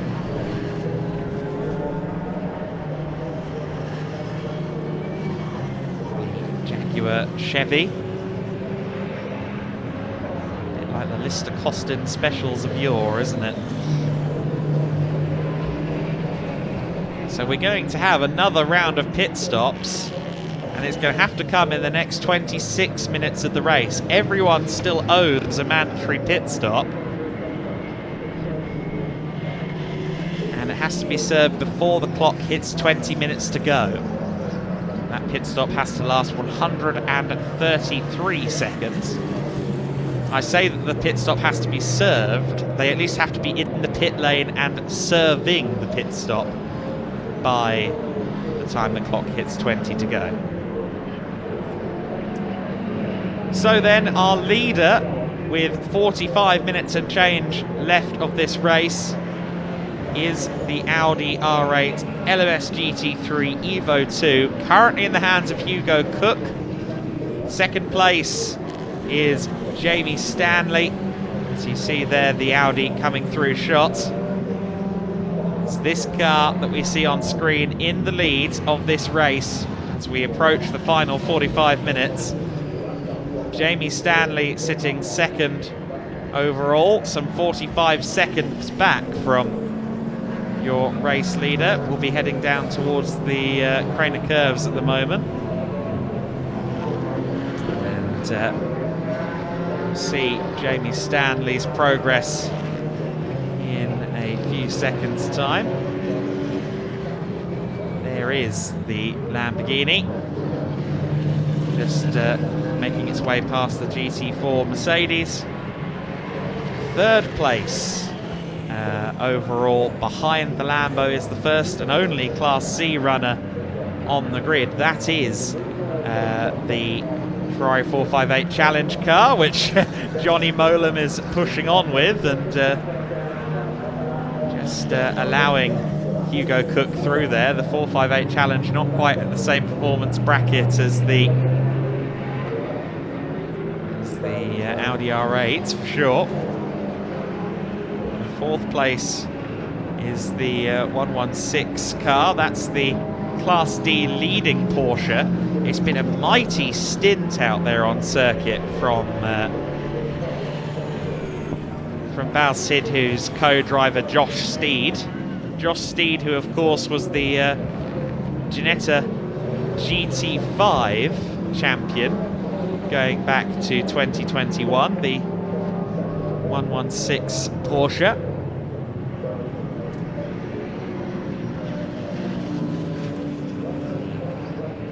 Porsche Cayman, the white Porsche Cayman of Josh Steed. As you see there, Molam continuing to make good progress.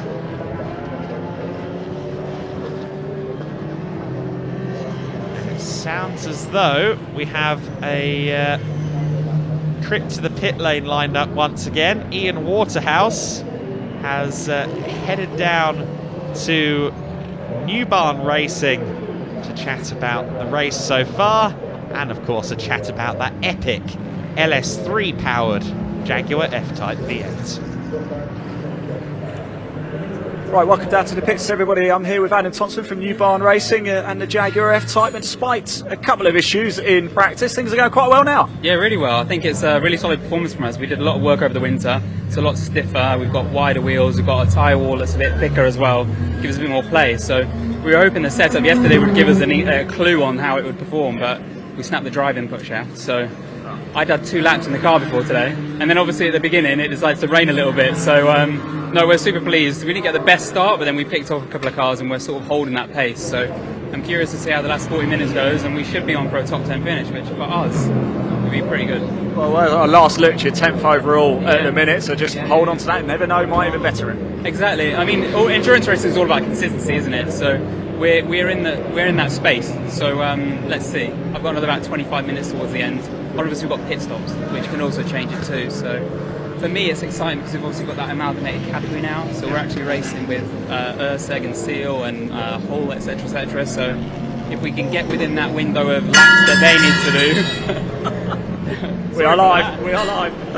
then that would be a mega result for us. So let's see how we go. It's almost like a game of chess, isn't it? Of course, Class A and Class F be merged essentially, haven't they? But there is a handicap for the Class A car, so it does add that extra element of spice for you guys. Definitely. So I think Peter's got to do maybe 6 more laps than we have, and I think currently he's on about 4, so it's going to be quite close. And I think to bring cars together like that is quite fun, you know, because you've got races within races, like you said, games of chess.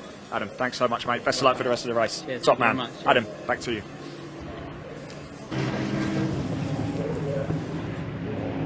So there's the New Barn Racing team. The Thompsons currently sit second in Class F behind the number 72 BMW, the E46 GTR.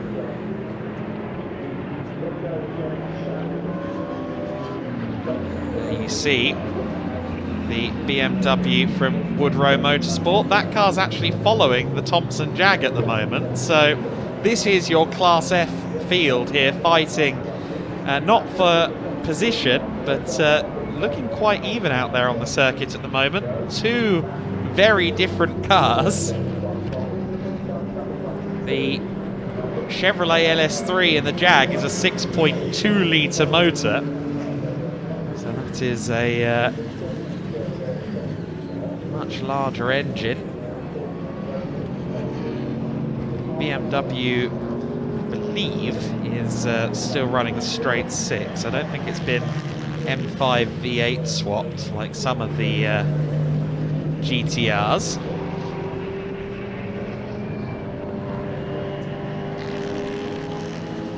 There's the purple McLaren coming through shot just behind another of the GT4 cars. This car currently sitting second in the GT4 class. That's largely thanks to the efforts of Steed in the 116 car. Josh Steed has been extremely fast over the course of this race so far. I believe it was Balsid who took the start.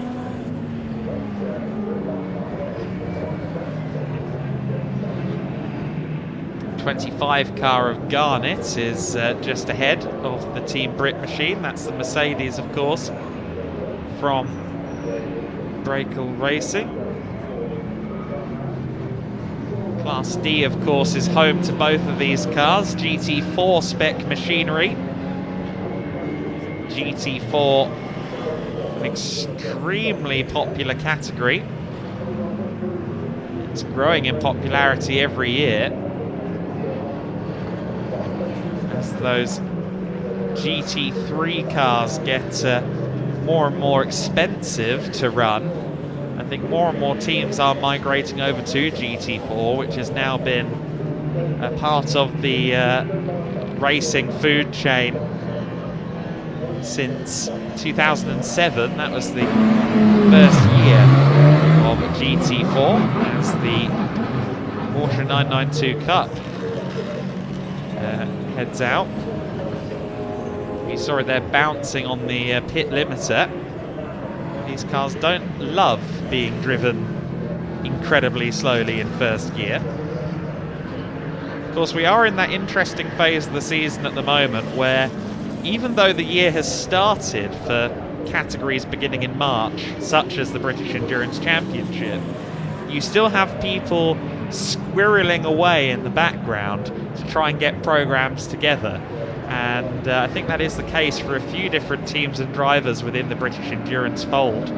At the moment they're still working very hard to finalise the programme for the remainder of the season. I expect we will see several additional entries in subsequent rounds of this championship. A bulletin from Race Control. The 72 car of Chris Murphy has received a drive-through penalty for a refueling infringement, and you see there in the back of shot the BMW just came through the pits in the back of shot as Ray Harris heads back out onto the circuit. So the 15 car heads back out there now, but moreover, Chris Murphy has had to serve a drive-through for a refueling infringement, but that won't cost him the Class F lead. He is some way clear of the Thompson's Jag.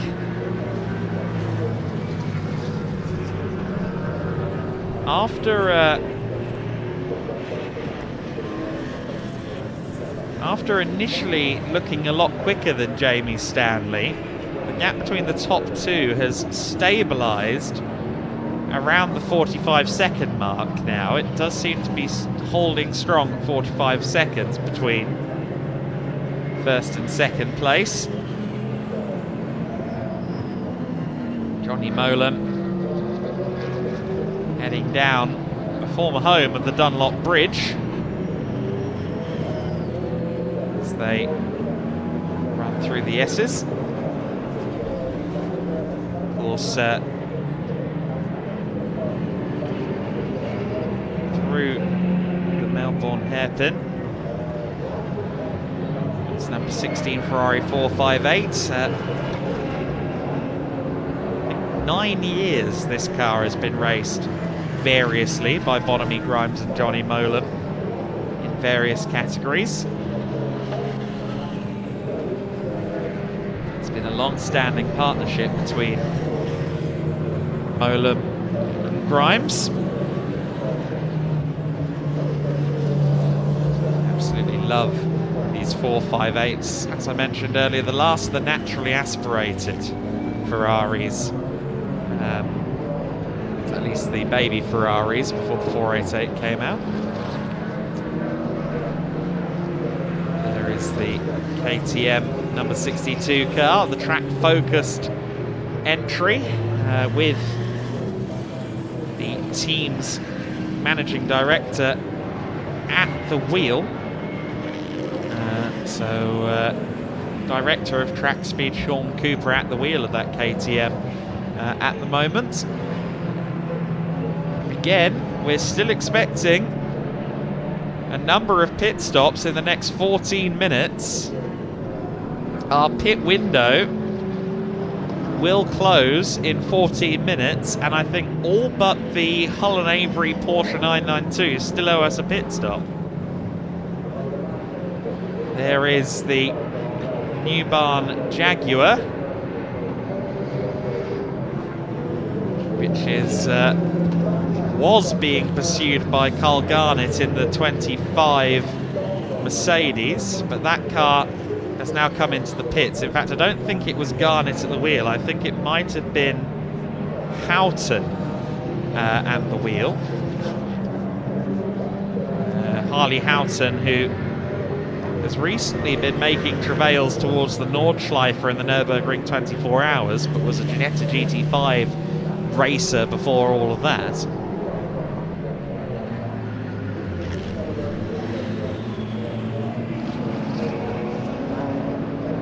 As you can see, the intervals at the moment are ebbing and flowing, and of course we will definitively see where everyone lies once the pit window is closed. Once everyone has made their 2 mandatory pit stops, we will know more about the situations up and down the order. We see there on screen outlap for the 55 car. Now that's because it has just served a drive-through penalty. The second place car of John Steele and Jamie Stanley has been in the pit lane for a drive-through penalty for track limits violations. Good to see the Jabber Seat back out there, incidentally. We've seen that out there a little bit over the last few laps. Of course, that car still running second within the Class E category. Gap between this car and the Murphy BMW was 3.7 seconds last time. There is the BMW just behind, and I think the gap may have gone out a little bit as Murphy crosses the line. It's out to 4.8 seconds, so another second taken out of the BMW there by Sean Cooper, who of course is very rapid as well as being the team boss, he is a very, very fast driver. A bit Toto Wolff-esque, I suppose. Quick team boss. For those of you who don't know, Toto Wolff was a very good GT driver back in the day. A solid GT driver, actually. I'll downgrade that analysis. John Seal there, or rather I should say Jamie Stanley there, going through shot. The Lamborghini Huracan GT3. This is the very latest spec of Lamborghini Huracan, the GT3 Evo 2 spec car. So this is the same spec of Lamborghini as we see in the World Endurance Championship with Iron Lynx, that Lamborghini. This is the 161 car. It was initially entered as 116, so my apologies that I've been calling it the 116 car. This is the Class D leader at the moment. However, with this pit stop, the second mandatory pit stop, it now hands the lead back over to Team Brick with the McLaren. But certainly things are looking strong, albeit a little bit smoky in the 161. And I very much enjoy that pit refueling method of getting the mechanic in the boot. That is, I've not seen that before. That's in the frunk, as our director chips in. That is exactly what you'd call it, and I've not seen that one before. I like seeing new things, and that certainly was a new thing. Bal Sidhu is going to be the new driver in that 161 Porsche Cayman. He'll be looking to try and take the car to the flag in the victory position within Class D. However, it does look as though that car has very smoky brakes. In fact, you can see they've gone at it with a fire extinguisher because there's some foam down there. So obviously, as quick as Josh Steed was, he obviously asked the brakes for a lot over a course of his stint.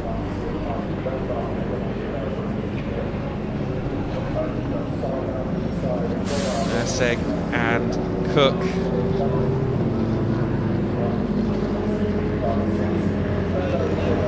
are still our race leaders. Of course, they owe us a pit stop. The Lamborghini owes us a pit stop, but the pits are getting very full at the moment as everyone now scrambles to make their final mandatory stop. And I wouldn't mind betting that we see a pit stop from Hugo Cook before long. Whether Peter Urseg takes over again or not, we'll wait and see. Through the final corner comes Cook. If Urseg is handing over, he might allow Hugo to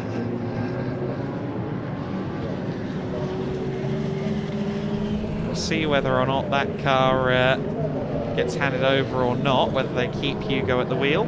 Meanwhile, we saw Josh Steed with the brakes smoking a few moments ago. Let's find out how much he tortured those brakes, because certainly during the pit stop it looked as if they'd been used quite readily. Let's go down there with Ian Waterhouse.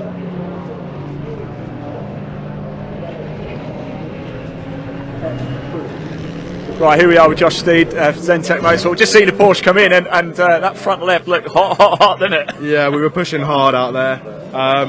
It's just that wear and tear on the car over time, those brakes, because this is a complete road car, not like these GT3s with every single bit of aero on it. It just keeps so much heat in the wheel, so you're nursing it. Doing that long of a stint, we did just over an hour, so you're nursing it towards the end, but yeah, we had to get the extinguisher out at the end. So. Well, conditions have just got better and better and better. We thought it was going to rain, it stayed off. Is that a blessing for you guys? Are you happy with that? Definitely, yeah. More straightforward for us on our first British Endurance Championship race. So we'll keep going as we are. I've got faith in Bal. We'll bring it home now. So fingers crossed. He was a little nervous actually. I saw him before. I was going to talk to him, but he looked really nervous. So I thought I better leave him to it. And he did say to me, because can I just put a hat on for you interview me? Hey, looks great, mate. Thanks, mate. I appreciate it. Yeah, and I'll be going to the barbers sometime soon as well, I reckon. Josh, best of luck for the rest of the race. Thanks for talking to us. Adam, back to you.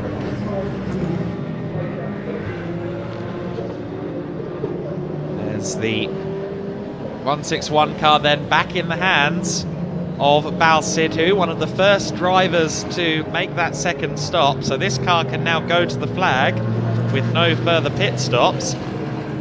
We'll see where Sidhu comes out in particular relative to the Team Brit McLaren, currently driven by Paul Fullick.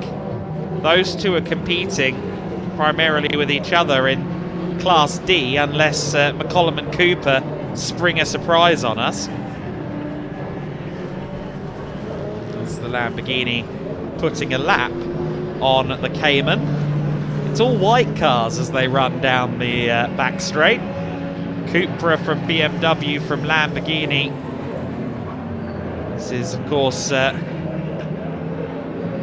Jamie Stanley's car. Now, I don't know if it's Stanley or Seal at the wheel now. I would assume it might still be Jamie Stanley, but we'll wait and see what the lap times do. If it's Stanley, it should remain into the 20s bracket. The Lamborghini in. Now, it did have a drive-through penalty to serve for speeding in the pit lane, but I thought that pit stop had already been served. Let's see then whether or not there's a driver change this time. Jamie Stanley has been in the car for the last 40 minutes or so. Now, will John Seal let him take the flag, or will John get back behind the wheel? Certainly it looks like Jamie is staying there, and it doesn't look to me as if John Seal is anywhere nearby. Of course, they're refueling at the moment, and during the refuel they have to be out of the car anyway, but I think Jamie Stanley may well be primed to stay in the car for the end of the race. Very well turned out car, that JMH Automotive Lamborghini Huracan, and it will be Jamie Stanley that takes it back over.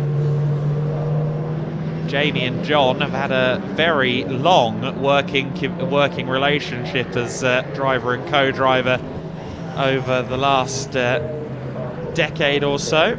The Ferrari of Johnny Molan pulls into the pits at the back of the shot as well, and you can see that the Thompson Jag is also there too.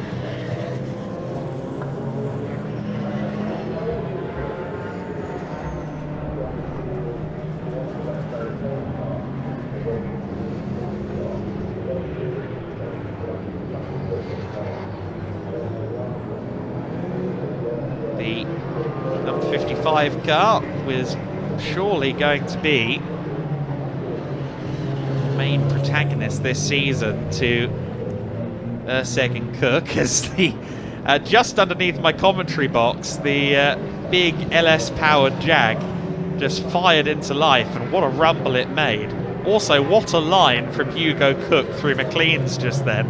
Did you see how he was fighting that car through the apex of the corner? That was quite spectacular. The Jag fires back into life and back onto the circuit. Almost feels like a new generation Marcos Mantis, that Jaguar F-Type.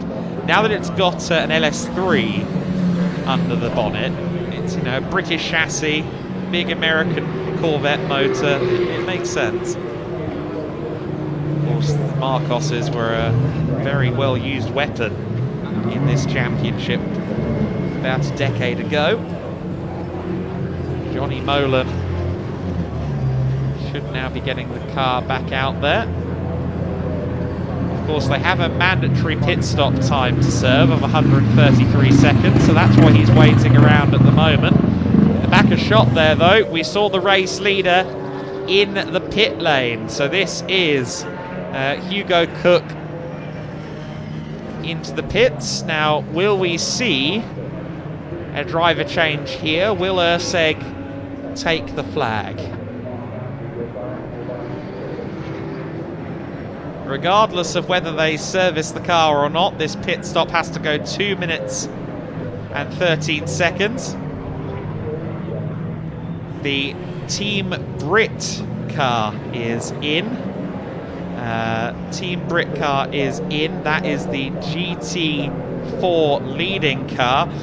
Meanwhile, down at MacG Racing, the 83 Ginetta's co-driver is down with Ian Waterhouse. That is Arthur Simondet, the Texan native French national who now calls the UK his home. Quite a background on him, and Ian Waterhouse is down to ask him about how his race has gone so far in the MacG Ginetta. Right, welcome down to the pits, everybody. We've got Arthur here now. Arthur with MacG Racing, of course, in the Ginetta. A little bit different from a C1, which you've raced over here before. Yes, indeed. Yeah, quite a bit different. Yeah, I mean, it's a pleasure and a privilege to be here. The car's fantastic. Team's been great. You know, everyone's been super supportive. Yeah, just got out of a 50-minute stint, roughly. Pretty smooth. Multi-class is a little bit interesting, right? It's not something I'm used to coming from MX-5s and C1s, like you said. But yeah, I think for a first outing, I'm happy with it.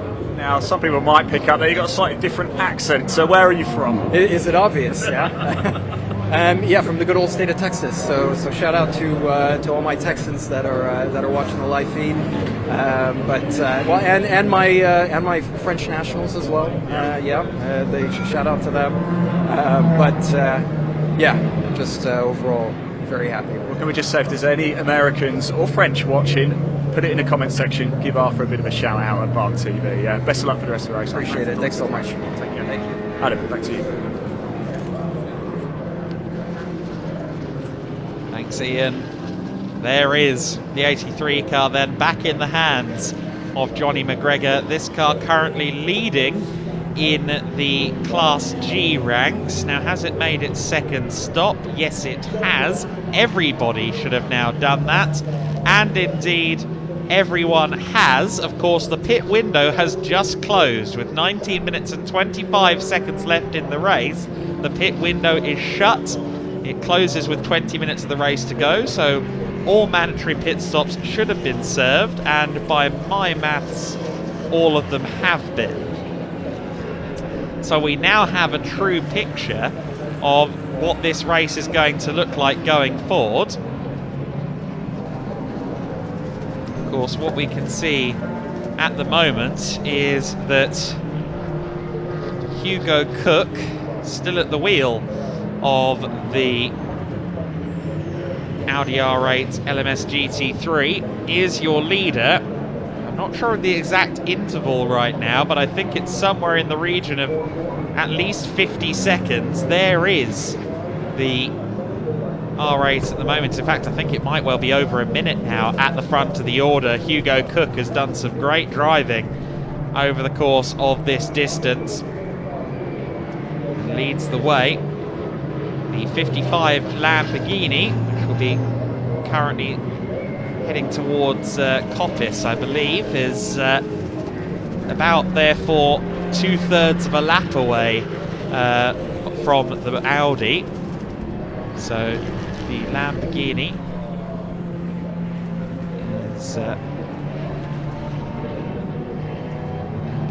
is just now coming through Coppice and down the back straight, so it is almost a lap effectively between the top two. Cook and Urseg have been very effective over the course of this race. Lambo 55 in second place, still on the lead lap, but will, unless there is any drama, going to be second place. We do, however, have a return to the pit lane for Johnny Molan.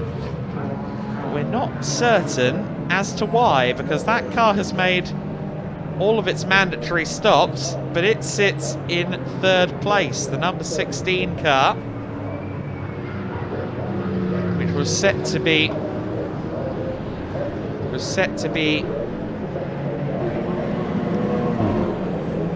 finished with the pit lane for the race, is now back in the pit lane, and they're looking at the left front. Now, what is wrong with the left front?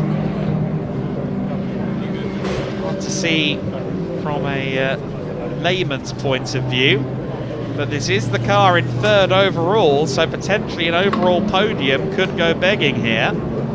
And it would be inherited. Molam looks like he's getting out of the car. Is that a wheel nut still attached to the brake disc there? Something seems to have gone wrong. Certainly on the left front. So this car now, the Class D leader, the 161 Porsche, is more than likely about to be third position in the race, as well as the GT4 leader, Al Sidhu. Love to see himself on the overall podium, and that looks to be a reality. Let's go down to Ian though with the Ferrari. Yeah, bad news, I'm afraid. The Red River Sport Ferrari looks like it's retiring from the race. Bonamix, I wonder if you can have a quick just explanation of what's happened. Yeah, we've had a failure on the front left. It's a bit of a shame. That car's quite old, and we were planning on using a different one, but we had some problems with that one yesterday, and the guys worked all night to get this one sorted out. So it's a real shame she's let go. But I love this car. And she's only let us down one at a time, so she's an absolute brilliant car, and we had so much fun out there, but it's just a shame we didn't get the finish we wanted. So close.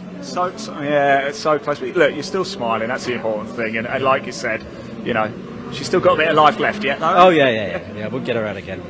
Bonamy, thanks for talking to us, really appreciate it, and commiserations. Adam, back to you. Well, that's the end of the day then for the Ferrari. That's a big shame. We do have a penalty applied to the Lamborghini. So a short pit stop on John Seale's car, the Jamie Stanley driven, currently number 55.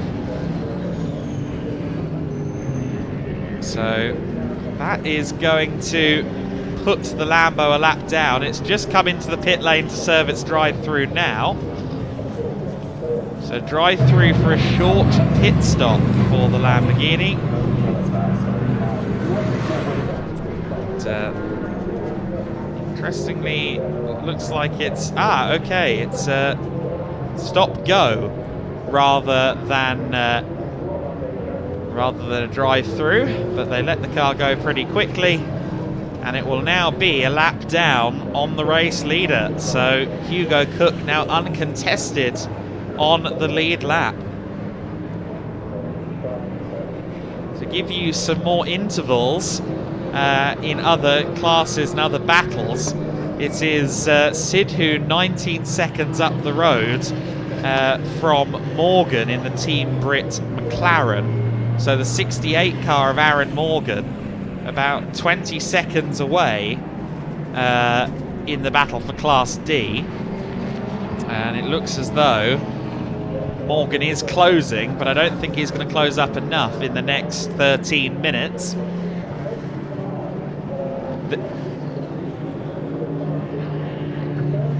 The new 5th overall car is the Murphy BMW, just 8 seconds back from Team Brit.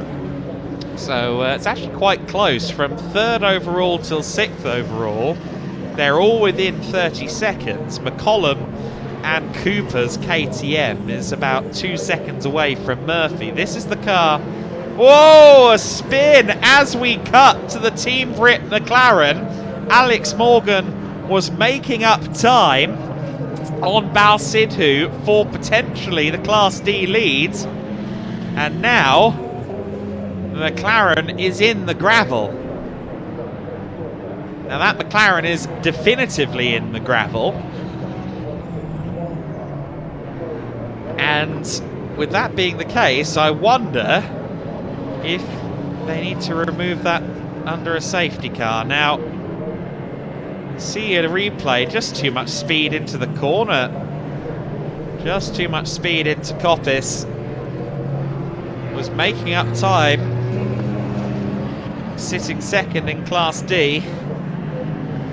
unfortunately, McLaren 570S is beached, and that is going to end their race. And that will hand second in class to the KTM. So this is your new second place car in Class D.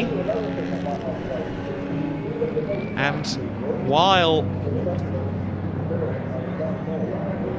that is going on, I believe that Ian Waterhouse is down there by Team Brit, and yeah, they're watching in the garage, and well, they're watching as their cohort unfortunately goes sandcastle building and loses second in Class D.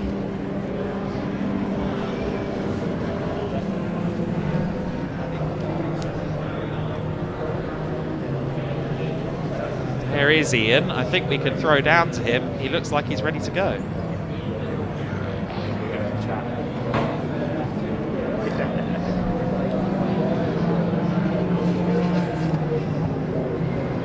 Here we go. Right, Aaron, we've just seen actually Paul have a bit of a spin there, a bit of a hairy moment. A few walls going up here in the garage, but it's going to be all right. It's going to get back out, isn't it? Well, I hope so, but I think he might be stuck in that gravel trap. We'll just have to wait and see. You were actually closing a little bit on Bale City, weren't you? But that's kind of wiped that one out now, I'm afraid. Yeah, no, Paul was having a great stint, to be fair to him, and he was catching up to the class leader. Unfortunately, obviously just pushed a little bit too hard into that corner and he's had a little spin. So that's racing. It's part of it, isn't it? It's part of the fun sometimes, all right? Just as long as there's no damage.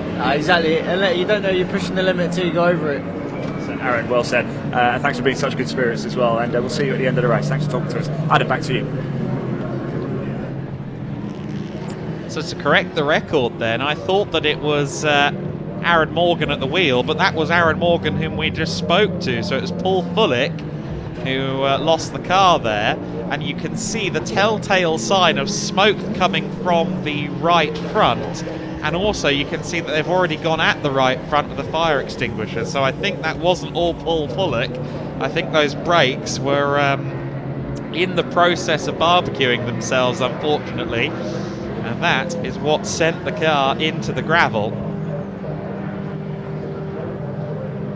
So the Class D battle has evolved, and I understand that we might have got a shot of the car's brakes smoking or being on fire, and yeah, you can see the right front there, a lick of flame on the 68 car, the front right there, just as it came into McLean's. And so that maybe gives a bit more background as to why at the following corner the car just was not giving any stopping power.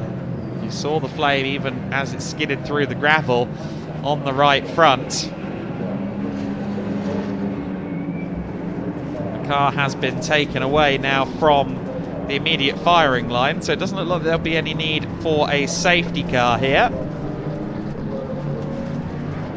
As we've said, Bal Sidhu is your class leader in the 161 Cayman from the Zentech Motorsport entry.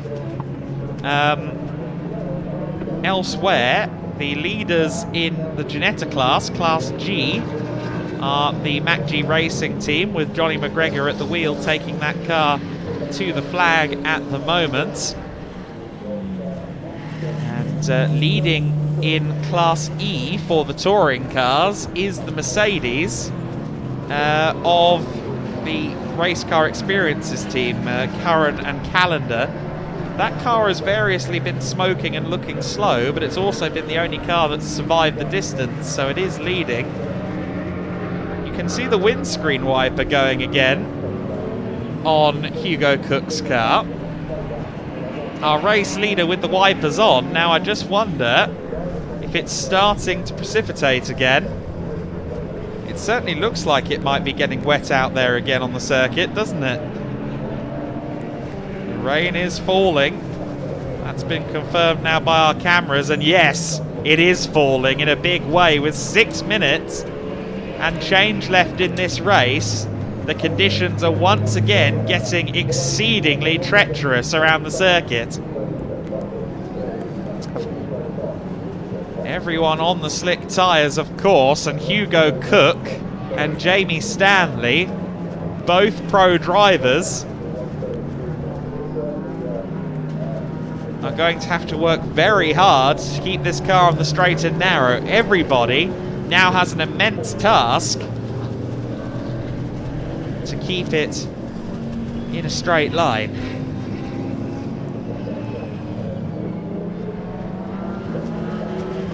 There is the Audi heading up to McLean's at the moment.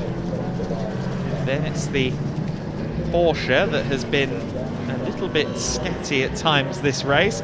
The leading, or the second place car is just coming into this shot as well now. Here comes the Lamborghini. Jamie Stanley at the wheel. Of course, these GT3s, as wide as their track is, as big as their tyres are, in these kind of conditions, having that big of a contact patch is actually quite the detriment to the car's grip. So I'm sure Jamie Stanley is having to tippy-toe at the moment. You saw him going wide through McLean's.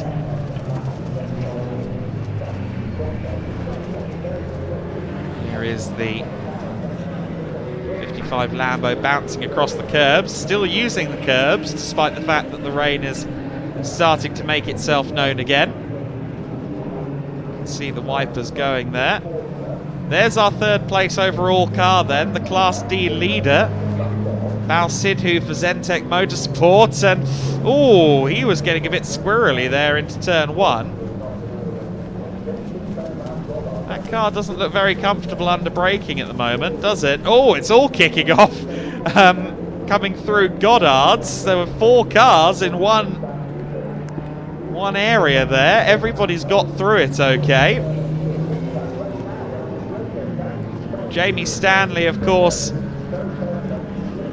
trying to make some track space if he possibly can.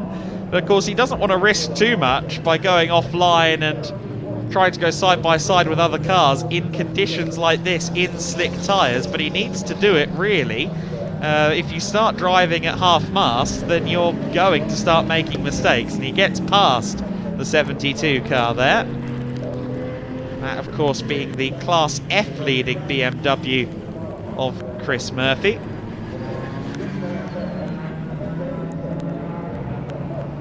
You see,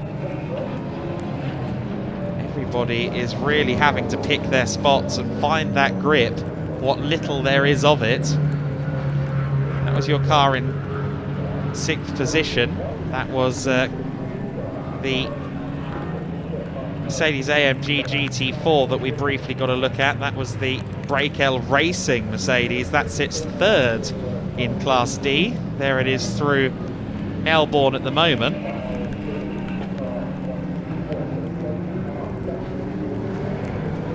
Everyone fairly spaced out around the circuit apart from that little cluster.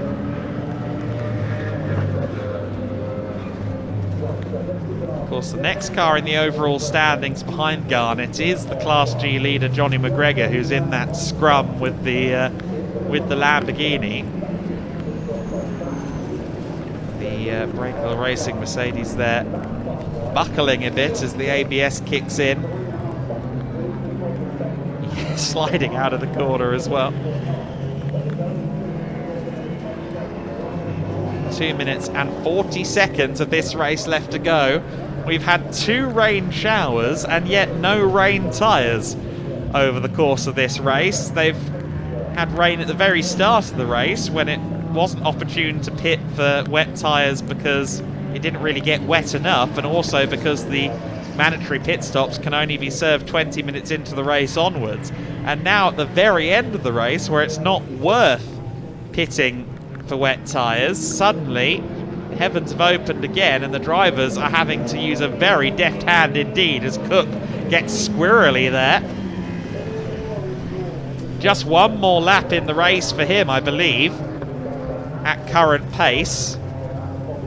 Last lap was a 1:43 and he's just coming up towards the final corner with 1 minute and 50 left to go. It's going to be touch and go whether this is the final lap or not. We'll see when he crosses the line, but I think this should be the start of the final lap. It will be the start of the final lap now for Hugo Cook.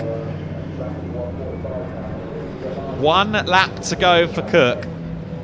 You can see with him as much as anybody that these conditions are treacherous, and Hugo really seeing the rear end step out there.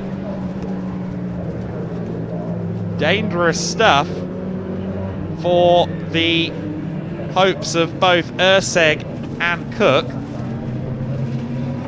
Incidentally, even though the points have merged across several classes for the faster cars, I believe that Urseg and Cook will have done enough to come out of this with top points. They have a new handicap system, which effectively means that in order to score full points within class, the GT3 cars, the Class A cars, have to do quite a few more laps than the Class B's, C's and F class cars. And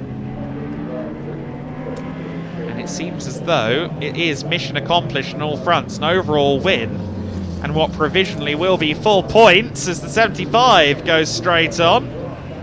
But will provisionally be full points as well for PB Racing, as the Class E leading Mercedes went straight on there and didn't re-emerge. Yes, it did re-emerge eventually, but everyone struggling in these conditions, and everyone, I think, out there on the circuit is going to be relieved to see the clock hit 0 now, as this race will come to an end. Final corner, final lap for Hugo Cook. The checkered flag is out. The checkered flag was held out there, didn't wave until the car was passed, I don't think, but Urseg and Cook are your winners in round 1 of the British Endurance Championship. The second place car will be the number 55, a lap down. There is your winning car through the spray, through the haze and the rain. Here comes Jamie Stanley to cross the line, second position at the end of the race there. And here is your Class D winner. Bal Sidhu takes the class win. Sidhu and Steed claim the first Class D win of the season. There is Sean Cooper taking second in class there for Track Focused for himself, and also for Mike McCollum. Third in the Class D going to the Mercedes there across the line. Johnny McGregor and MacG Racing going through there to win Class G in the Ginetta G55 Super Cup.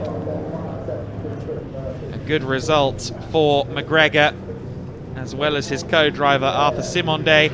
Chris Murphy across the line, one of our solo drivers, claiming a class win there in Class F in the BMW E46 M3 GTR.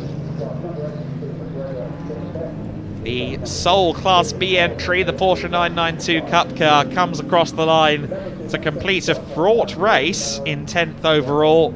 And here comes the big Jag, taking 8th overall.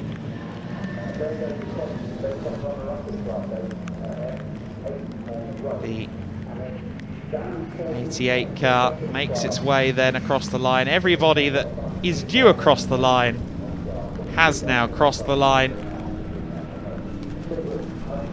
The race has come to an end, and it is number 9 car of Urseg and Cook has claimed a victory in stellar fashion here in the British Endurance Championship, really starting 2024 in much the same way that they held 2023. 2023 was a season of numerous victories and numerous successes on their way to Class A glory in the British Endurance Championship. 5 wins last year, and now Urseg, along with Hugo Cook, celebrating a win for the PB by JMH squad. The Audi R8 LMS may not be a Quattro, but maybe it should have been in these difficult conditions. It's a victory for Urseg and Cook in the number 9 Audi R8. They win it by a lap over Seal and Stanley. The first of the Class D cars home, third overall for Sidhu and Steed. The McCollum and Cooper KTM from Track Focused very nearly got to the back of Sidhu before the end of the race, finishing fourth overall. The first of the Class F cars takes fifth. Chris Murphy in the BMW E46 GTR. Garnett and Houghton taking sixth overall. The first of the Ginetta class cars home, the Class G cars home, was Johnny McGregor with MacG Racing and with Arthur Simonde, his co-driver. The Thompsons finish in 8th place, second in Class F. Harris taking 9th overall, and rounding out the overall top 10, the Porsche 992 Cup car of Hull and Avery, as we can now go from the track to the Parc Ferme area, where Ian Waterhouse should have our race winners. Well, here we go, everybody. Peter Ersick certainly carrying on from where they left off last season. Hugo Cook joining him, guys. Terrible conditions right now. I bet you're glad it's over, but congratulations. What a performance. Peter, I'll come to you first. You had the first stint. You must be absolutely thrilled with how things have gone. Yeah, it was brilliant, actually. It was pretty pretty difficult first session when it was raining, and then to be fair, I was quite pleased that Hugo was in the car for the last sort of 5 laps, because when it got really wet, it was starting to be a bit dodgy. But yeah, I'm over the moon for our first race of the season, so hopefully more to come. First W as well. Hugo, congratulations, your first win, of course, in the British Endurance Championship. And it looked fairly straightforward. Peter handed the car over, he had a 44-second lead until the last few laps, and this came down. How nervous were you? Well, I started seeing the rain, then it sort of went, and then it really started coming out. I was like, oh, not now, you know. So it was all about just bringing it home in the end, you know. There was a big gap to the car behind, so it was just, it was just, trying to bring it home as safe as I could. Well, congratulations. I'm going to go talk to that man, actually, James Stanley. So thank you very much. There you go. PB Racing, Peter Ersick, Hugo Cook taking the win. Let's go grab a quick word. James Stanley in second place, of course, in the Lamborghini. Jamie, a chaotic second half of the race, it looked like. Yeah, it was a little bit wild. The only good news in the afternoon is that Wrexham were winning last time I checked. Okay, I don't know the full story. I'll find out for you, mate. But look, what did this rain do to the last 5 laps? Kind of threw. It made it exciting. It definitely made it a little bit hair raising down the Craners. But no, it was good. Could have done with that maybe half an hour earlier, trying to get back on the lead lap. But yeah, just a little bit of understeer. My fault for the track limits. I should have drove to what I had, but that's pushing, trying to close the gap down to Hugo. Yeah. That's it, you're just pushing. That's what I like. Jamie, thanks so much, mate. I hope Wrexham got the result you wanted them to. I do want to find Bout Sidhu as well. 3rd place for Zentech Motorsport. Let's grab him over as well. We've spoken to Josh Steed as well. Congratulations, guys. You must be thrilled. We'll let you get your helmet off first. I saw you in the pits just...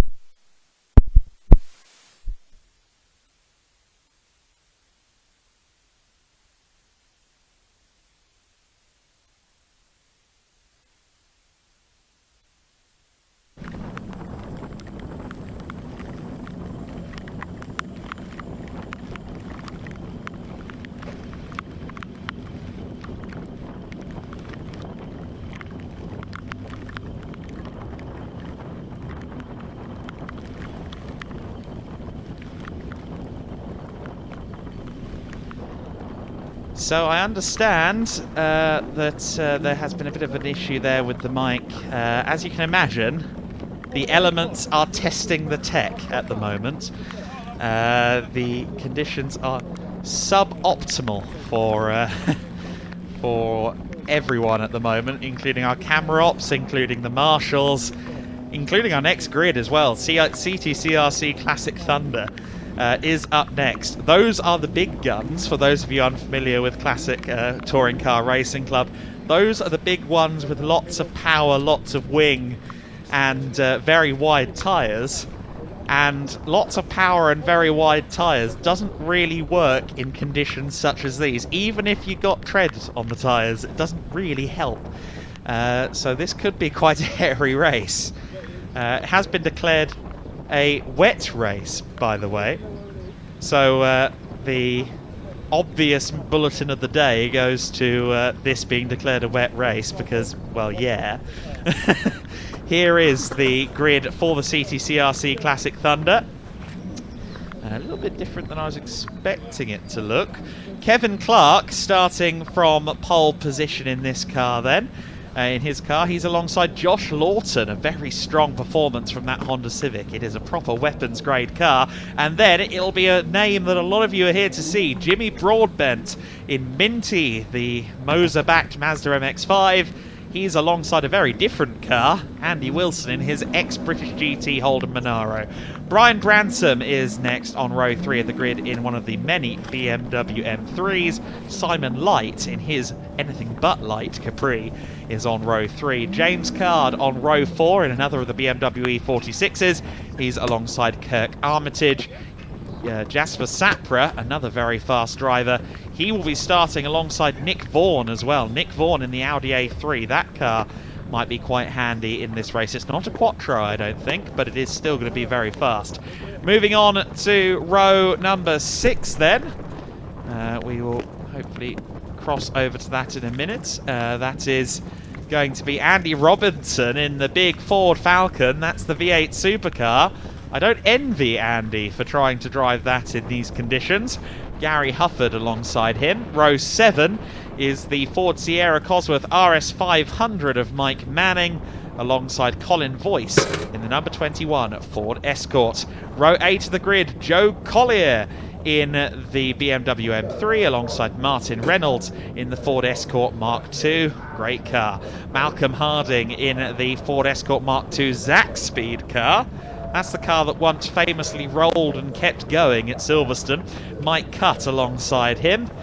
David Blackie and Ian Bauer, who we saw earlier on in pre-93s, rounding out row 10 on Thunder.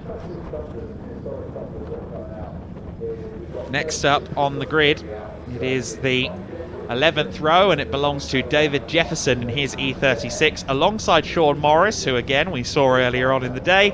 Chris McGinley in his E36 BMW weapons grade looking car, that machine, row 12, alongside Kevin Denwood. Dan Earl in his Vauxhall Astra VXR is on row 13, alongside Clive Hainsford in his Mazda RX-8.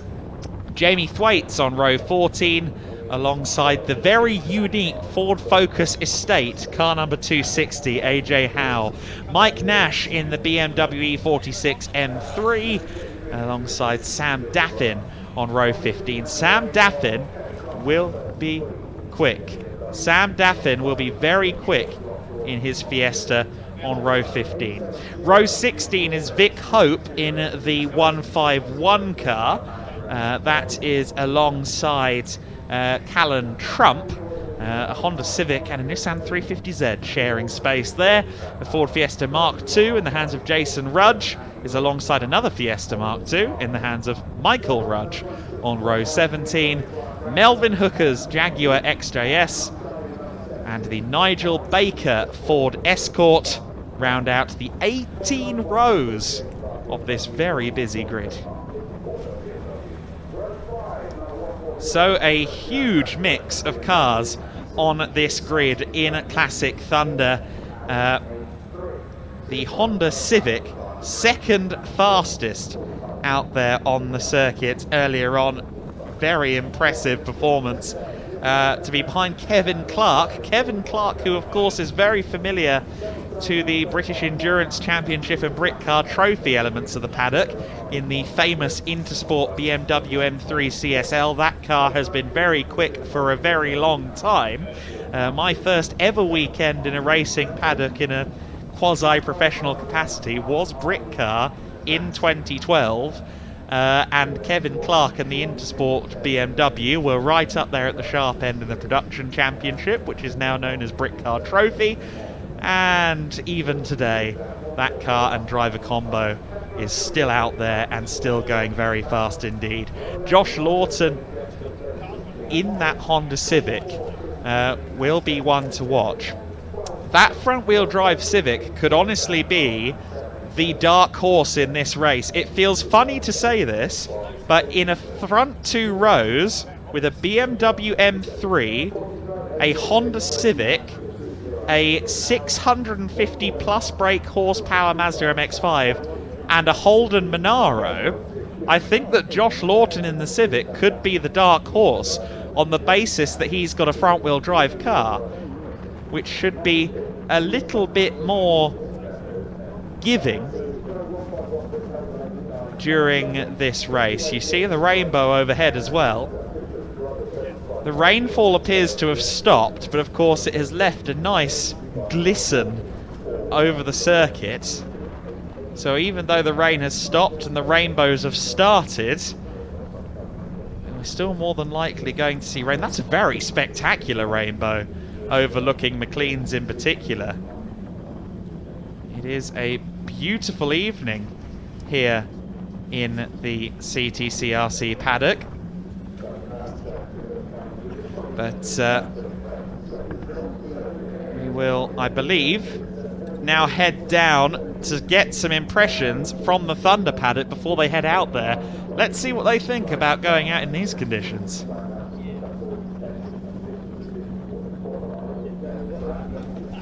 They're gonna be, we're gonna go down there in just a few seconds. I understand that there might be some moving and shaking going on down there at the moment as people switch tyres and things like that. But in a few moments we will pop down there.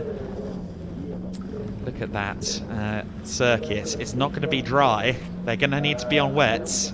So we will see what's going on down there at the moment. I wouldn't even bother checking the tyres. They're all going to be wet tyres.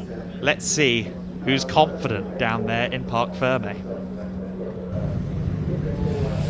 Well, I'm just stepping out of the way because, as you can see, the cars are assembling here in the assembly area, ready for what will be the penultimate race of the day, the second to last race, the curtain raiser, if you will, before our final act, the final Mini 7 race of the day. Just taking a look around to see if any doors or windows might be open, to see if we can grab a quick word from any of the drivers that will be racing today. And indeed, there are quite the mix of drivers out on the grid. I'm going to try and slip in here to talk to Mike Nash. Can I, if I just grab a quick word? Mike, so sorry to interrupt your pre-race ritual. How are you feeling ahead of today? Yeah, really good. Really excited. It's all good. Can't wait. How was qualifying for you as well, sir? Yeah, no, it was good. It was mixed grid, but it's really good. Yeah, I love this circuit. It's my favourite circuit, Donington. But yeah, it was really cool. Even in the rain, it's still your favourite? Yeah, we'll see in a moment. Ask me afterwards. We've decided not to put wets on. We're hoping that it's going to dry out enough and it'll be okay. I'm sure it'll be fine. I'm sure it'll be fine as well. I'll catch you after the race as well for a full race debrief from you, Mike. Thank you very much for that. Let's see who else we can grab that might have their door opens as well. Sam Daffin is just behind me and he's having a nosy. Sam, oh my goodness, that's a scary balaclava. Sam, I'm just going to dive in here and have a quick word with you if that's all right. How are you feeling ahead of the race? Yes, hopefully it'll be all right. We'll see what happens. For the first time driving it in the wet, so... That leads me very nicely onto my next question, Sam, because I do want to talk about the conditions. The day as a whole has been very up and down, and unfortunately it's just gone down in terms of the sunshine right towards the end. Yes, definitely down. We came down on slicks, decided that wasn't necessarily the right idea. So now we've put the wets on. So you have gone for the wet tyre setup. Is that in the hope that maybe you can attack right from the get-go and get some good field position going ahead for the rest of the race? I don't think we're in a position to do that. I think we're sort of learning the car. It will literally be the first time the car's turned a wheel in the wet. So we're properly sort of struggling a little bit, but we'll see how we get on. Well, go well, sir. I'm sure I'll catch you after the race. The whistles are ringing around here in the assembly area, so that means we are pretty much about ready to go racing. I'm going to make sure John doesn't get run over whilst we catch some shots of these stunning cars. Absolutely stunning pieces of machinery, it must be said. There's another door that's open up ahead. However, everyone is literally about to pull out, so I think what we're going to do is we're just going to try and stand out of the way as best as we can. I'm going to make sure that John doesn't get run over. You can see there Jimmy Broadbent in his lovely number 870 MX-5. And as you can see, the car's making their way up. We didn't have time to chat to many people, unfortunately. The conditions have gotten worse, the wind has picked up, the rain is pouring down, and I think this is an ideal time to hand back over to Adam up in commentary, who'll be able to take you through the second to last race of the day.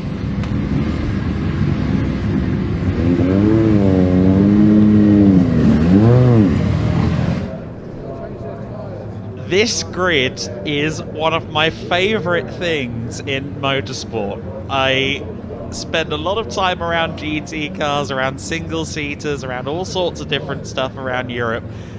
There is very little that compares to the CTCRC Thunder grid for sheer variety. I mean, again, look at that front two rows. A BMW M3 46, a Honda Civic, a Mazda MX-5 with 650 brake horsepower, or as Jimmy told me, almost 700 horsepower. And then the Holden Monaro with the big 7-litre engine.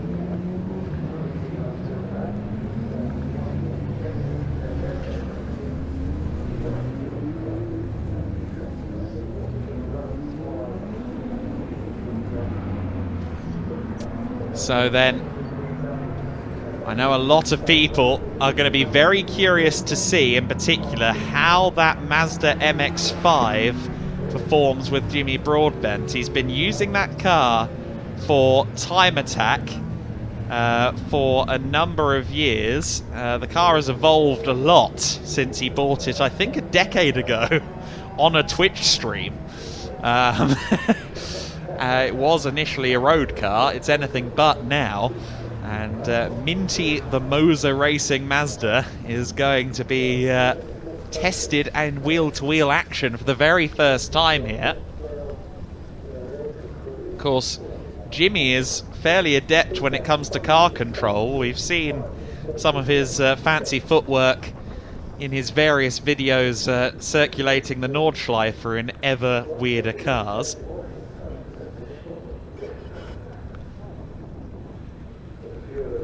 And we'll have to see whether it translates in these very specific and very tricky conditions. And Andy Wilson, spare a thought for him with a 7-litre engine under his foot.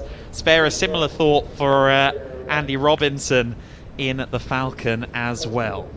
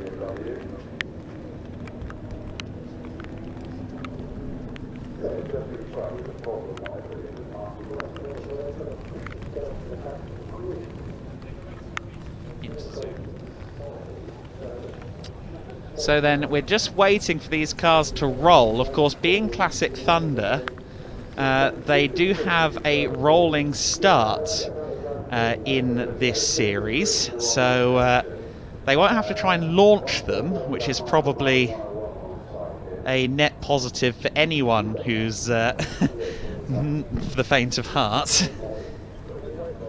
So I was talking, of course, about the Falcon and the Monaro. The big American beasties will, of course, be loud and proud. But you've also got to think about light in the Capri on row 3 of the grid, because that thing, yes, it's a Capri, but it is a V8 Capri, unfortunately. So he is going to struggle as well. I'm unclear as to why the race hasn't gone rolling just yet. looking for some light on that. The planned green flag lap is now been moved up to 2 green flag laps. So 2 green flag laps for the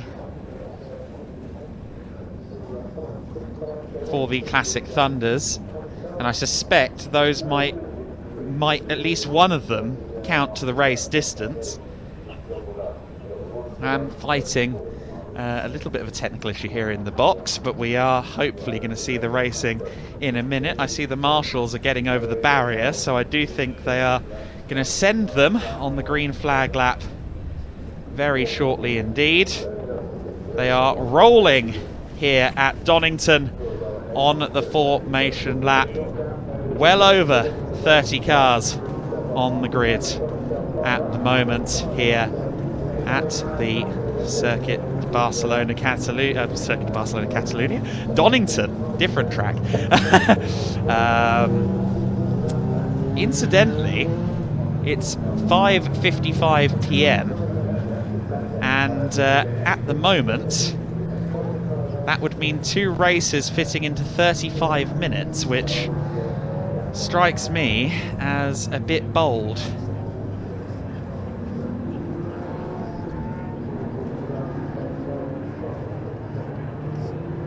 See whether or not that has that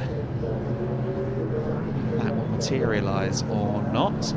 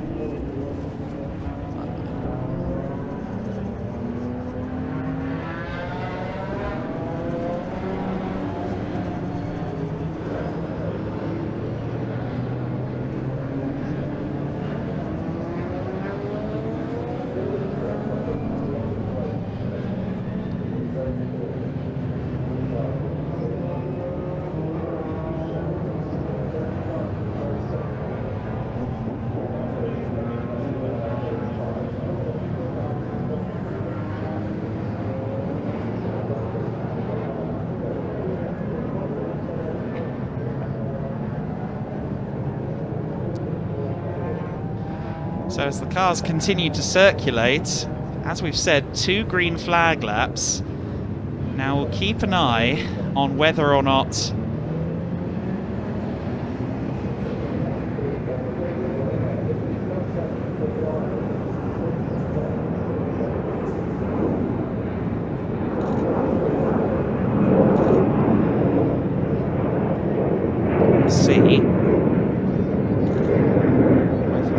towards the time. They still haven't started the race and everyone's crossing the line now, so let's see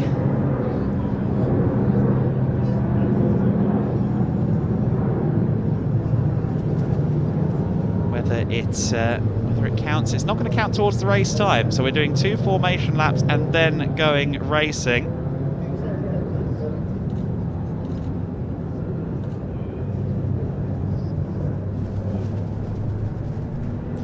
Yeah, so as we seemingly have fixed some technical issues here in the box, we can focus in on this race. I have been a little bit lacking over the last few minutes for pictures, but we are now back with pictures.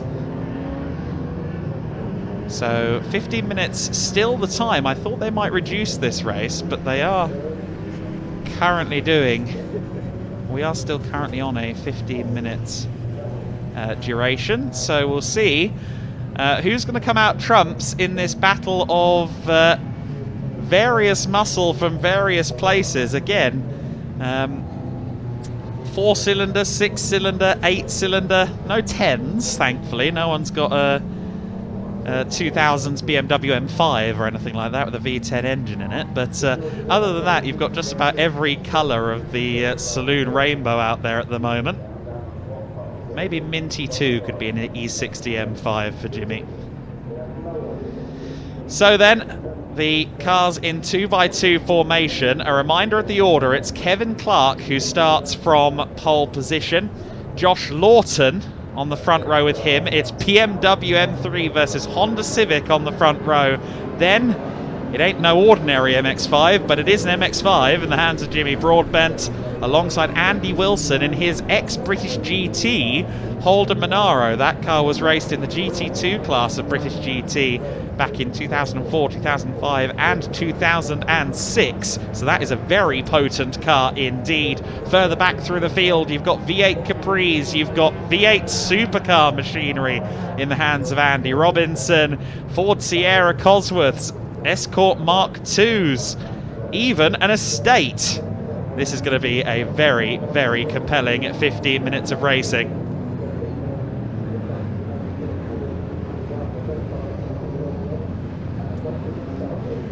And so,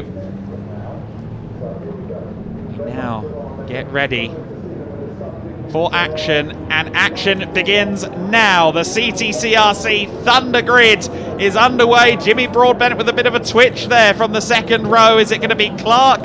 Is it going to be Lawton into the first corner? It should be Kevin Clark. He has the inside. He leads, but he twitches the BMW out of the turn, and that allows Lawton into the lead in the Honda Civic.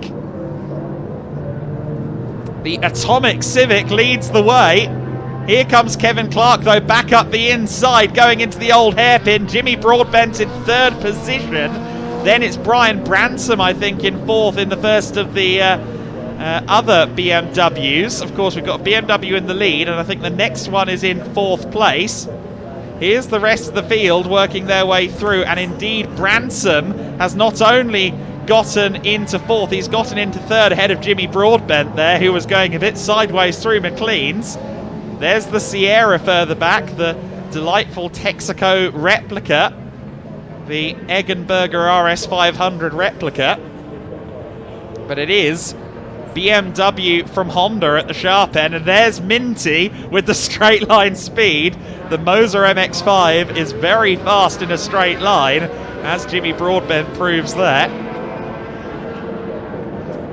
Side by side still for the lead. What a duel this is proving to be for the race lead. Brian Bransom, hugely experienced in his BMW though, is having a great tussle for third place with Broadbent. Brian Bransom is someone we see a lot in that car, wherever he could enter it. Of course, Broadbent in his first ever race in this time attack car. It's previously only been used for time trial format. This is the first time he's raced it wheel to wheel here, and it's going very well indeed. Look at that thing go in a straight line. That is one Minty monster moving up for third place there and getting through and past Brian Bransom.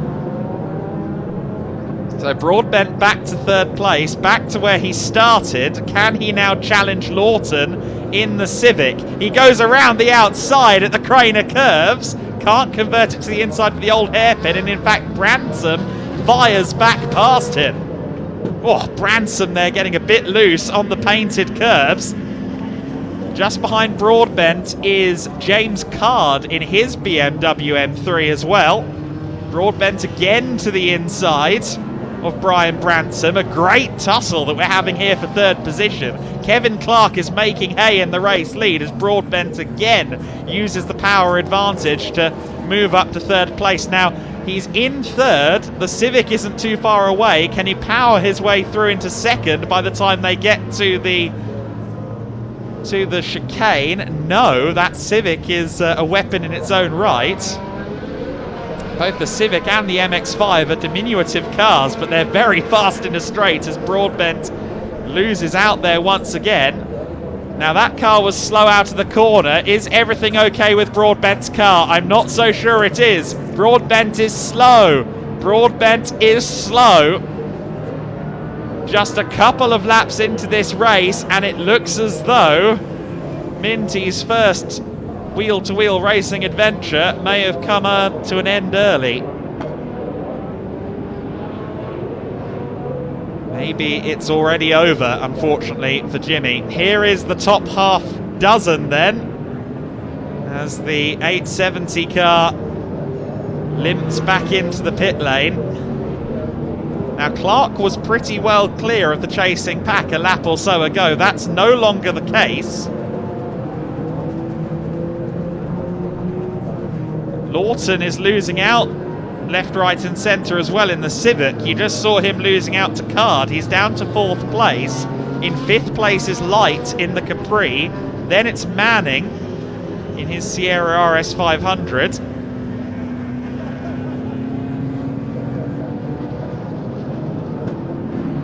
There's the 45 car as well, and there, unfortunately, is Jimmy Broadbent's machine, looking remarkably like that car is going no further.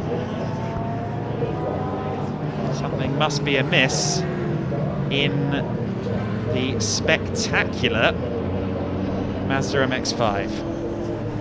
So it's in fact it's 3 BMWs in the top 3. Further back, Martin Reynolds there in his very well prepared Valvoline Escort, almost chopping one of the Fiestas off there. That was the 75 car that he almost came to grief with there. Michael Rudge in the Fiesta, that's well back in the pack. There is the 132 of Card, stalking in 3rd place. That's 3 E46s in the top 3. Clark, Branson, Card, your top 3. BMW E46s, of course, renowned for their chassis, and they're using them well at the moment. There, further back in the field, is the Astra VXR in the hands of Dan Earl. Dan Earl fighting in Class B. There's a lot of Class B cars out there. There is the Zack Speed Escort, the Mark II Escort replica of the famous Zakowski family Fords. Very, very well decked out machine in the hands of Malcolm Harding. 8 minutes and 25 seconds left to go, and Brian Branson is going very quickly. His last lap was a second quicker than Kevin Clark, and there you can see why. So much more confidence under power coming out of the S's than Kevin Clark. It's Clark who defends the lead, but he's going to have to work overtime to hold off Branson, and he's also going to have to work very hard to hold off James Card in the 132 car. James Card is in Class G, which I believe is the guest class. There's your top 3, still with Lawton in 4th place in the Civic as well.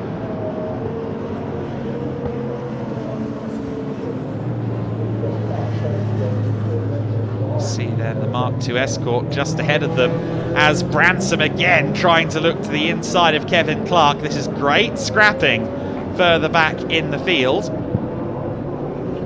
Well, sorry, at the very front of the field, but they're already working their way through the back of the field. There goes Branson around the outside at the old hairpin. That is incredible. It's not often you see someone around the outside of the old hairpin, and he did it, I think, just before the safety car was declared. The safety car has gone out, and we have lost both the 35 of Manning, the Ford Sierra Cosworth RS 500, and the Zack Speed Escort of Harding. There is Malcolm Harding at the S's on corner entry. The 101 car looks like it's going no further. I don't know where the Sierra is in relation. I don't know where Mike Manning is in relation, but clearly there has been an incident out there. Safety car, boards and yellow flags out there on circuit, wielded of course by the fabulous marshals here at Donington Park, who have had to endure a lot of difficult weather here today. There is the Sierra RS 500. So again, both cars down at the S's, and one of them beached in the gravel, one of them spinning. They either had a very similar moment, or they had the same moment with each other, hopefully not involving too much contact. So then the safety car will put the field back together with 5 minutes and 15 seconds to go. This is going to be touch and go as to whether racing resumes once again. So to recap, it's Brian Branson who now leads the race. I think he just about got that move done before the safety car was scrambled. So he did that move around the outside at the old hairpin, I think just in the nick of time to get ahead of Kevin Clark, who was of course our pole sitter. If you're just joining us, wet conditions here at Donington Park. And unfortunately, if you are here to see Jimmy Broadbent, he is in the pit lane and going no further, unfortunately. Minty,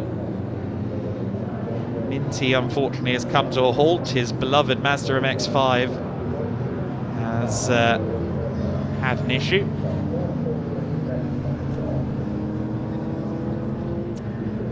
Brian Branson leading the safety car queue around. Now, I think the Sierra is still in the gravel. We'll see that as the leaders coast by, quite where the recovery process is, but it's going to be at least one more lap under safety car.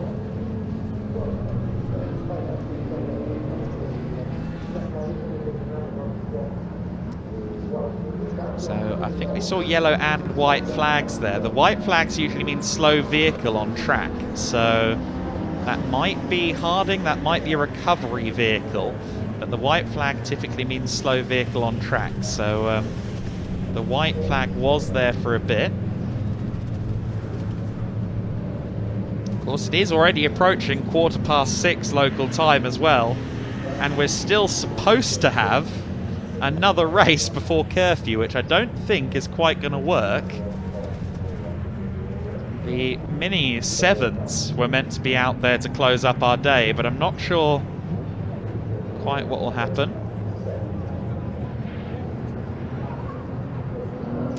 So lights still out on the safety car.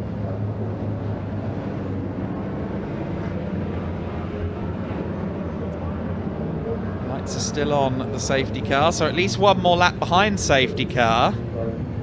And with 2 minutes and 35 seconds left to go, safety car is going to have one more lap. And I believe that while that's been going on, we've been walking around in the pits. I think in just a moment we might get the all clear to throw down to pit lane and get some insight.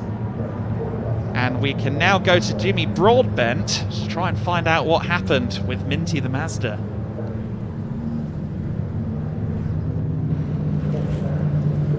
I've managed to steal Jimmy away from the car that they're working away on. Give us an insight into what's actually happened or what you think might have happened to the car, mate. It's a bit early to tell yet. I mean, the short answer is we're going down the straight and it just lost a cylinder. So it's happened before when that's happened. It's been fairly terminal, but hoping that's not the case. Hoping something simple this time. But it was fun up until then. It was great fun until then. Well, it leads me so nicely onto my next point. Look, it was a really positive weekend up until that moment because, I mean, qualifying third, first round of the year, that's pretty good going. Yeah, the car still, as you can tell, has got a few teething troubles. So, but yeah, third with a car that wasn't really doing very well, and then how they're now battling the BMWs and Josh and Civic. It was really good fun until it wasn't.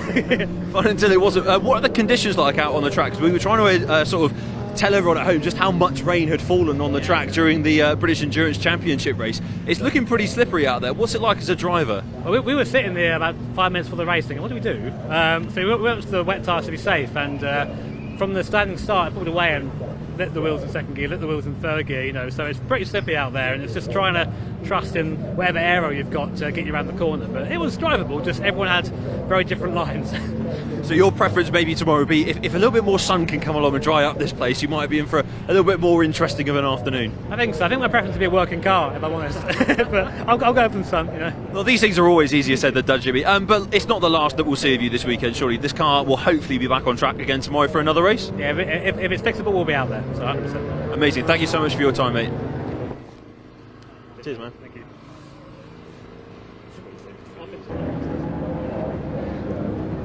20 seconds left on the clock, and the safety car lights are off, which means that they're going to cross the line and immediately receive the checkered flag, I believe. So unfortunately, it's not looking promising for a resumption of racing. The checkered flag then looks likely to be presented this time to Brian Bransom. Let's just see if the flag is waved, because it's one thing for the clock to hit 0, it's another for the flag to actually go out. And the flag does go out. I don't know if everyone saw it, but the flag has gone out very, very late indeed. I think some people think they're racing, but the checkered flag has gone out.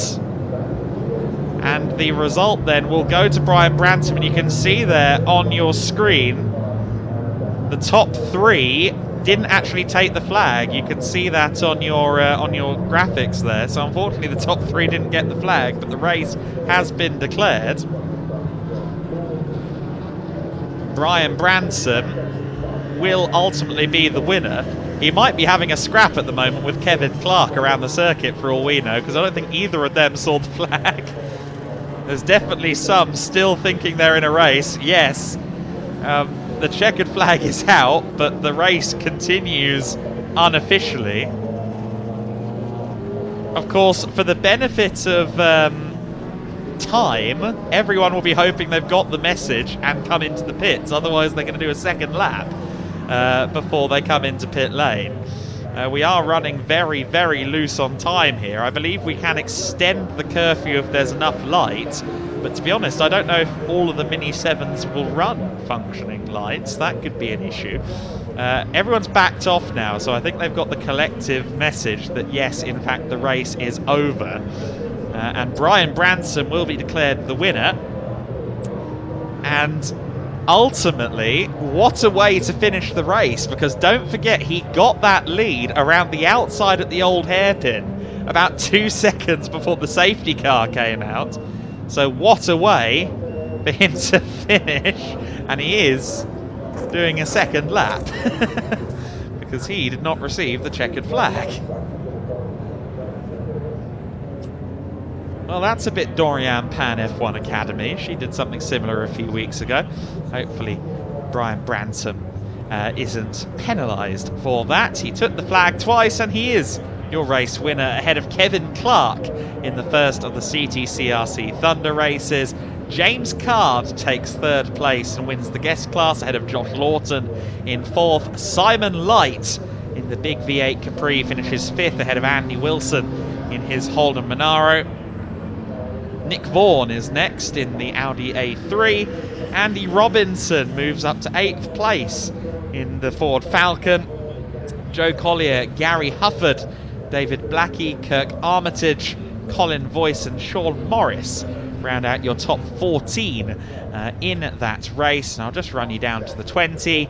Earl in the Astra VXR finishing 15th. Cut in the 144 finishing 16th, ahead of Trump in the Nissan 350Z in 17th place. Denwood's BMW 46 Compact in 18th, ahead of Yasfa Sapra in the 140 car in 19th. And the Fiesta of Daffin rounding out the overall top 20 in his Ford Fiesta. So then, the CTCRC Thunder grid is done for today. Hopefully Jimmy Broadbent will be seen again tomorrow. We'll have to wait and see. But we will see who is willing to go back out there tomorrow. We're hoping the conditions are better tomorrow for some of these bigger cars, because certainly this half wet, half dry, or almost wet, greasy conditions are not suited to anybody's cars, especially the big Thunder machines. It's certainly a wet track, but it's not fully committed to being a wet track, so it's very treacherous conditions for everybody. It's that middle ground that all racing drivers despise. If it's wet, that's one thing, you know what to do with the wet. If it's dry, that's another thing, you know what to do with the dry. But this middle ground takes a very deft hand, a very light touch, and some drivers don't have a light touch in their system. They've got a right foot and they want to use it. But certainly Brian Branson had a light foot. He managed to do the job with a great move around the outside at the old hairpin. I can't wait to hear from him about that one. Let's go down to James in Parc Fermé. Well, it wasn't the way that they would have wanted the race to finish at all, but safety is of paramount importance, and we're glad that that takes priority over all else. And I'm sure these guys will be ready to go racing again tomorrow as a result. And with that in mind, we should probably find out what everyone thought of the race, because there were still a lot of talking points within that as well, as you saw from Jimmy, who we caught up with just a few moments ago. Let's see who we can find that might be up for a chat. We're all right to grab you, sir, for a quick chat. How did you find the race?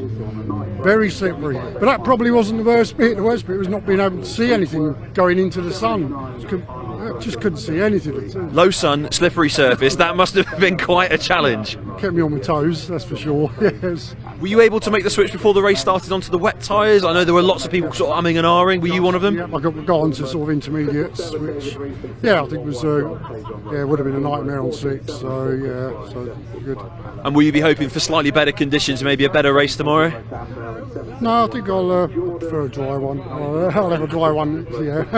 Awesome. Well, enjoy your evening, mate. We're going to see who else we can catch up with. Hello, you fine gentlemen. Can we have a quick chat about how that race was? Obviously, disappointing it finished behind the safety car, but, you know, you got racing for a little bit of today. What did you learn from your cars? It was well, that bit of the circuit was quite dry, but some bits were really dangerous and wet. But the worst thing of the whole thing was the visibility.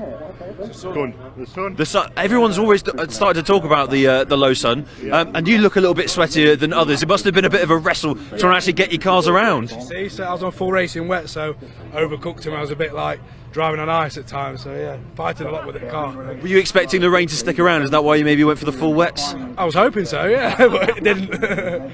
But will you guys be hoping for a dry race tomorrow, maybe a race that doesn't finish behind a safety car? Absolutely, dry race all the way. Something where we can use all our power and flex our muscles. Well, thanks guys, thanks for letting us catch up with you. Let's see who else we can try and grab from this melee of drivers. Watch yourself, John, because there's some very pointy rear wings in this Parc Fermé area. Let's see who we can grab from their cars now. So Vic is still sat in his car. Let me just see if I can pop the door open. Vic, we're all right to have a quick chat with you, sir. How was that out on the track today? Blinding, literally couldn't see a thing with the sun in her eyes, and unfortunately I lost the peak to my crash helmet, so that made it even worse. I nearly came in and asked somebody to stick a bit of tank tape across the screen. It was horrendous. Not an ideal start to the weekend. No, but I had a good race with somebody going a Fiesta. It was a brilliant race, but they stopped it short as well, which a bit of a shame, but it was very difficult conditions. Well, the track suddenly became extraordinarily greasy, I think, is the main thing, isn't it? To be honest, I'm trying these. I don't want to tell everyone really, but these tyres are magic. I had no trouble at all grip-wise, brilliant, but just couldn't see where I was going in a few segments. even the reflection in the mirrors from the sun behind us, blinding. You know, just. Who makes your tyres out of interest then? Are you going to reveal that secret or wait until tomorrow evening? Sellotape. Thank you very much, mate. Well, I'll close you up so you can stay warm and sheltered from the wind. Let's see who else might be around and still sat in their car potentially, because there are a few names and a few faces. Jasper is still around. Jasper, are we all right to grab a quick word with you, sir? How did you find that race, as short as it was? I hit the curb when I come off. I'm very sorry. You know, the chicane, back wheel hit the curb and I just come onto the grass. Is that? Do you think it was a bit damp, and when you clip those sorts of things? That was me. Will you be hoping for a slightly better race tomorrow then, maybe? Yeah, we'll try it. We've got a brick car tomorrow to look forward to as well. So. Excellent. Well, I'll let you shelter from the wind because it's getting pretty chilly down here. But for now, we're going to hand back to Adam to take us through the highlights and actually stick with us because there might be some more racing coverage here at Donington Park.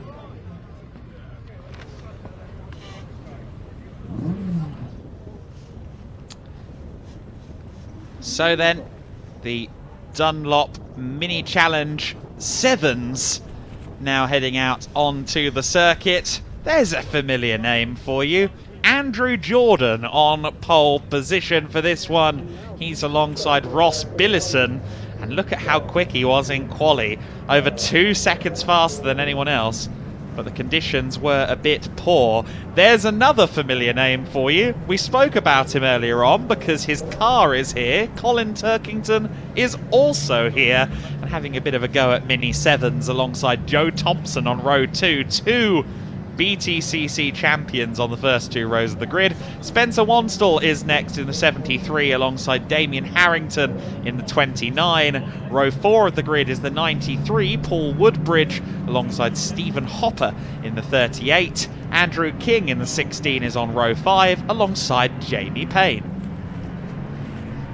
Row 6 of the grid, Darren Thomas in the number 20 alongside the 0 car of Glenn Woodbridge.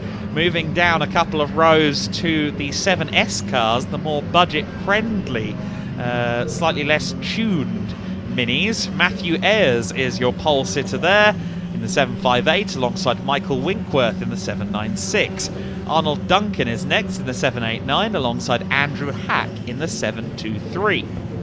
Row 11, Jonathan Page in the 701. James May in the 750. I'm reasonably well informed it's not that James May. Row 12, Matthew Page in the 707 alongside Lee Pullman in the 713. Row 13, Dave Rees in the 777 alongside Giles Page in the 711.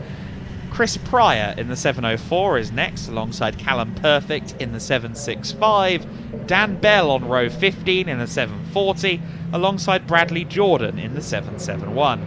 Andrew Page is on row 16 in the 715 alongside Bertram Woolard in the 736. Ian Corson in the 719 car rounds out a huge grid of Mini 7s and 7Ss. You can see then the differences between these 7s and the previous Mini Miglia cars. Of course, far more stock in look. No massive wide track here. No go faster wheel arches here. These are a little bit closer to standard specification. But what a scrap we have on here then. Andrew Jordan in the 77 car is going to be one to watch. That much is for certain as they go on to a second formation lap, as is often the case when a race is declared wet. Andrew Jordan, who has previously raced in Mini Miglias, is this time around doing the Mini 7s. It was Mike Jordan who won the Mini 7s last year, so Jordan Senior won the Mini 7 category last year. This time it's Andrew having a go at Mini 7s. Joe Thompson will be one to watch, I'm sure, in this race from 4th on the grid. He was runner-up in last year's Mini 7s, so he'll be relishing the opportunity to go wheel-to-wheel with Turkington and Jordan. And Ross Billison, who was 3rd in the championship last year, is starting on the front row there alongside Andrew Jordan. So you've kind of got a clash of two series here. Of course, Andrew Jordan has been a relative regular since stepping back from the BTCC. He's been a relative regular in these minis in the Dunlop Mini Challenge. He, though, of course, is a British Touring Car champion, as is Colin Turkington. So you've got two Touring Car champions on the front two rows of the grid, and last year's vice champion and third place finisher in the Mini 7s alongside them. So it's a very well balanced and very interesting front two rows of the grid. Superstar names and a lot of intrigue to come over the course of the next 20 minutes. Of course, no championship really to talk about right now because we are opening the season here at Donington Park.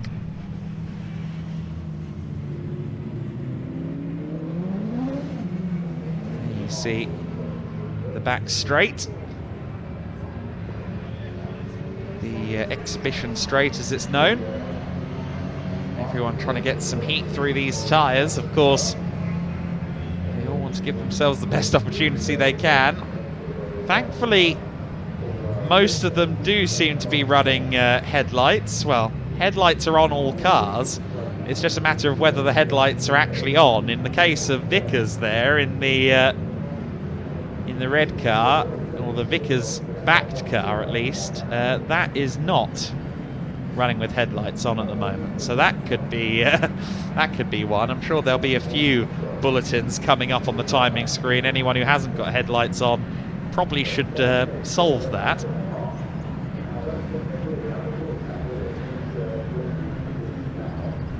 So then the Mini 7s will close out our day of racing here. It's going to be a packed schedule on Sunday as well. A lot of racing to bring you from here at Donington Park, but we're going to round out today with what will promise to be a searingly entertaining battle in the Mini 7s along with the more budget-friendly 7Ss. Will it be pole sitter Andrew Jordan who prevails in this one, or will we see something special from Colin Turkington as he jumps into the world of Mini 7 racing?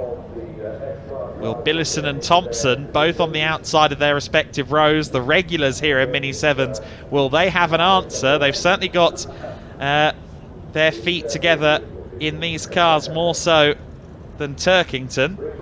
And while Jordan has been racing Mini Miglias, he hasn't done quite as much in these Mini 7s. It's a very compelling situation then here in the Mini 7s. The red lights are on and the red lights are off. We go racing then, and it's a good start from Andrew Jordan from the front row. Row 2 of the grid, Colin Turkington didn't get quite the start that Jordan did. It's Jordan from, I think, Billison in second place. Yes, Billison in P2. Then it's Joe Thompson who's got himself ahead of Turkington. Warnstall and Harrington still there in 5th and 6th by the looks of it. The second field, the 7S cars have gotten started as well. Matthew Ayres, is he still leading? Couldn't quite tell whether it was still Ayres at the head of the field or not.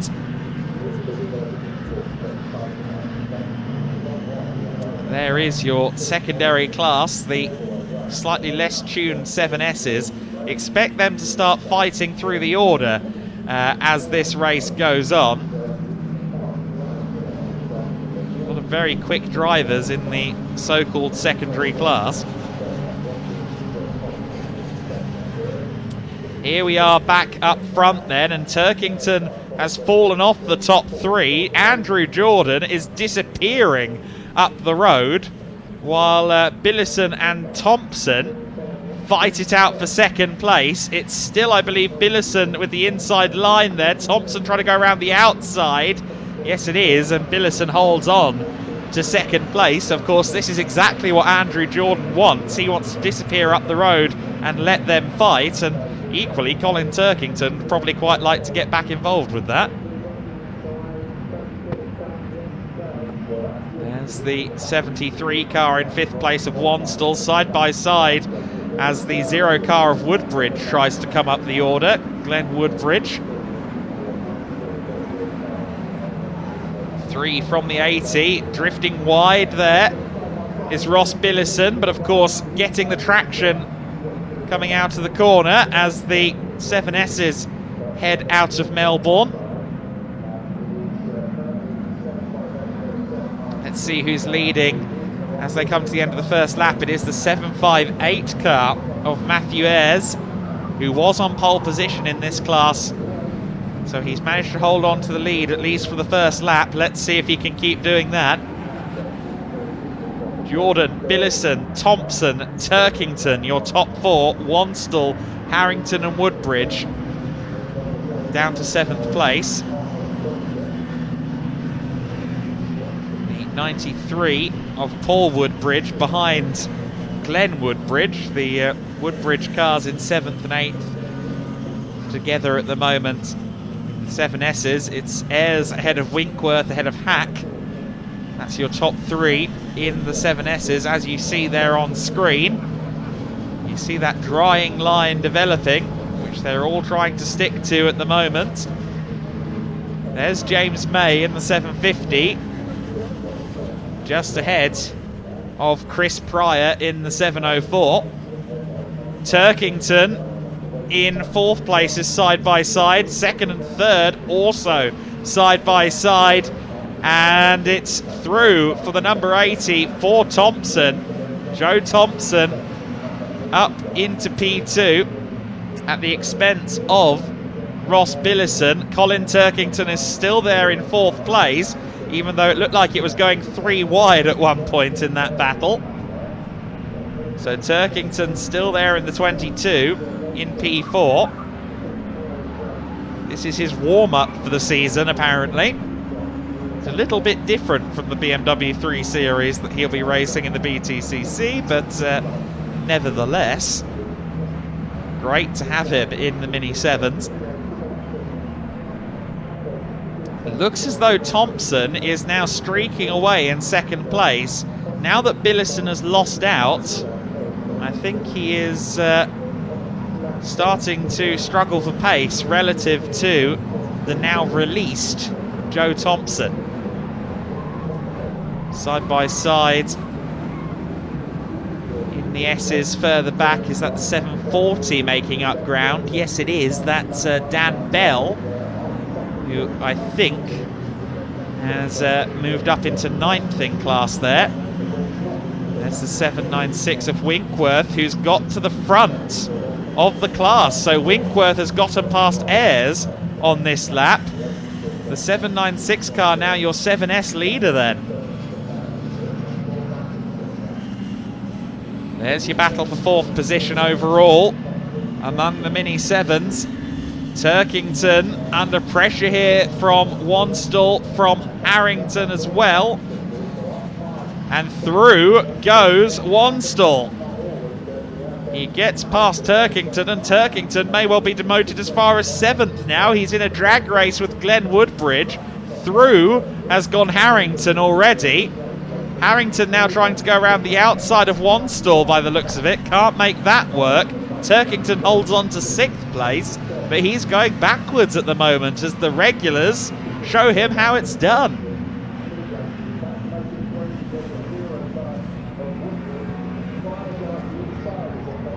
And here comes Woodbridge. Woodbridge gets through as well then. Turkington demoted to 7th place, and having been overtaken by Woodbridge, Glenn, he now has to worry about Woodbridge, Paul. Paul Woodbridge is the next driver to arrive on the rear bumper of Colin Turkington.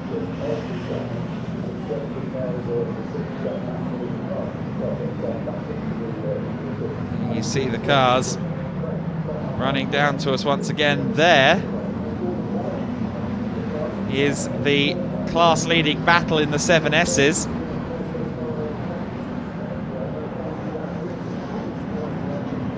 And It's still Winkworth ahead in the 7S class, as you can see.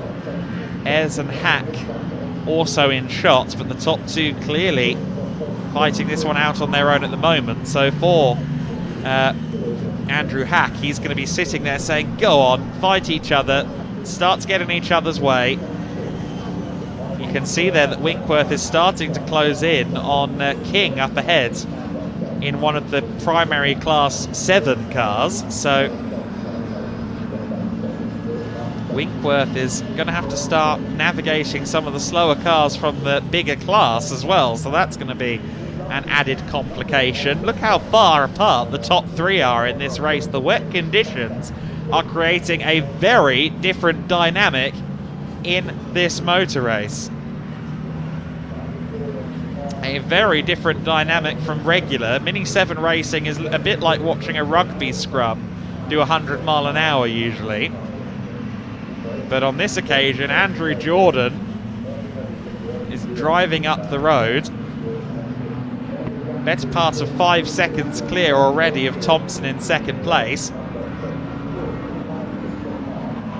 Of course, Andrew Jordan and the Jordan Racing team, experts at building historic touring cars these days. Focusing on that family business with Father Mike. There you see Billison in third place, dropping off the back of Thompson. Here is Winkworth in the 796. And still, Ayres is not willing to part with the rear of that car. It was Jonathan Page who took the win in the 7S's last year. He's down in 5th place in the S class at the moment. So our reigning champion in the 7S's isn't quite up there right now.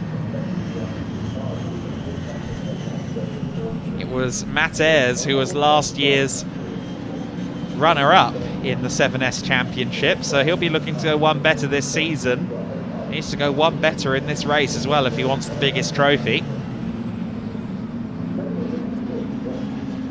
There's Wanstall, with Harrington still stalking him. And you can see that they've dropped away, or they've dropped the battle for 6th place that follows. In fact, it's not much of a battle for 6th. Instead, it's a battle for 7th place going on in the back of shot, as Harrington goes to the inside of Wanstall for 4th place. Very nicely done there. And now on the firing back is Wanstall. Wanstall gets a good run out of the S's. Oh, surely they came within millimetres of touching there. Very, very close. Wanstall and Harrington side by side as they run into Goddard's. And it's Harrington who gets into 4th place, but can Wanstall fight back in this very exciting battle? Equally exciting as the S-Class battle as Ayres looks to the inside.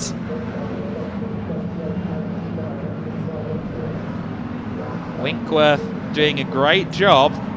Michael Winkworth only finished 6th in last year's standings, but running wide like that maybe gives Ayres the idea that he can get through. Again, running wide in these kind of conditions isn't necessarily a bad idea, of course, in search of grip and traction, but I don't think Winkworth fully intended to go that deep into the corner. He's certainly under a lot of pressure in the 796 car in this S-Class battle.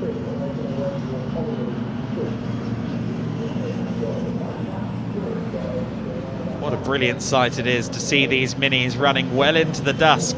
And not only well into the dusk, but in golden hour. Winkworth there, breaking free the rear end of the car, and didn't actually lose too much momentum as a result of that. That was very, very fun to watch. But beautiful sight, these cars, especially in this light, and with the damp surface providing a sheen on the track as well. Some brilliant images we're getting here from around the track. front of the order, it's Andrew Jordan now 5.1 seconds clear. He's in his own district at the moment at the front of the order. However,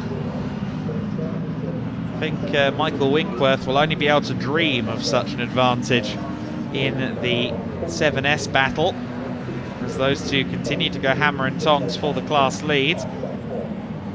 Thompson and Billison a distant second and third. Remarkably gapped racing by the standards of the Mini 7s in this one at the front of the order. Harrington and Wanstall are still assuredly close together though. Battle for 4th place, just half a second between them. Andrew Jordan once again showing his class. Very, very impressive talent, of course. Came into motorsport through rallycross as opposed to circuit racing before moving into the BTCC. Here comes Ayres once again then to the outside as they approach turn 1. Tries to dive to the inside line and can't get it done there. Winkworth carries the momentum through the corner very nicely indeed at Redgate. Through we go. Down the infamous Craners again. Now, does Winkworth keep the rear in check this time on turn in for the old hairpin? No, that's his strategy. He wants that four-wheel drift into the corner. Braver man than I.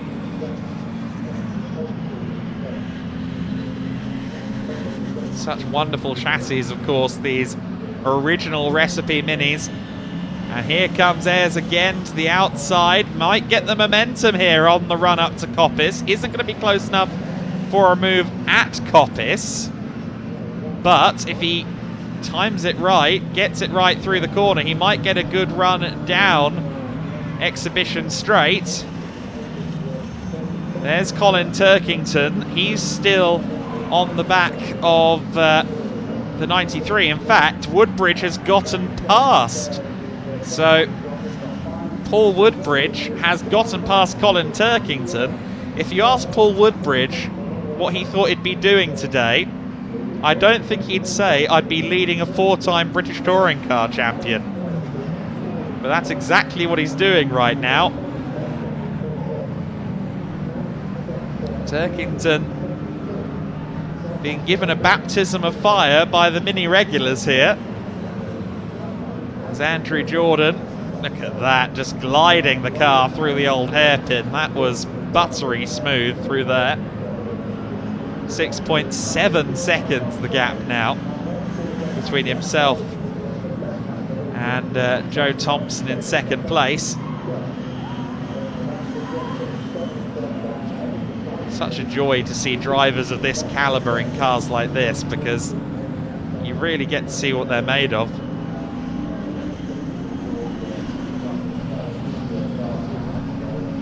Here is the 7S battle again, I think. And we've had a change. The 758 is through. Ayres has gotten past Winkworth. And he was already through by the time they crossed the line. So let's see if Winkworth can retaliate. Winkworth is all over the back of him as they run towards McLean's. We get eyes on McLean's, but they're side by side already. The move is basically done by this point. He had a nose ahead, did Ayres. He must have got a good run through the final corner and finalised it there into turn 1. Very nicely done by Ayres. Winkworth in second place. Down the main straight, or down the back straight they go. Again, Ayres and Winkworth are still going at it. And is that another switch? Yes, it is.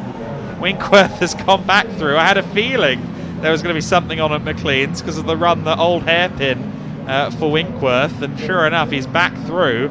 Let's see then if Ayres can fight and try and get back through again. He's been afforded the lead at very scarce opportunities in this scrap, but every time he gets through, Winkworth finds a way back through.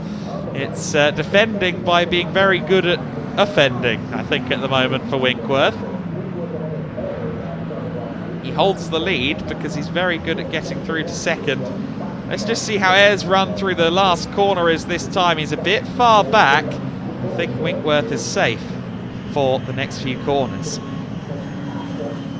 Winkworth in the 796 is ahead, and we tried to get a replay there of how the move was made. We'll briefly have a look at this. Ayres just carried too much speed through McLean's there, had to scrub it off at the apex, spoilt his own momentum, and that's allowed Winkworth back through again. But let's hastily go back to the battle in case it's changed again, as we continue to watch this brilliant battle within the 7S class. Now, where are they? I think this is them just coming now up towards the McLean's corner. Here they are, and it is still Winkworth ahead, but not by much. Ayres is right there with him. Now, Ayres is traditionally pretty solid through Coppice.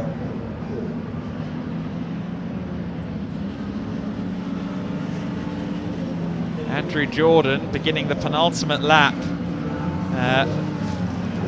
down under my commentary position, as once again this S-Class battle heads through the S's, bouncing across the curbs at the S's as the conditions have dried out during this race. The dry line has developed, the confidence in the curbs has grown.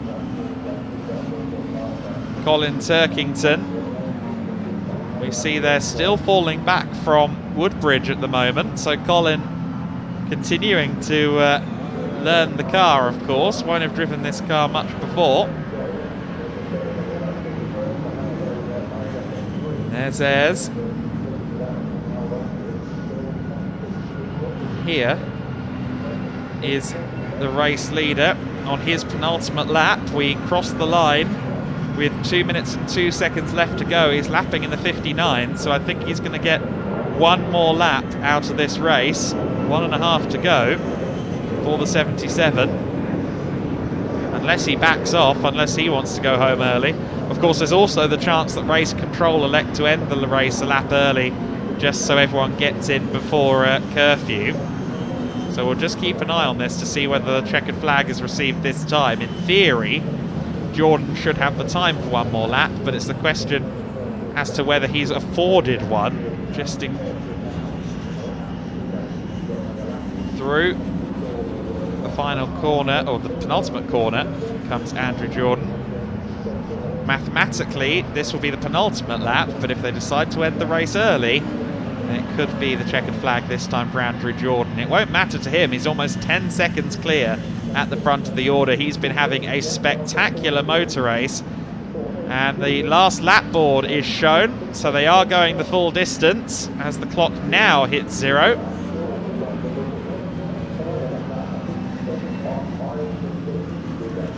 Second place Thompson, third place Billison coming through shot at the moment. I believe that our battle for the 7S's might be heading towards Melbourne Hairpin at the moment, if they're not already there. It is Winkworth and Ayres.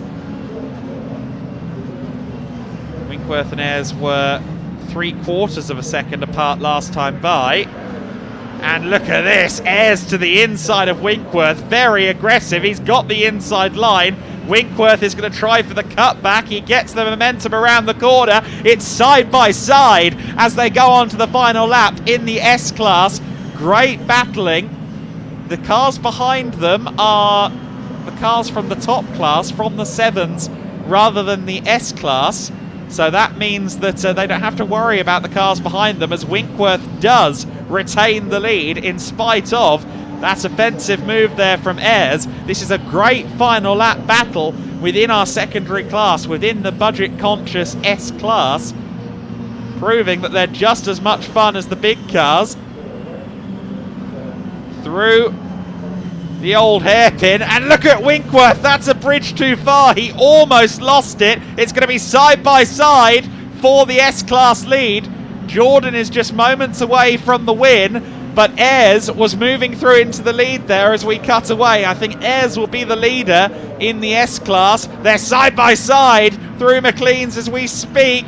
Winkworth will be ahead through Coppice, or will he? It's side by side between them. Ayres gets through, and Andrew Jordan wins the overall race, wins the Mini 7 category. You can see in the back of shot there that it's still very close between Winkworth and Ayres. Now Ayres had the inside line into Coppice. Who's going to be ahead as they come through the S's? It's Winkworth on the inside, it's Ayres on the outside. Winkworth is continuing to battle and continuing to lead, and with that poor run through the S's for Ayres, I think Winkworth may have just done enough.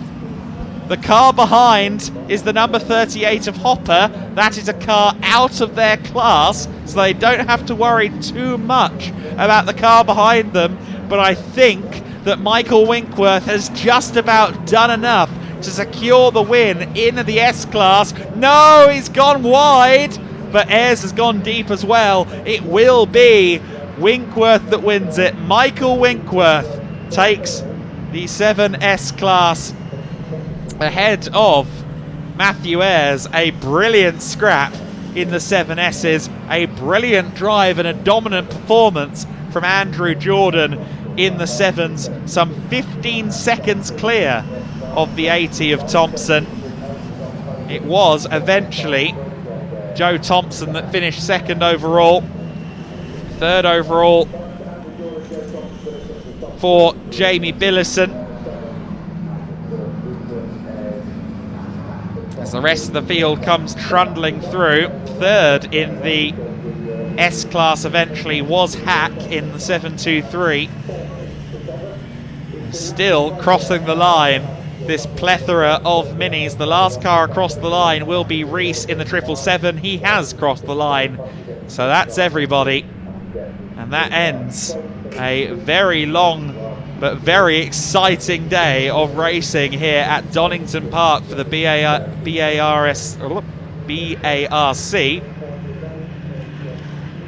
The Donington Park circuit in Grand Prix configuration. Always a great place to watch action, and we have seen a lot of it over the last several hours.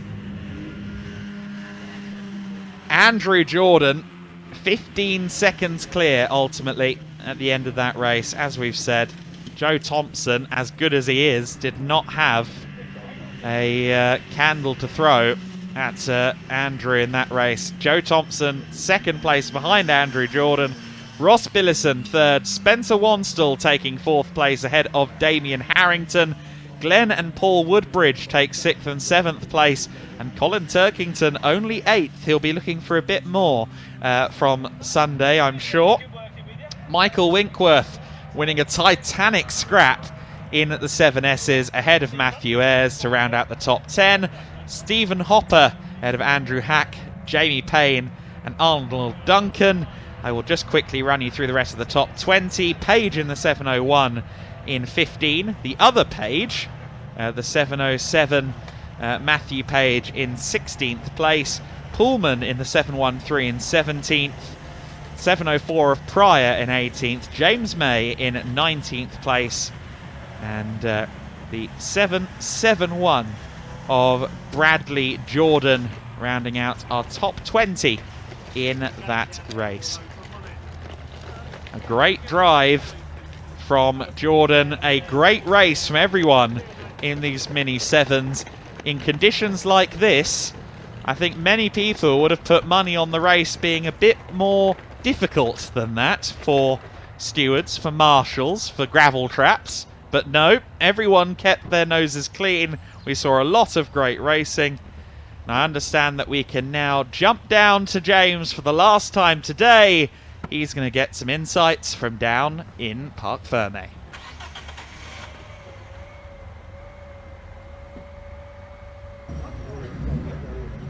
What a thrilling way to end the day here at Donington. Fantastic racing had by all. And I'm going to try and interrupt more tyre pressure checking Andrew, I'm really sorry to just butt in on you checking your tyre pressures.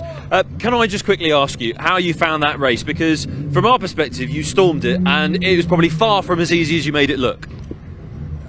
It was pretty straightforward, if I'm honest. It was really dry. Like, we went on a kind of used wet, which I think pretty much everyone did, but the car was lovely. It was on rails, so it was pretty steady away, really. I was just having fun driving it as quick as I could, and with the new track limits I saved one up for the end, trying to get my fastest lap, which I think I would have done. But yeah, really, really good, enjoyed it. Mate, I can see you enjoyed it. The Sawara tells me everything I need to know, and look, you established like over a 12-second lead on second place. I mean, that's a huge confidence boost going into the rest of the season, surely, to know that this machine and you work in such harmony.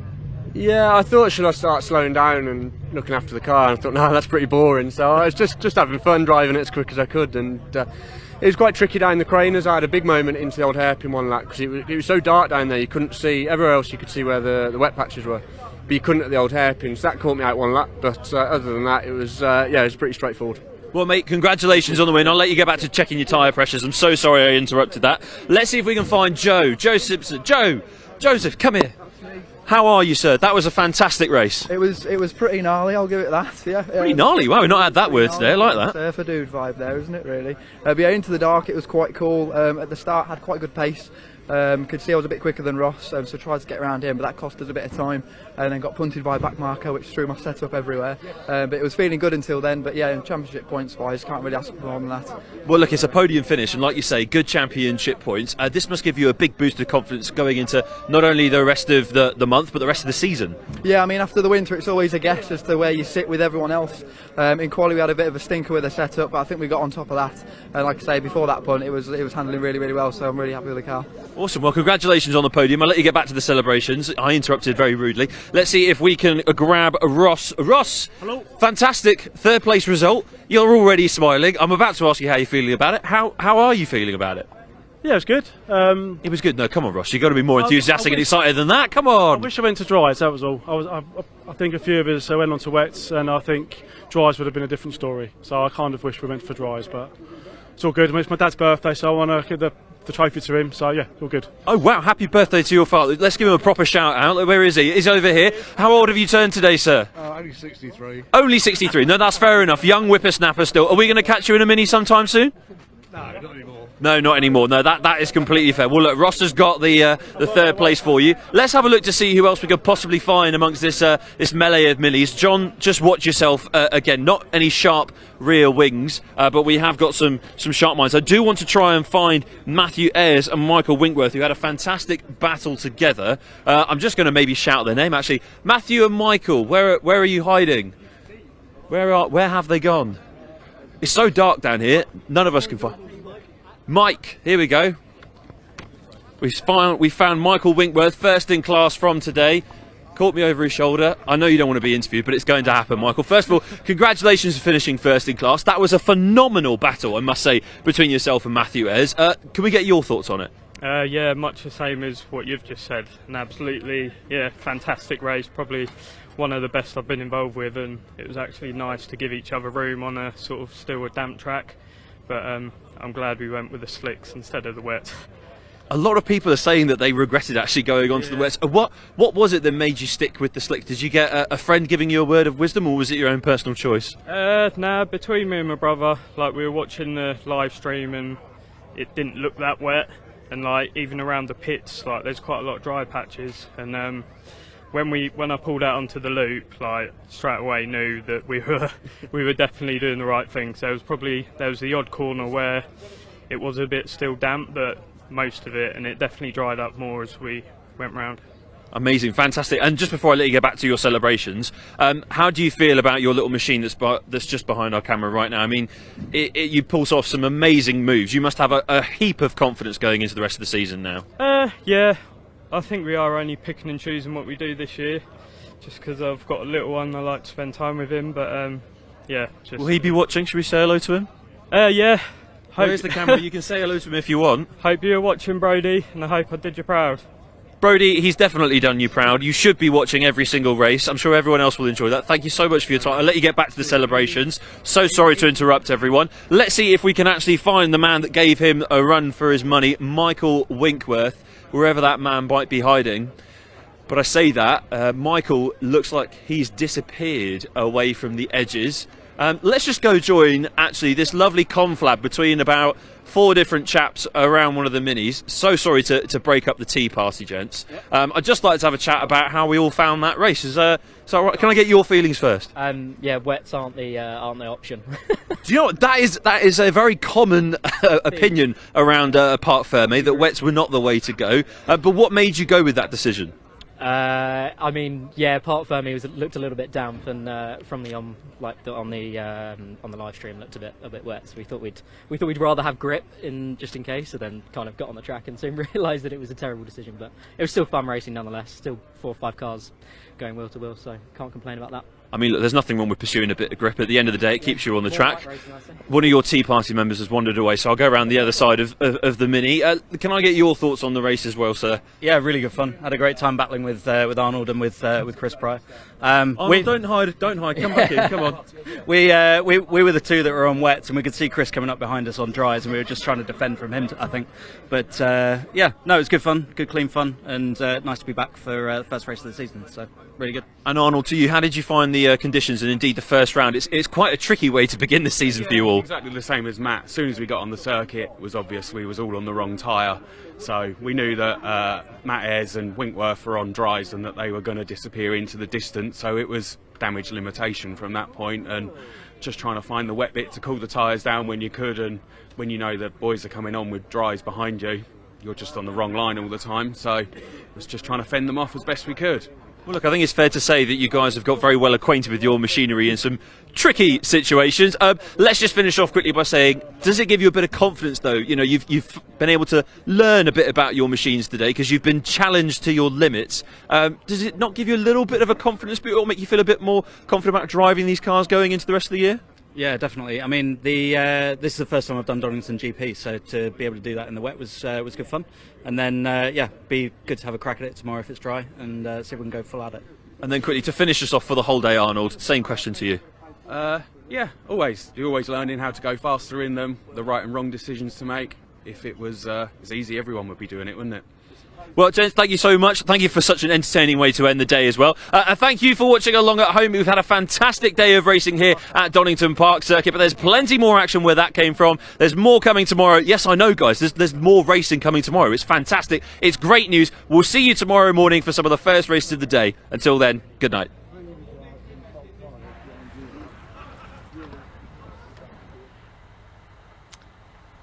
So then, our racing day has concluded, and the light is very quickly leaving us. Just time quickly to tell you about our Sunday schedule, beginning with our first race at 9:45 for the Classic Touring Car Pre-03 and Boss race.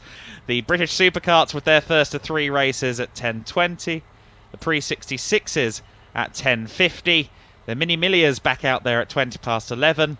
11:55 for the Super Tourers, the 83s and the 93s.